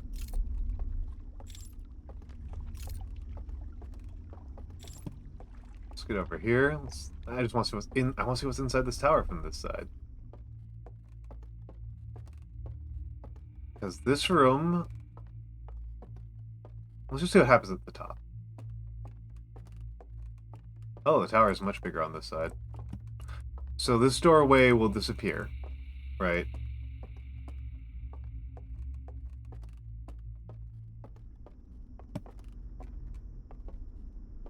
Okay, so the top doesn't do anything. I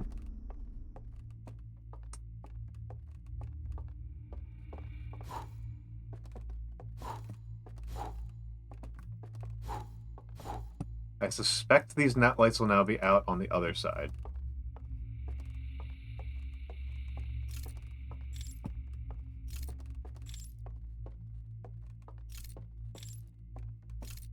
Yeah, I'm considering us currently in grace period for subathon.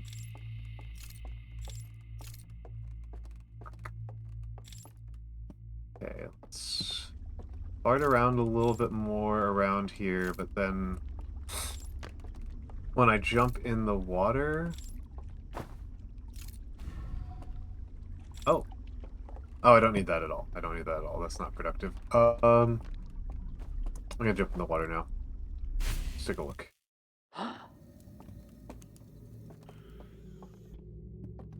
Let's take a look. Let's see.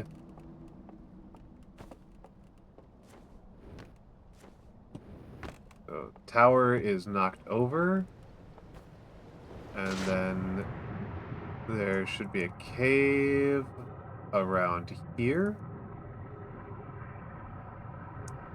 that will get me up to that room.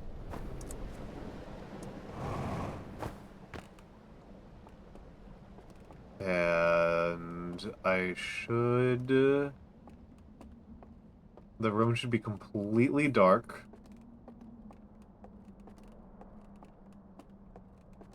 There we go. Yes. And then this goes down a different direction. That's interesting. Okay. Okay. These are the passwords I was looking for. So we already got the claw one before. So let's do, let's just do them flame.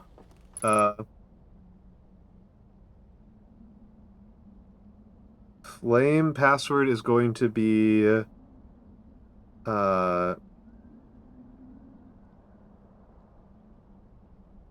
crescent,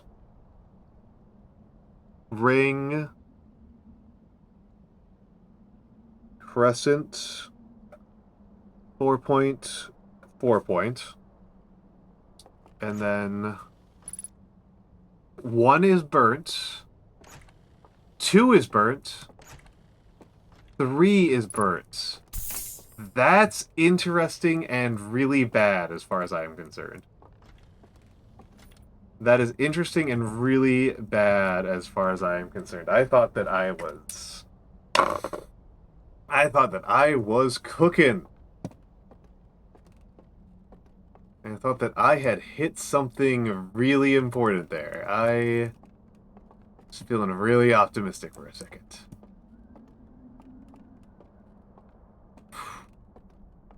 Devastating. Devastating. All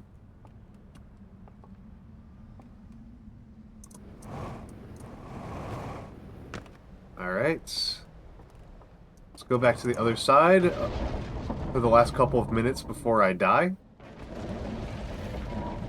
Oh, never mind. Wait, hold on.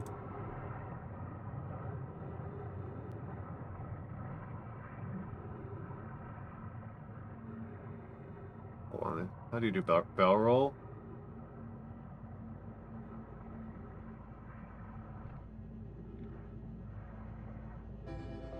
Well, it doesn't matter. Doesn't matter. May as well enjoy the music for the first time in a while.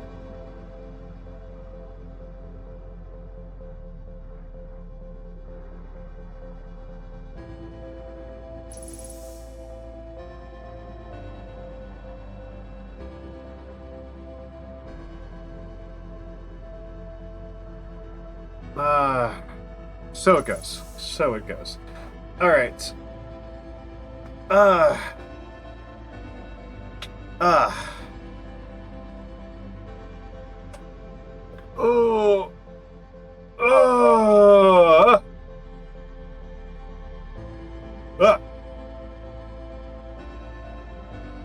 Gonna get cooked here. I didn't see where this fire password entry was. I know where the emanation password entries are, but I don't know where the fire password entry is. So I want to give that another shot. I want to give that one another shot. Let's just get cooked. Let's get cooked. Come on. Go on, you sons of bitches. Whoop.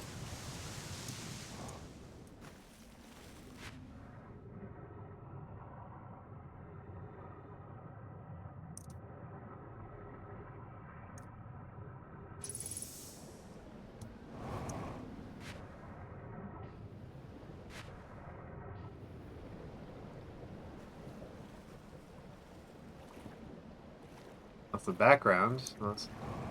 There we go. There we go. Nice and blue. Oh, thank you, Blue. Thank you, Blue, for the resub. Thank you very much. Thank you very much. Thank you very much. I will have to do the time ads later. Oh wow, I'm tiny. I didn't realize how tiny I was. There we go.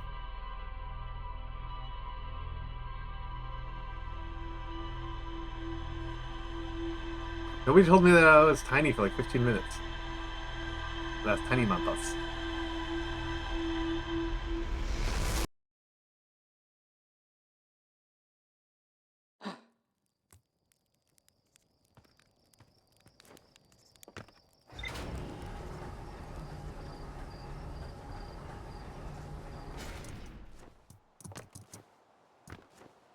Obviously, the timer is continuing to be stopped. I will have to do that manually afterwards.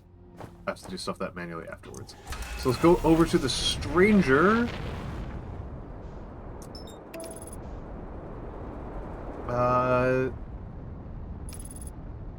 So the location of that fire stuff, that fire temple. Oh, I did see the password entry for the fire temple. I did see the password for the burning temple. And the entrance to that is going to be closer to the is in the gorge. So the way to get there is via the hull breach. The way to get there is via the hull breach. So let's get in here. And let's see. So there we go. And hull breach over here. Yep, there we go. There we go. There's a nice little hull breach. And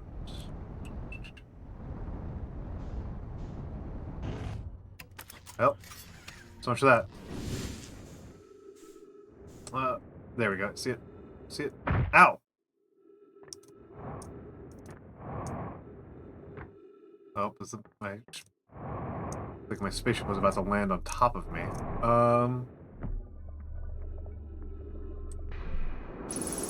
We're in here. I don't think I really need an artifact, but better to... No. Get away, get away, get away, get away. I don't need to see that. Better to have it and not need it than need it and not have it, as they say. Dang it. You were so close. And let's go up here. And I'm not actually really using the artifact here. I'm looking for you. I'm looking for you. And so we're going to the remains of the Eye Shrine Temple.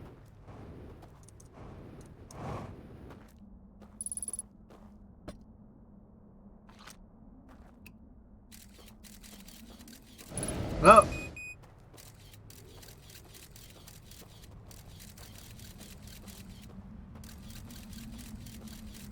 I am shocked I'm not dead. I should be dead. I really should be dead. Holy crap. I'm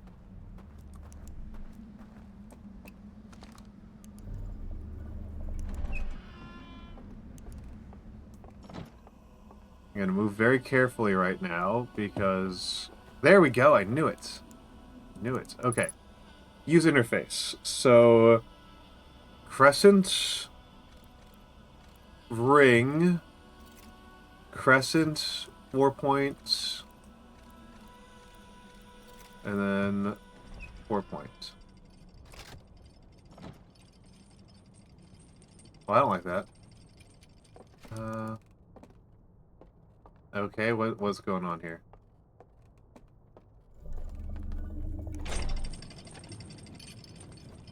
What's going on here? What you got for me?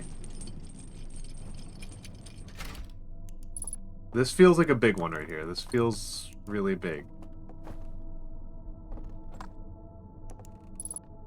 Oh, hold up. So...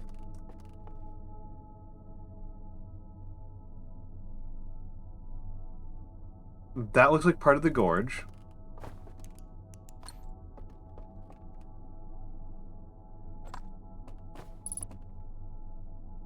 That's the burning temple.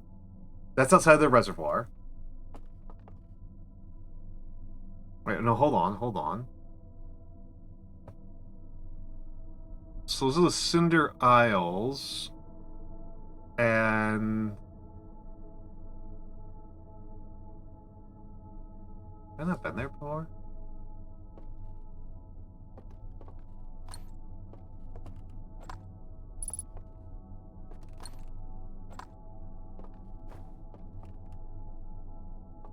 And that looks like the Shallows.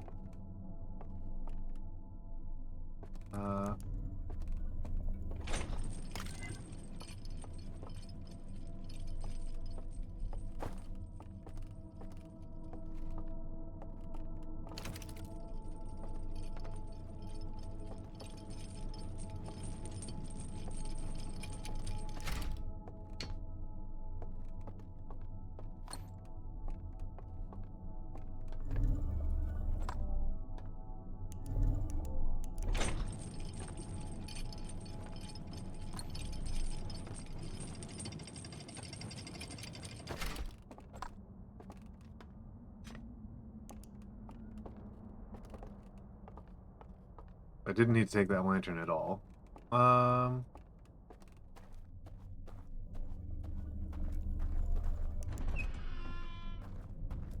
Okay.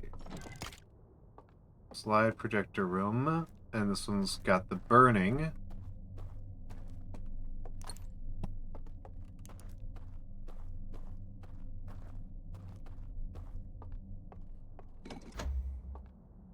So, burning of the reels. That's what that is. I thought it was like a burning bear face. No, it's a burning reels. So, the big artifact, they submerge it.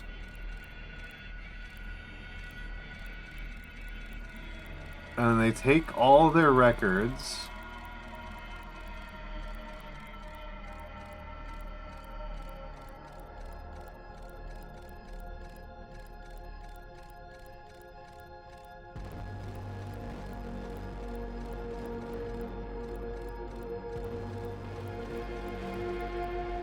they burn their history. Okay.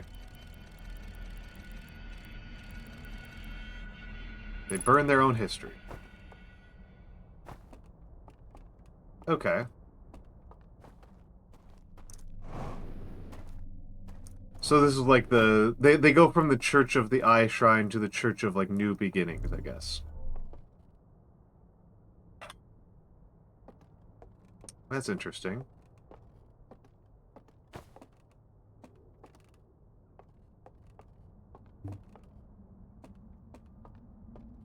Interesting. I still don't have the goddamn passwords that I'm looking for.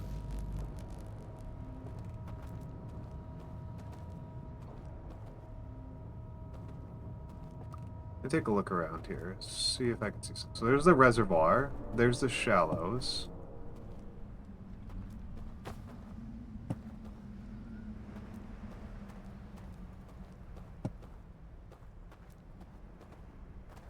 Okay, there's an area that I haven't really been to before.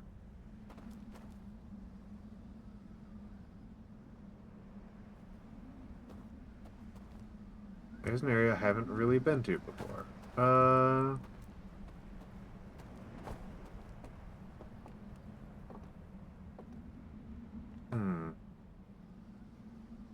Not in love with trying to get there with this little health. But what you gonna do, right?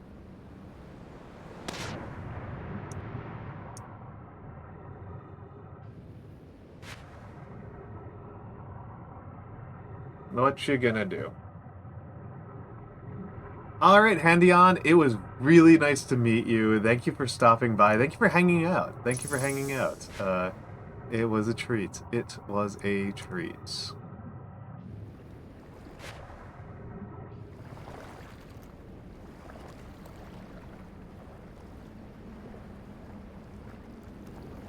Let's get in here and...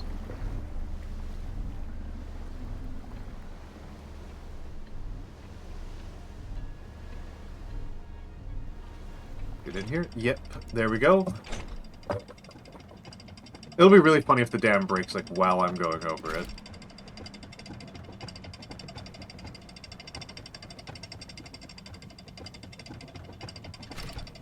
Okay, so... It looks like an area where the,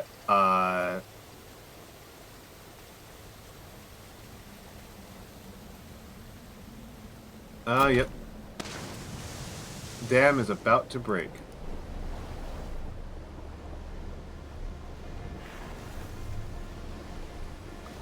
Dam is about to break. And so, let's see.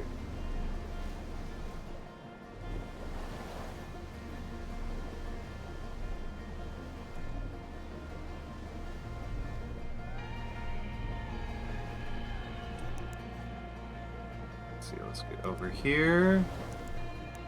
Yes, over here is where I want to be. Actually, no, I think I've got to do a trick jump here. I think I gotta do a funny little trick jump here. Nope, doesn't work. I'm gonna die. Yep. There we go. Bound to happen sooner or later. Bound to happen sooner or later.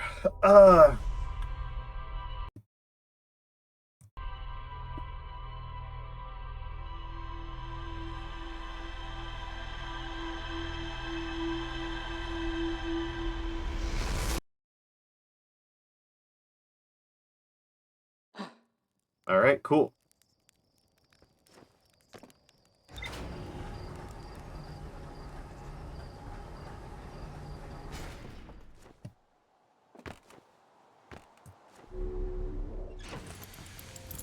Let's... Hello, Quantum Moon.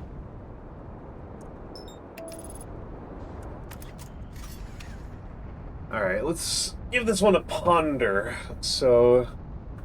I guess I could check rumor mode and see what it tells me, because sometimes rumor mode tells me things that I don't understand.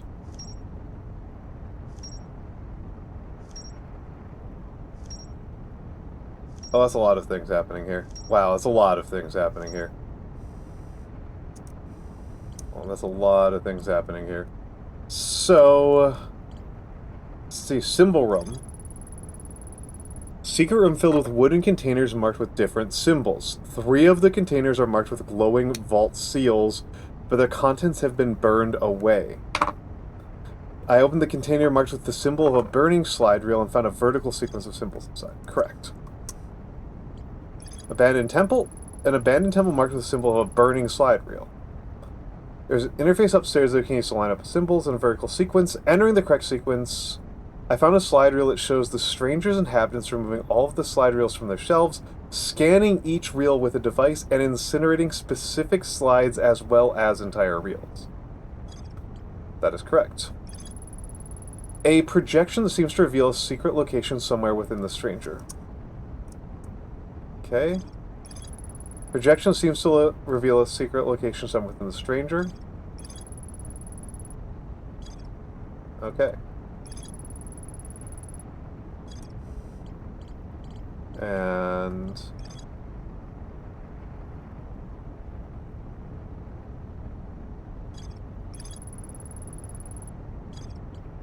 that doesn't tell me very much. So there's one in the Gorge, one in the River Lowlands, one in Cinder Islands, which I kind of knew. Starlit Cave.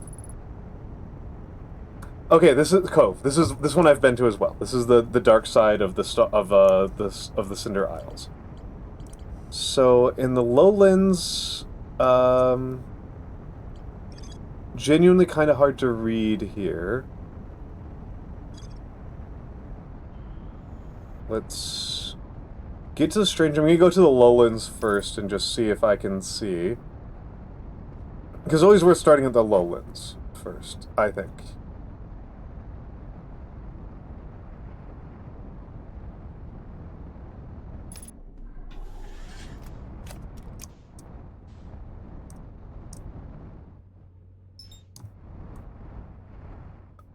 I think it's worth starting at Lowlands. And let's get out of here.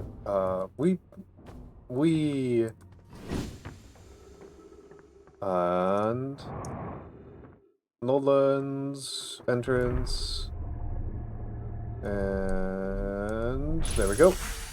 Getting a little bit better at that. Still pretty bad, if we're being honest. Okay, so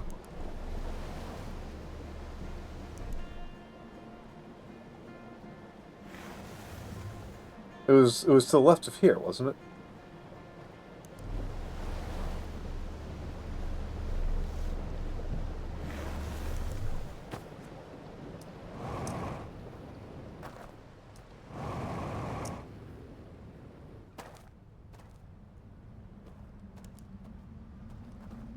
Wasn't down here. It was up here, wasn't it?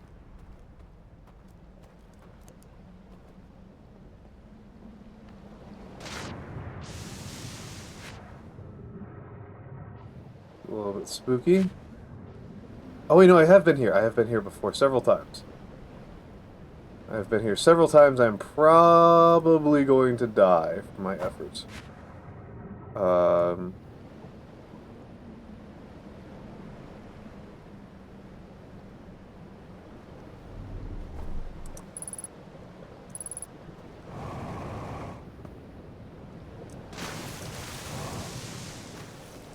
Let's try something over here, though.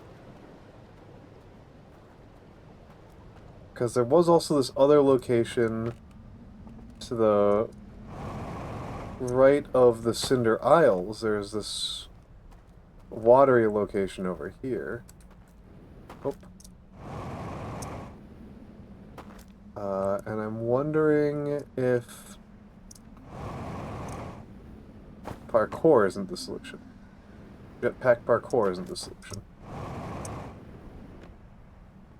So far, jetpack parkour has never been the solution, but there's a first time for everything. Oh, jetpack parkour was the solution. Maybe. It was something. It definitely works better than I expected. I wasn't expecting that to work. So there's something over here. I was absolutely expecting to just fall back in the river. Like, I was extremely expecting to fall back in the river.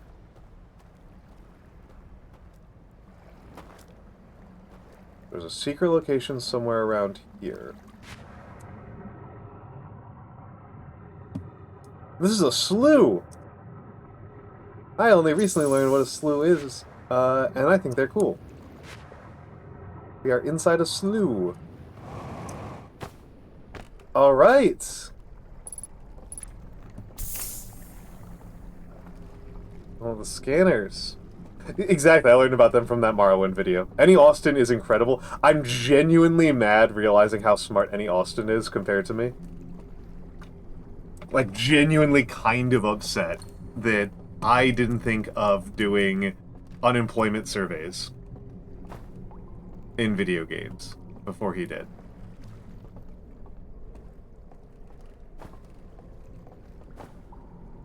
Lantern does not fit. I'm going to leave the lantern behind because I think I might need it, and I know that if it touches the water, it will die.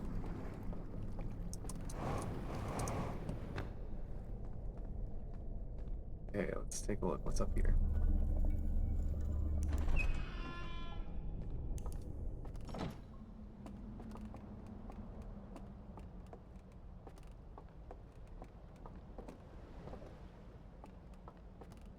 Frankly, that was not a lot of information.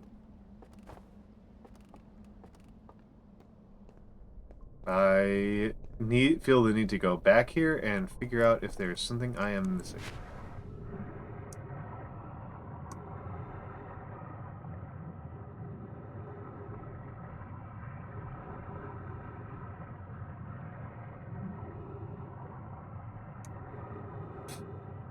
This might not be a slough, though. This might be an oxbow. I'll need to look at it from above again. This might be an oxbow.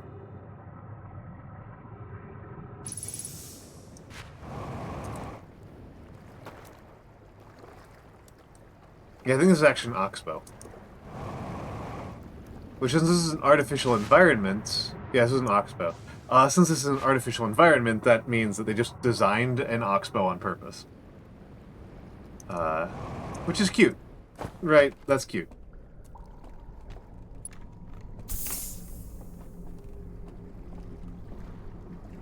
Come on, you guys. You gotta have some sort of information for me here. Other than, like...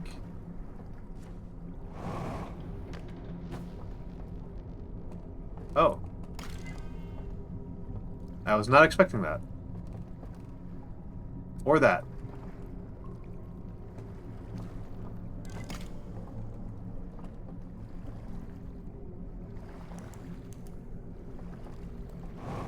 Hmm.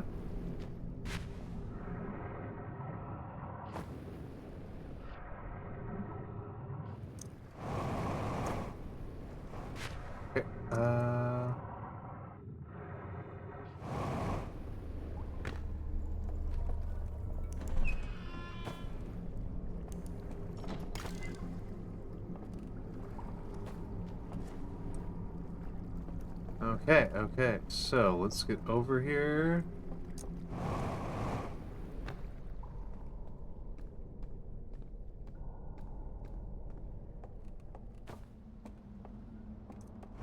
Over to the slide room. Alright. Actually get over to the slide room and not fall over like 18 times? Like a schmuck. That's actually definitely the closest.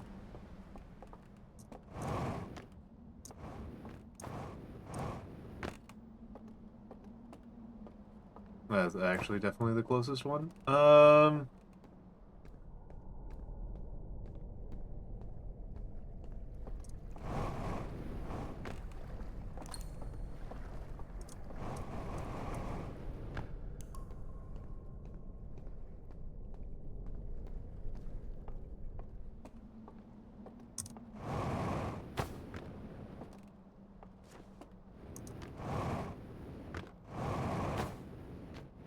Okay, I suspect that this is going to be a big deal one. Spooky. 2 emanations. Okay, so this is a first-person perspective of a person holding the 2 emanations.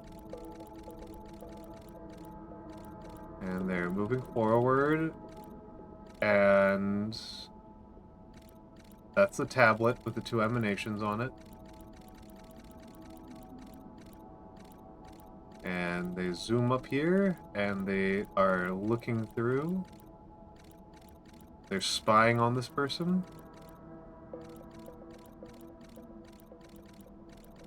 Okay, this is what I thought. This is what I thought. This is what I thought. Let's see. I'm just gonna double check this, but I think this is what I thought.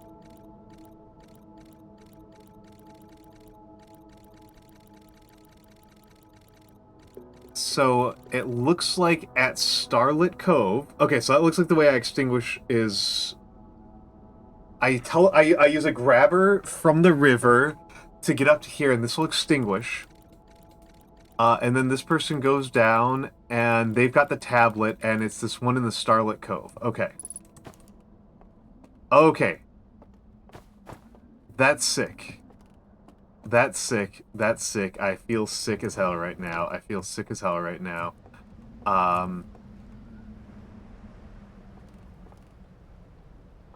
I feel sick as hell right now. Is there a raft around here? I need a raft. I need a raft because there's simply not another way to...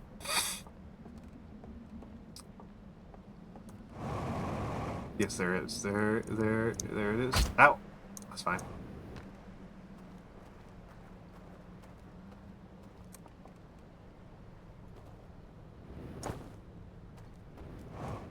Is there a raft over here? Damn it. I need to go down this side of the river with a raft. I've done one secret location, which is a Cinder Isle one.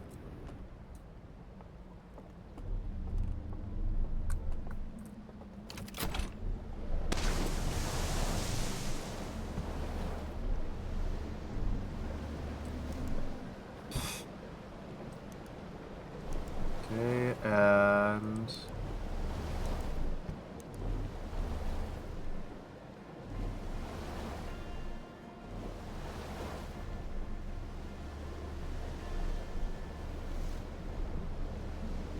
let's get over here. Let's... Can I get over here? Can I get over here? I'm just...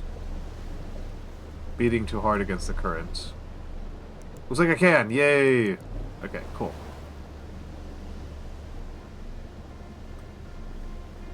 Gotta remember to hang right. Bonk.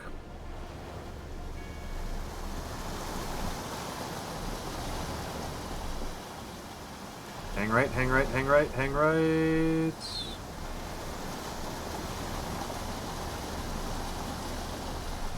There we go.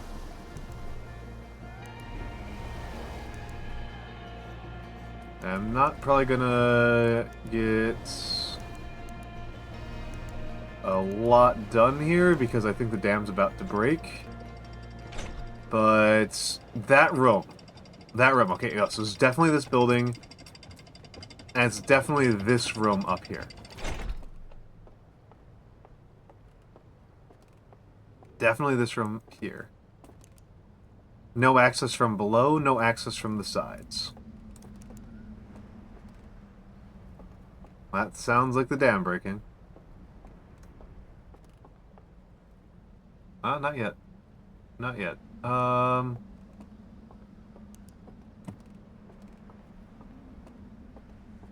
Not yet.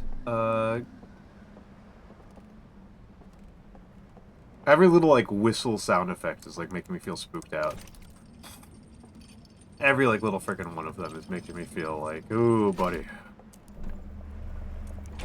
Alright, alright, alright, alright. Let's get on over here. Let's get on over here.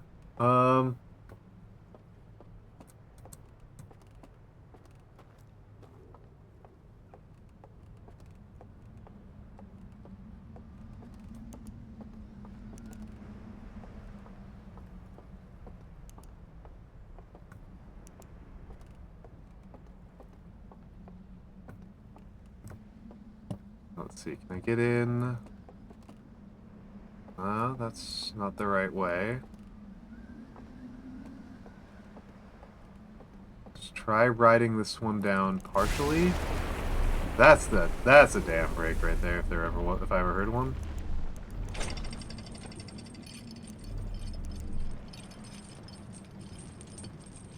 Okay. Okay. Oh, shit.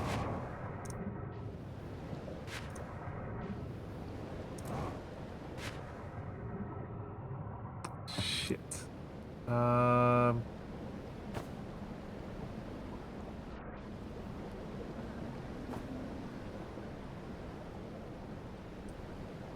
No, I think that's the end of this one.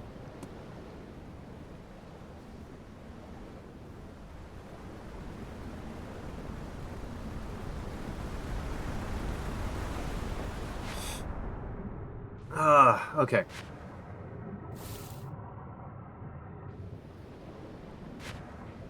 Is it worth trying to get all the way back around there from the exact wrong side?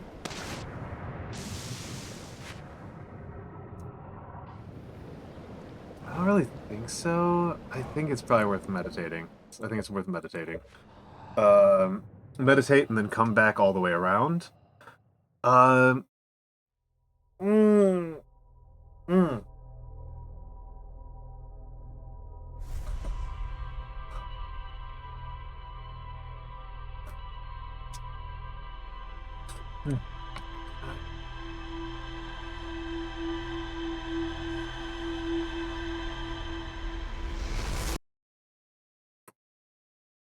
Yikes. Alright.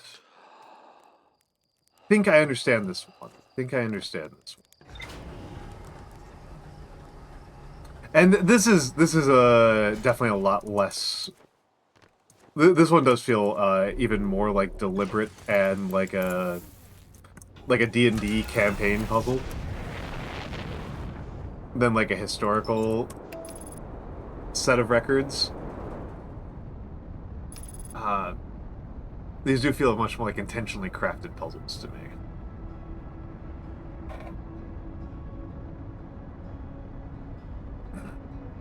Aside, it is also very funny that they made the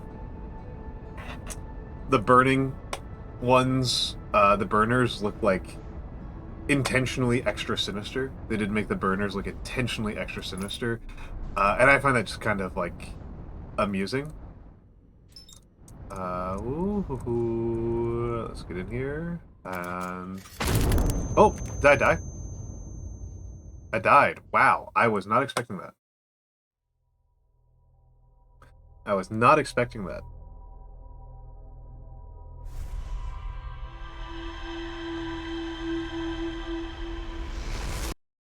That was a quick death. I've so far managed not to this entire time not die once to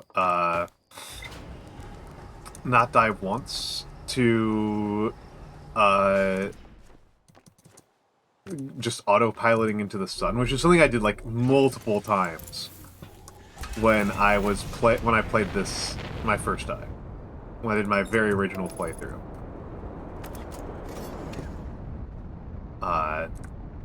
Let's take a look at this. So, burning slide room, secret well. Yep. That's what I thought. Burning slide room. Down to a dark well.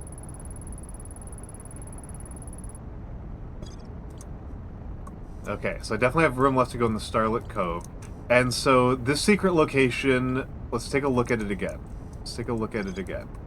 So, it is to the left of the building that looks kind of like cat ears. So I didn't go far enough left of the building that looks like it's got, like, that looks like stylized, like, cat whiskers. Okay.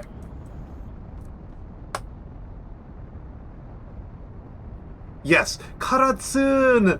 Karatsun! Welcome in, Karatsun. Welcome in, Karatsun. It's so nice to see you. I hope that you have been having a lovely day.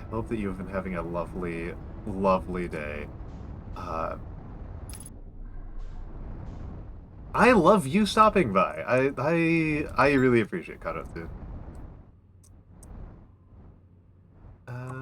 Let's get in here and bonk. Bonk. Okay. I kind of dislike the front entrance of the three entrances. I kind of dislike this one the most. Well, I guess 4 entrances. There's an entrance on the other side, but it's the same problem. I kind of just don't like the slider thing. The light slider. Okay, so it's this building, and it's further to the left. So let's examine here a little bit. Let's just make sure the markings look right to me. Cause, yes, those are the right markings. Those are like cat ears over there with whiskers. The cat ears and like the whiskers. So it's something over here. Oh, let's take a look over here. This might be the trick. This might be the ticket.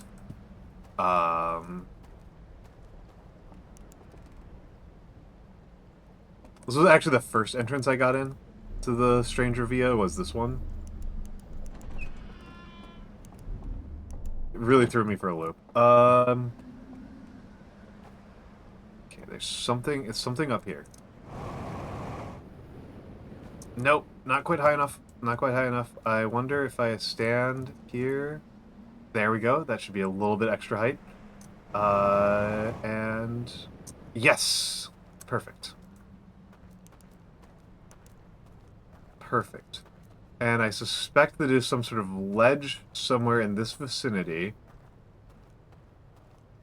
It's not over here. It's not over here. I suspect they've been the previous one was very overgrown with trees. So it makes me think that it's going to be somewhere in this vicinity. Well, let's come over here. See if there's a cave entrance along here. So far, no.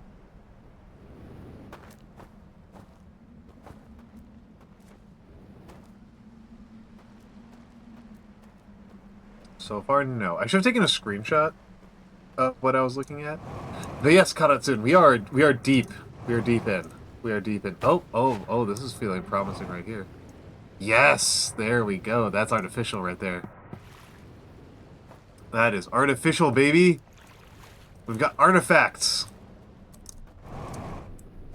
We've got monuments. We got architecture. So this going this way goes into the lowland village and goes into a. Okay, this goes back to the projector room. Okay, so we are going behind the projector room right now. We're going behind the projector room, and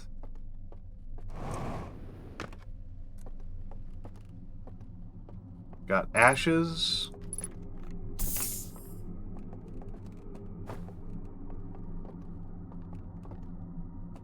We've got the scanner. Because it is kind of interesting. These people seem to be, like, historical revisionists. They're not, like, total destroyers. They're revisionists.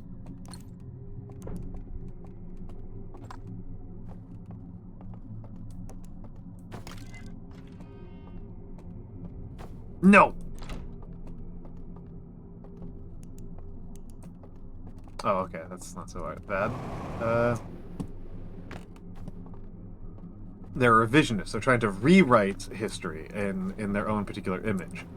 My read, Lance, I don't know if I'm correct on this one. It looked like the motivation was that they decided the cult of the eye was dangerous. That they decided the cult of the eye was dangerous And so they are erasing both the cult of the eye and like the knowledge of where they came before. To me, it's kind of easy to view all of this sort of thing as being kind of like a bit of a power play to legitimize a new political faction.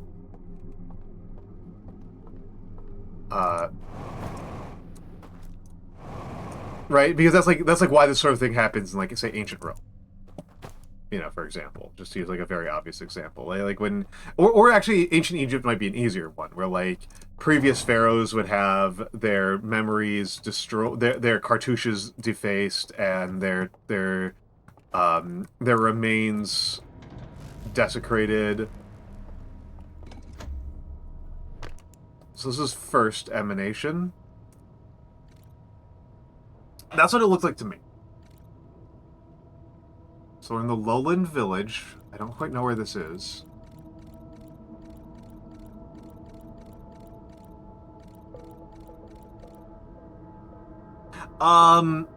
Emanation is a bit of a not super common English word that is like when things come out of another thing.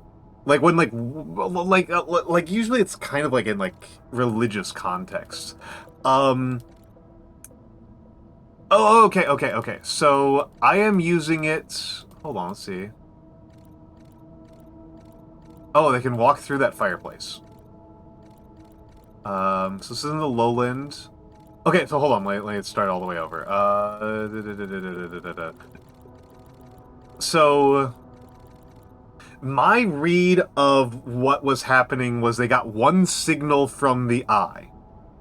Right? They've got one signal from the eye, and that is what they mark with this first series of rings that I'm calling it an emanation because it looks like a series of waves emanating from a single point. And then they've got the one here, and then they've got the two where they're out on the left and right, where there's 2 points on the left and right, and then they've got a third one where they're at 60 degrees to each other. So I'm just referring to how many, like this one looks like one series of emanations to me, so I'm calling it the first emanation. And that's just been the easiest way to fit it in my brain. Still not sure where this is within the lowlands. So...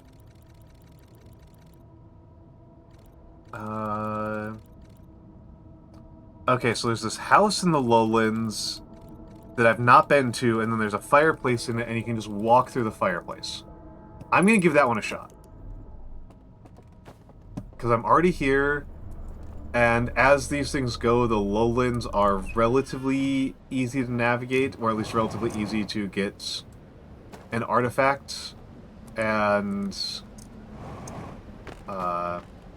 onto the other side in, and I think I'm early in the cycle. I've been dying a lot lately, so I've kind of lost track of where I am in the cycle.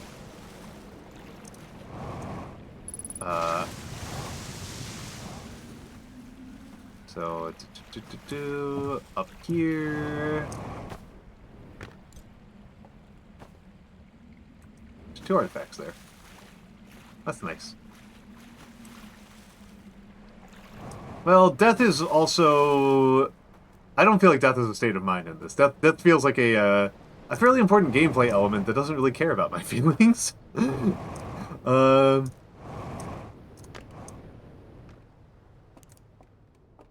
I don't feel like I can talk myself out of death.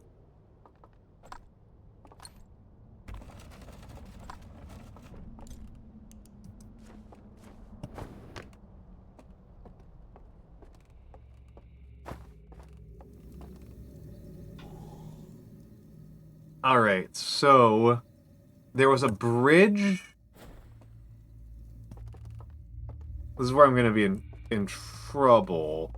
Is that there's a hand and a bridge next to it.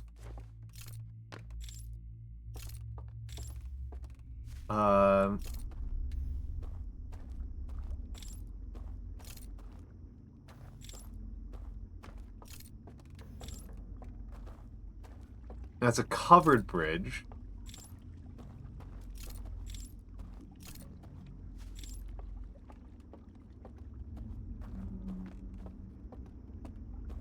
The ATV takes you back. Oh, jeez. Oh, I keep on forgetting I don't have a jetpack. I have fooled myself. I've bamboozled myself.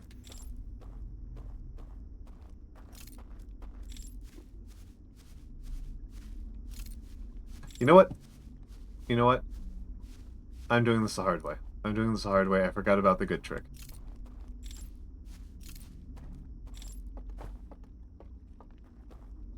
Forgot about the good trick.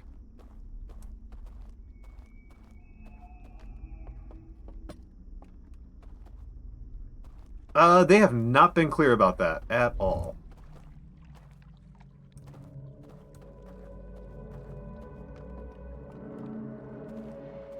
Okay. I think that's where I'm going.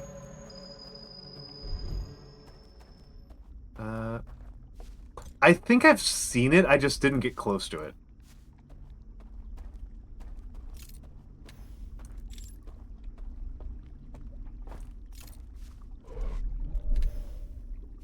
Okay, so...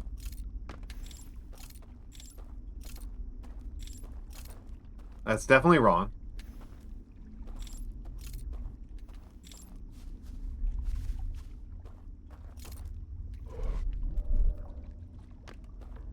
This is the right way.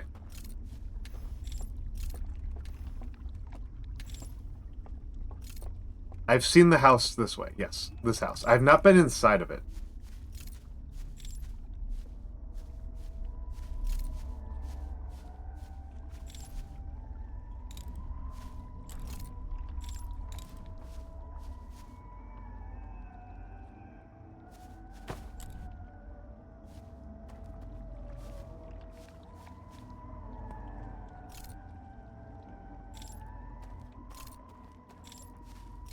You know what?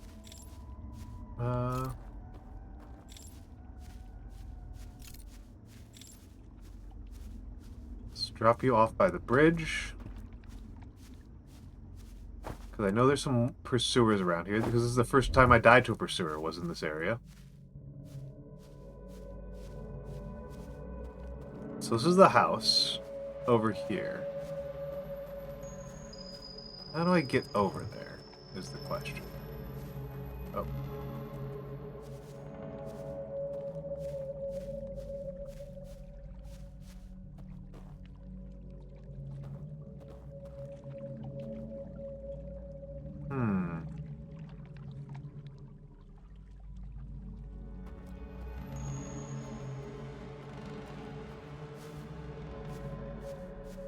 And they're pretty reliant on visual information. Well, let's just scout around a little bit.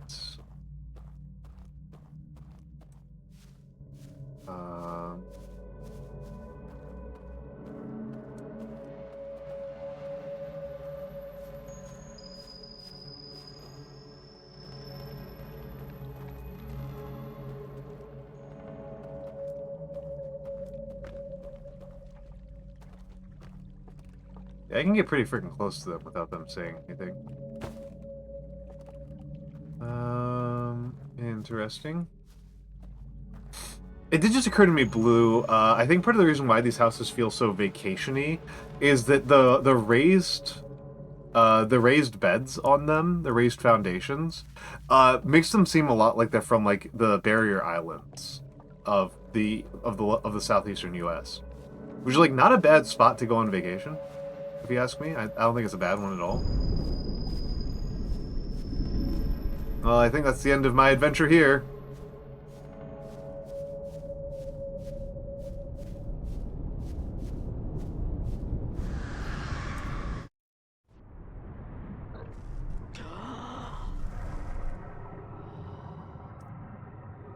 Yeah, or like Aruba, like something Atlantic, right?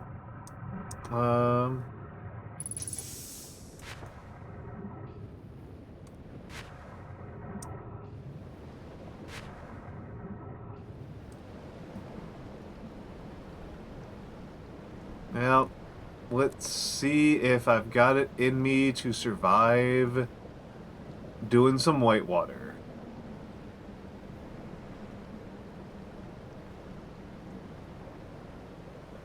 will admit I did not figure out the lowland area very well at all.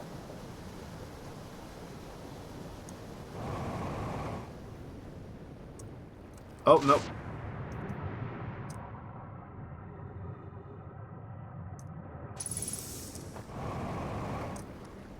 Not useful. Gotta go this way. Ow.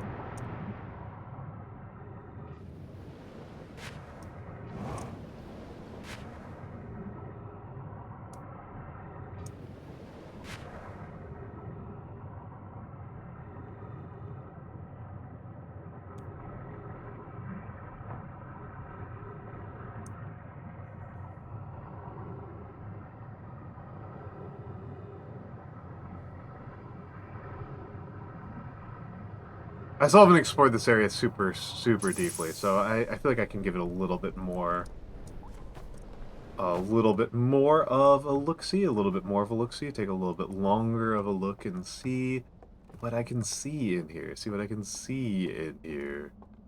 Oh my goodness.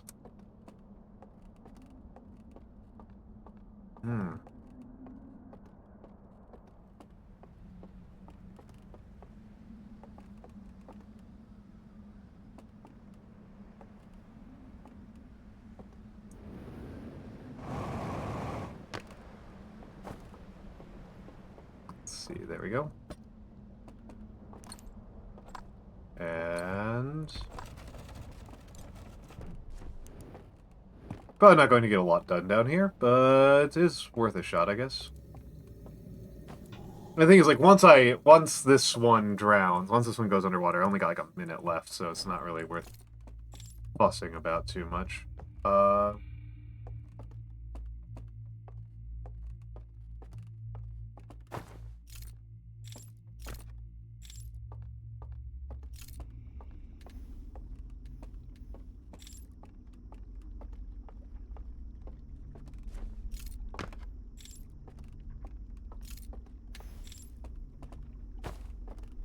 Okay, so there's a promontory that I can access from a hand from the river that will put out all of those and get me into that cove.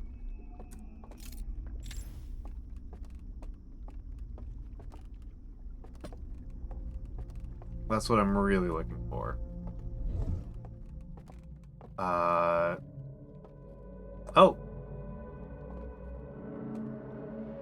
Didn't realize that somebody was alive over here.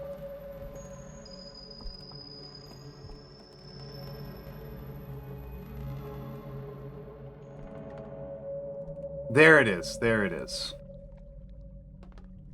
That must be the one. That must be the ticket. Okay. Let's check the other side just to make sure, but I'm pretty sure that's the ticket. I'm pretty sure that is the ticket.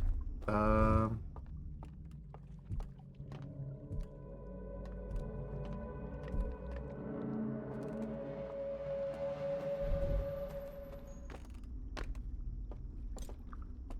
my friend.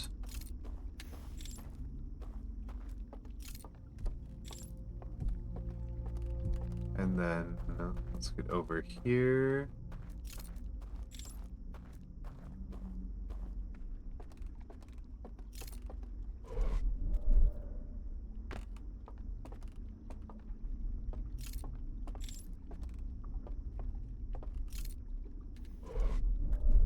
Not what I wanted.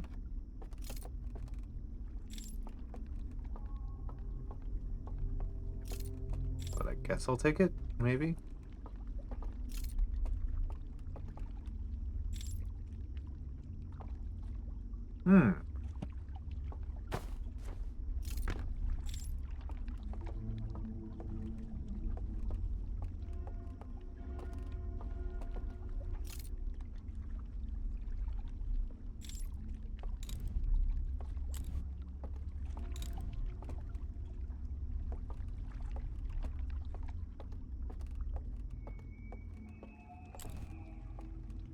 Hey.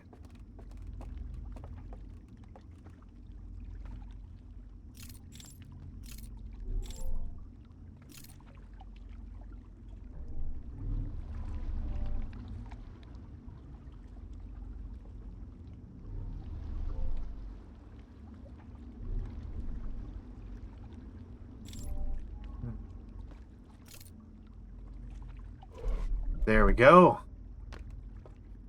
What I thought.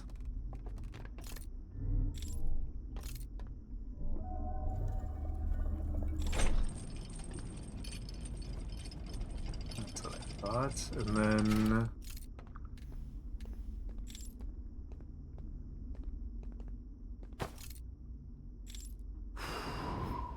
Aha! There we go. Oh, I hate that sound.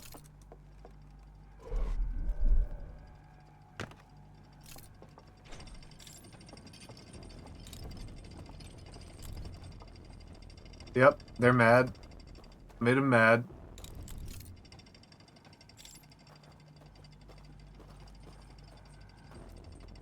Yep, there they are. See ya.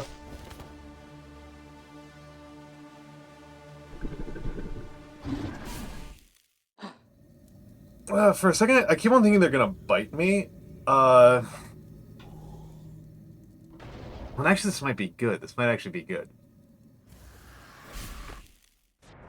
Oh, never mind.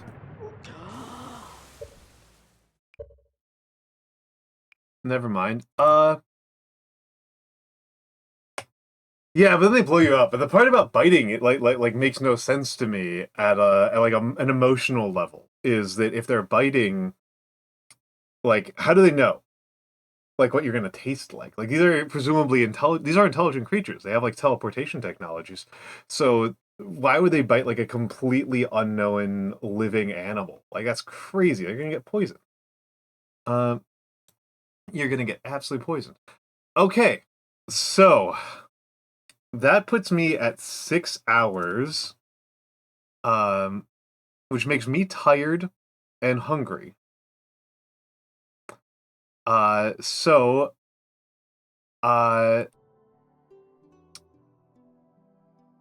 let's close that. And so, thank you all for being here. Thank you all for being a huge part of this. Thank you for being my community and for supporting me through this incredible event of the subathon.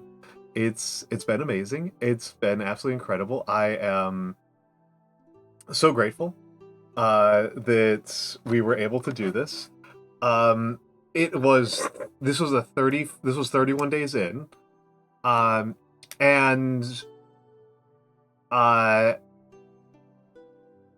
I'm very tired. I am very out of it. I thought I might be able to beat this today, but it doesn't look like I was able to. I got a little bit more stuck on some of these puzzles than I expected to. And let me...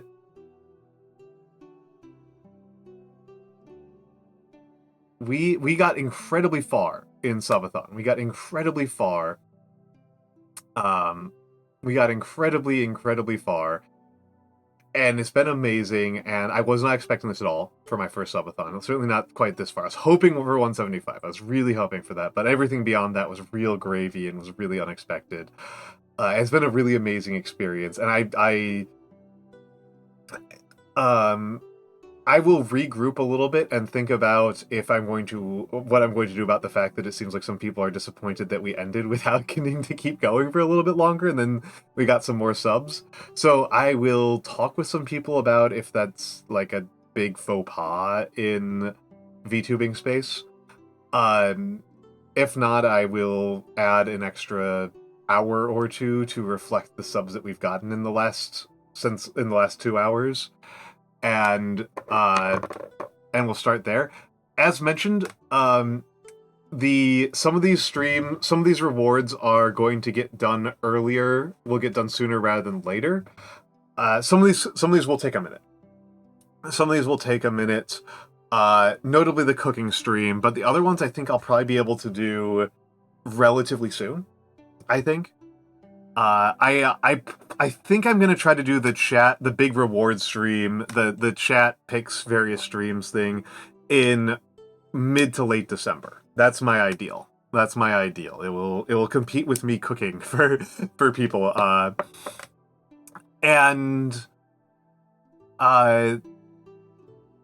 Also, it looks like it should say Beautiful Angel up there. So Streamerbot, you have failed me. Streamerbot, you have failed me. And it says it's got everything. I will have to just manually adjust that. It looks like it's a couple behind. It looks like it messed up a couple. And what else was I going to say? What else was I going to say? I mean, I guess thank you all for being here.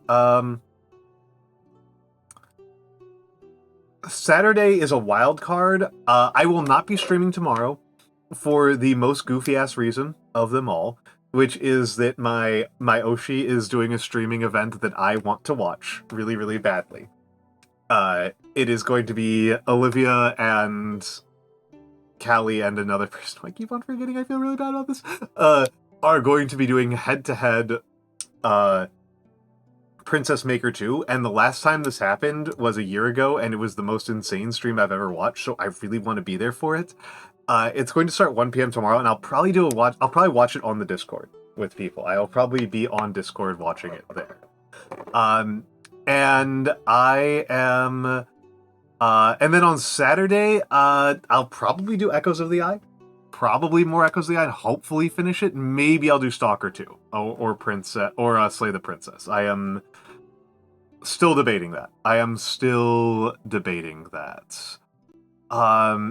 But yes, if you want to be along, that will be me. I have an obvious raid target, which is my good friend Alex Azarashi. We are going to raid the funny seal lady. We are going to raid the funny cute seal, the handsome tomboy seal. Alex is a dear friend. I have done like a million collabs with her.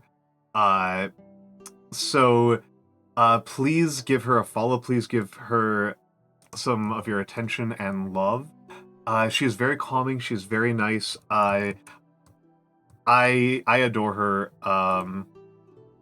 I really... And she was taking a bit of a hiatus, and now she's back, and I'm very, very happy about that. So, we'll go over to Alex, and I will see you all later. Thank you all for being here, and for being my people.